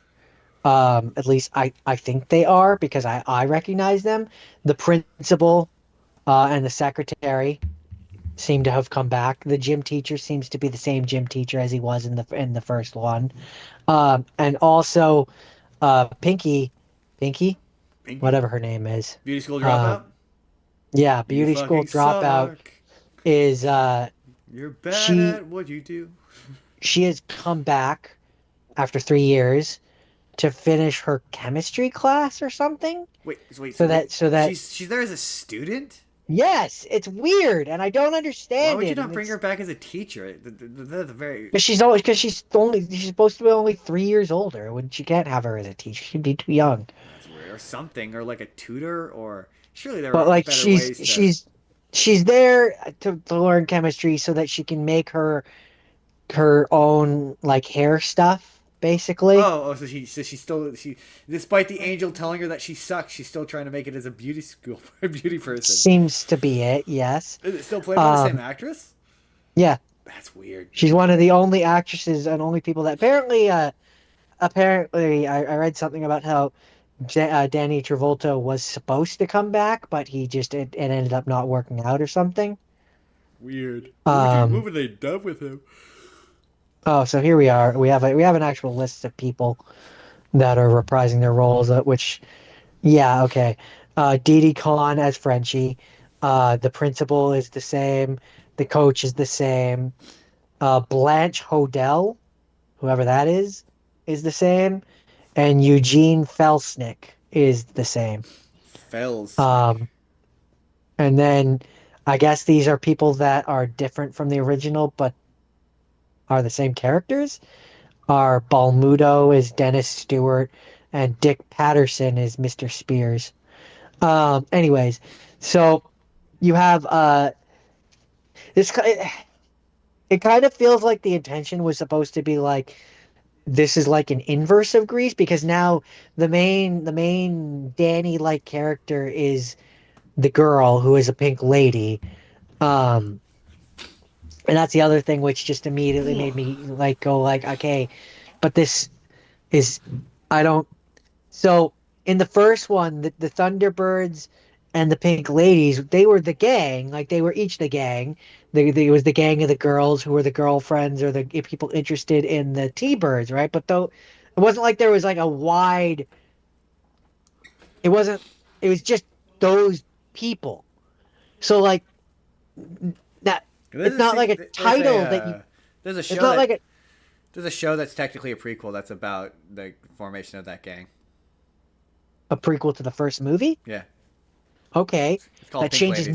That changes nothing about what I'm I, saying. I mean, I mean, What I'm for saying is what I'm saying is it's not like we didn't have like a scene at the end of the last one where there was a bunch of younger students that they bestowed the title I don't know, but onto. it might be a gang that just exists in that school. I cannot say I have to actually see the movie first, but it could just be like a thing of It like it maybe there's been a history of that club of gang throughout that school. the way that it was portrayed in this doesn't work for me. But I can't Is what say is I what I'll haven't seen say. it. Whew. Um, I have not seen it, so I cannot say. Um, but anyway, so the idea is supposed to be that those who have the pink lady jackets have the pink lady jackets because they're dating the Thunderbirds. Gotcha. That's important for later. And then at the beginning of the movie, there's a transfer student who we find out via Frenchie is Sandy's cousin, who is a guy. All right then. And so it just really reads like it's like the inverse of Grease, where like he wants to be with the main pink lady girl, but he can't because he's not a Thunderbird. He's not tough. So in order to be able to be allowed to date her, he has to learn how to ride. And that's the other thing. Is this one the Thunderbirds are really like they're a motorcycle Gang? obsessed people? No, because they don't seem to have motorcycles in the beginning, but like rival people do, and then he gets a motorcycle, and it's just it's sloppy. It's a sloppy movie, in my opinion. Um, sorry. In one part here, it says that the plot returns to Rydell 2 years, but then when you scroll down to the plot section, it says 3 years. I think it was 3 years. I think the second part is right. Anyways, um, um, I don't think the music is very good. It's definitely nowhere near as good as the first one. No, there's a reason they didn't Um, make a Grease 3. and I didn't like it. I thought it was bad, I, I, actually. I, I thought it was kind of really bad. And I mean, contemporarily, um, I'm the correct one because Nope. it has a cult following, I but have a friend who likes uh, this movie. They really like the it had song a Sex Education for some reason. yeah, I don't know why. It's not a good song. It had a budget of 11.2 million, and it had a box office of 15.2 million. Yep, I told It, you there's a reason they didn't it make Grease 3. did not do good. I would tell anyone who is thinking of watching this movie to pass. To watch Grease 1 Um, instead.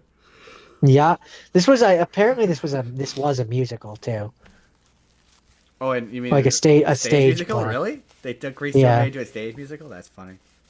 Um, but yeah, I don't have much. Oh, there was plans for a third one. Was there actually? That's funny. In 2003, Olivia Newton-John confirmed that a second sequel was being developed. They're writing it. We'll see what happens. If the script looks good, I'll do it. But I haven't seen the script, and it has to be cleverly done. I'd Then be down for like you get Newton-John Olivia died. Newton. Wait, is Olivia Newton John alive? She died, No, right? she passed. Yeah, she passed away. Yeah, I would have done like you Um, have Danny and Sandy come back and they're teachers now. and then in 2008, it was reported that Paramount was planning a new sequel to Grease that would debut straight to DVD, but it never came to fruition. And then 2019, it was announced that a prequel to the original film entitled Summer Lovin', with John August attached to write the screenplay, was in works at Paramount. Summer loving And that's the has last we've heard. passed. Summer loving has Apparently passed. it just says stage musical. It says the film was later adapted into a musical, Cool Rider, with the script rewritten and modified for the stage. And that's the thing with this movie. And So this they is going to be my wrote it to not be a Grease thing, basically. which yeah, which so and I kind of I had to have and that's why I'm making you watch it because I'm interested to see what you say. I I think this one, ignoring how bad the music is, just the plot. If they cut out Um, had it take place at a different if school, if cut it out all the wasn't references to attached to Grease. Grease, I think it would have been more like received better. I don't know. I guess I'll find out. Because like the plot of it is otherwise, if you ignore all the Grease aspects of it, the plot of it is otherwise. New kid comes to town, wants cool, like the bad girl or whatever, and becomes like a motorcycle hero almost, and wins her over. Is there a Grease Lightning? I guess technically it would be his motorcycle, which he fixes. He like buys like a scrap junk motorcycle and fixes it. Does he call it So Grease Lightning? no. Oh, oh that's awkward. But yeah, I don't like it, Justin. I don't I, like it. I don't I don't like it. I don't like it. But that ends out my week. I don't know. You have one more? Oh God, Jordan.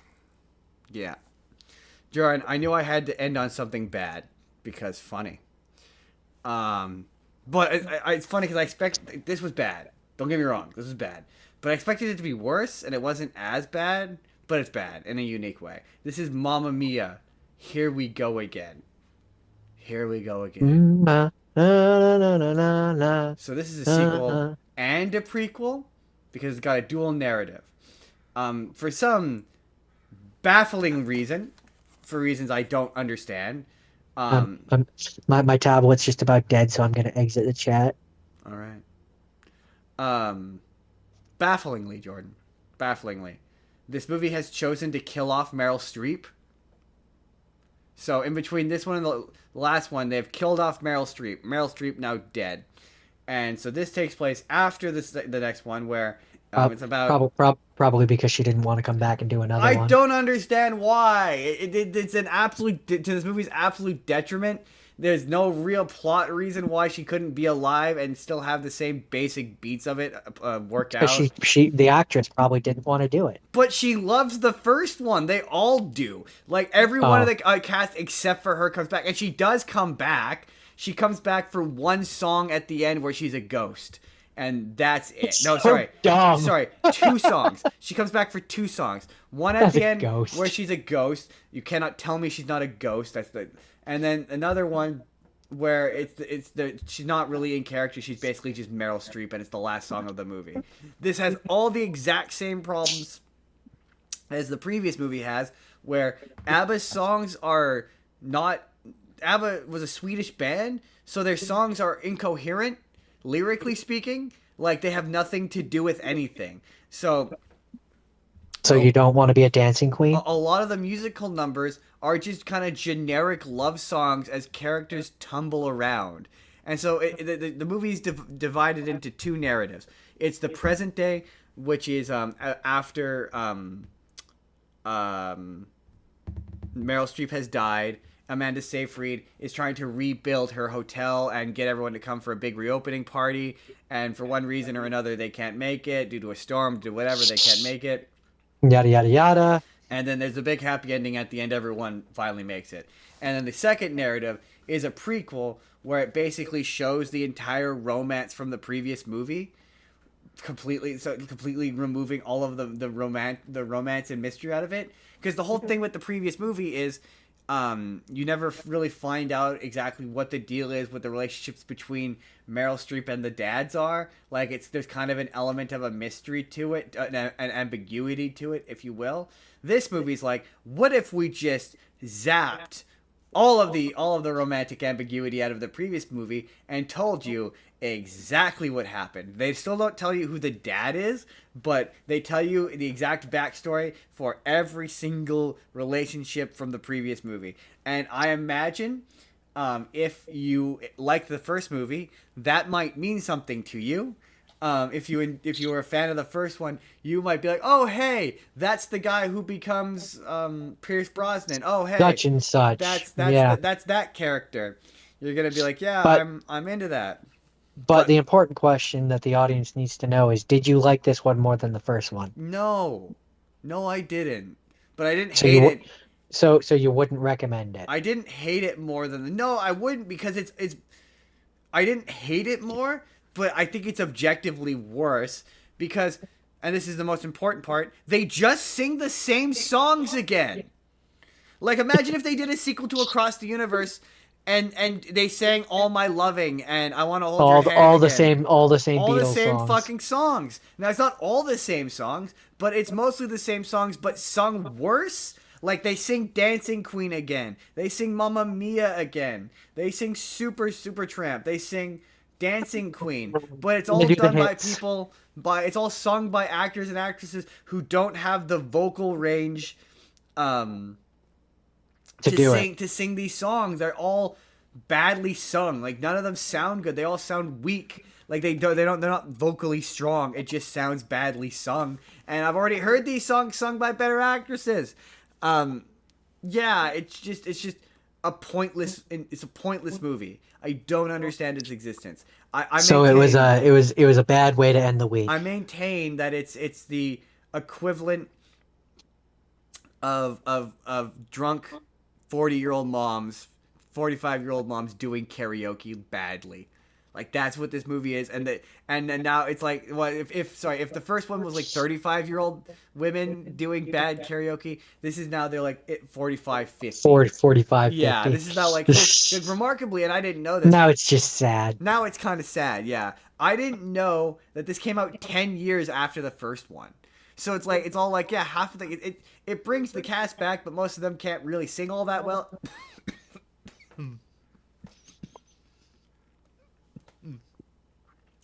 All that well anymore. So what you're saying is it should be forgotten and left to the. I don't understand how they're making a third one. Are they gonna come back and sing the same song? No, I mean now they're gonna be third 55. time? Now they're gonna be 55, 60-year-old women, Justin. My best guess is they're gonna do a thing of like It's 10 years later now, 10 years, 20 years after the first one, 10 years after the last one, and Amanda Seyfried now has an adult daughter. Like that's my best guess for how that. But I'm just like, what more songs could they possibly do? They've already Oh done them no, Justin. all. Oh no, no, no, no, Justin. They're doing the same ones again. Like, You think they're gonna do something different? No, no, no, no, no. I, Now they're gonna do the same songs again, I but don't get sung by it. the grandchildren. I don't get it. I still hate this franchise. I don't understand it. This movie was crap. I mean, to be It made fair, me I less don't think I don't outraged than I don't think it was made for you. no, I don't think so. I definitely felt less angry because there's way less of like scenes that don't make any sense. Like this Oh, movie, I thought you were gonna say I definitely felt less angry because I in fact felt more defeated than ever. well, it unlike the first one where it is unclear as to whether or not the music is diegetic or non-diegetic. Like there's points where like characters break out into song and then in the next scene they're out of breath and it's like, wait, so did they are they late because she strutted around town singing a song instead of showing up on time for this thing? But 'Cause this that's one, kind of a dick it's kind of a move. dick move. But this one, it's clear about what musical numbers are fantasy and which are performances. Like it's much more clear about that. But like the music is still bad. Like I don't know, maybe if I was a fan of ABBA, I would feel less of a way about this. But like yeah. Probably. I felt way less this pissed me off way less. I hated this. I don't hate this. But I just don't I think it's probably It's equally not as for bad. you. I would It's not for you. say it's probably equally as bad as that first one. And God, I'm gonna end up watching that third one, aren't I? Probably. But I think that brings us to an end. That would be the end of the musical episode. Everybody, get excited for musicals. Get get excited. This was a long one. It was. It was. Next week, everybody. You want to know what next week is, Jordan? I do need to know. Next week. I'm one of the people that definitely needs to know what is next week. Next week is gonna be pick a letter, Jordan. Oh dang. And Jordan, So I think next week is gonna be brought to you by the letters F and U. I think what we're gonna do, Jordan, for fun, is I'm going to just really quickly, Jordan. I'm gonna pull up a roulette. You can do that? All right, let's see if I can find a random You should just bring up a number. dice, like a random six-sided dice, and assign or 20-sided dice or something, and assign This is a really things. dumb question. There's 26 letters in the alphabet, right? Yes. Okay, we're gonna. 27? Okay, so what is the 23rd letter of the alphabet? I don't know. A B C D Okay, E I think this F will work. G Okay. H I J So Jordan, we're gonna K L randomly M N O P we're gonna Q randomly R generate. S We're gonna randomly I generate. think. No, it's not. It's W. We're gonna randomly generate a number between 1 and 26. Generate. So Jordan, you have to do the fourth letter of the alphabet. D. D. Now for me, I have to do the eighth letter of the alphabet. What is the eighth letter of the alphabet? H. H. Okay. I think. H. Okay. Okay. I will do H. And I will do double D. We'll do double D. And that is next week. H and D. That's next week. And then, just because it's fun, week after that we're doing the Razzies. Then we're doing the Oscars. And then we have a super secret special season finale. The most controversial episode we have ever done. Or will ever do. Wow. That sounds a little too controversial. It's gonna be hot takes all over the ground. Just the hottest, spiciest of num takes. But that's not for a few weeks yet. Next week, pick a letter. Jordan, where can the people find you? I do Minecraft Mondays on my Twitch, Zethgore187, and when I'm not doing that, I'm doing this. I'm also doing this every weekend. When I'm not doing this, I'm doing that. And by that, I mean TikTok. Justin Spurr. You'll also find the show TikTok. on the TikToks. You can also find Spurr the Moment P on TikTok. You can email the show. It's Justin's Business. There's other things. So go check out Haley. Go Think of the animals. think of the animals. Arte Media. If you want to see last week's episode, our Dawn of the Millennia. See, I actually remember this time. Dawn of the Millennia. In the year 2000 and 2001. episode, click the box on the left. If you just want to see a random video that YouTube thinks you're going to enjoy, click the box on the right. I'm sure the boxes have popped up. Hit subscribe if you haven't already. Jordan, how many videos a week? Every single day. There's Every one every single day. day, everybody. 6 days a week. One podcast on Sunday. Subscribe. Hit like if you haven't already. That really helps us out. Leave us a comment. What's musical? What do you think of the musicals that we talked about? What are some that we should watch for another future episode? Yeah, what are more musicals? Give us more musicals. We want more musicals. More musicals. That's it, Or everybody. if you have any suggestions of movies that are letters, Yeah, that's acceptable too. I accept the outcome.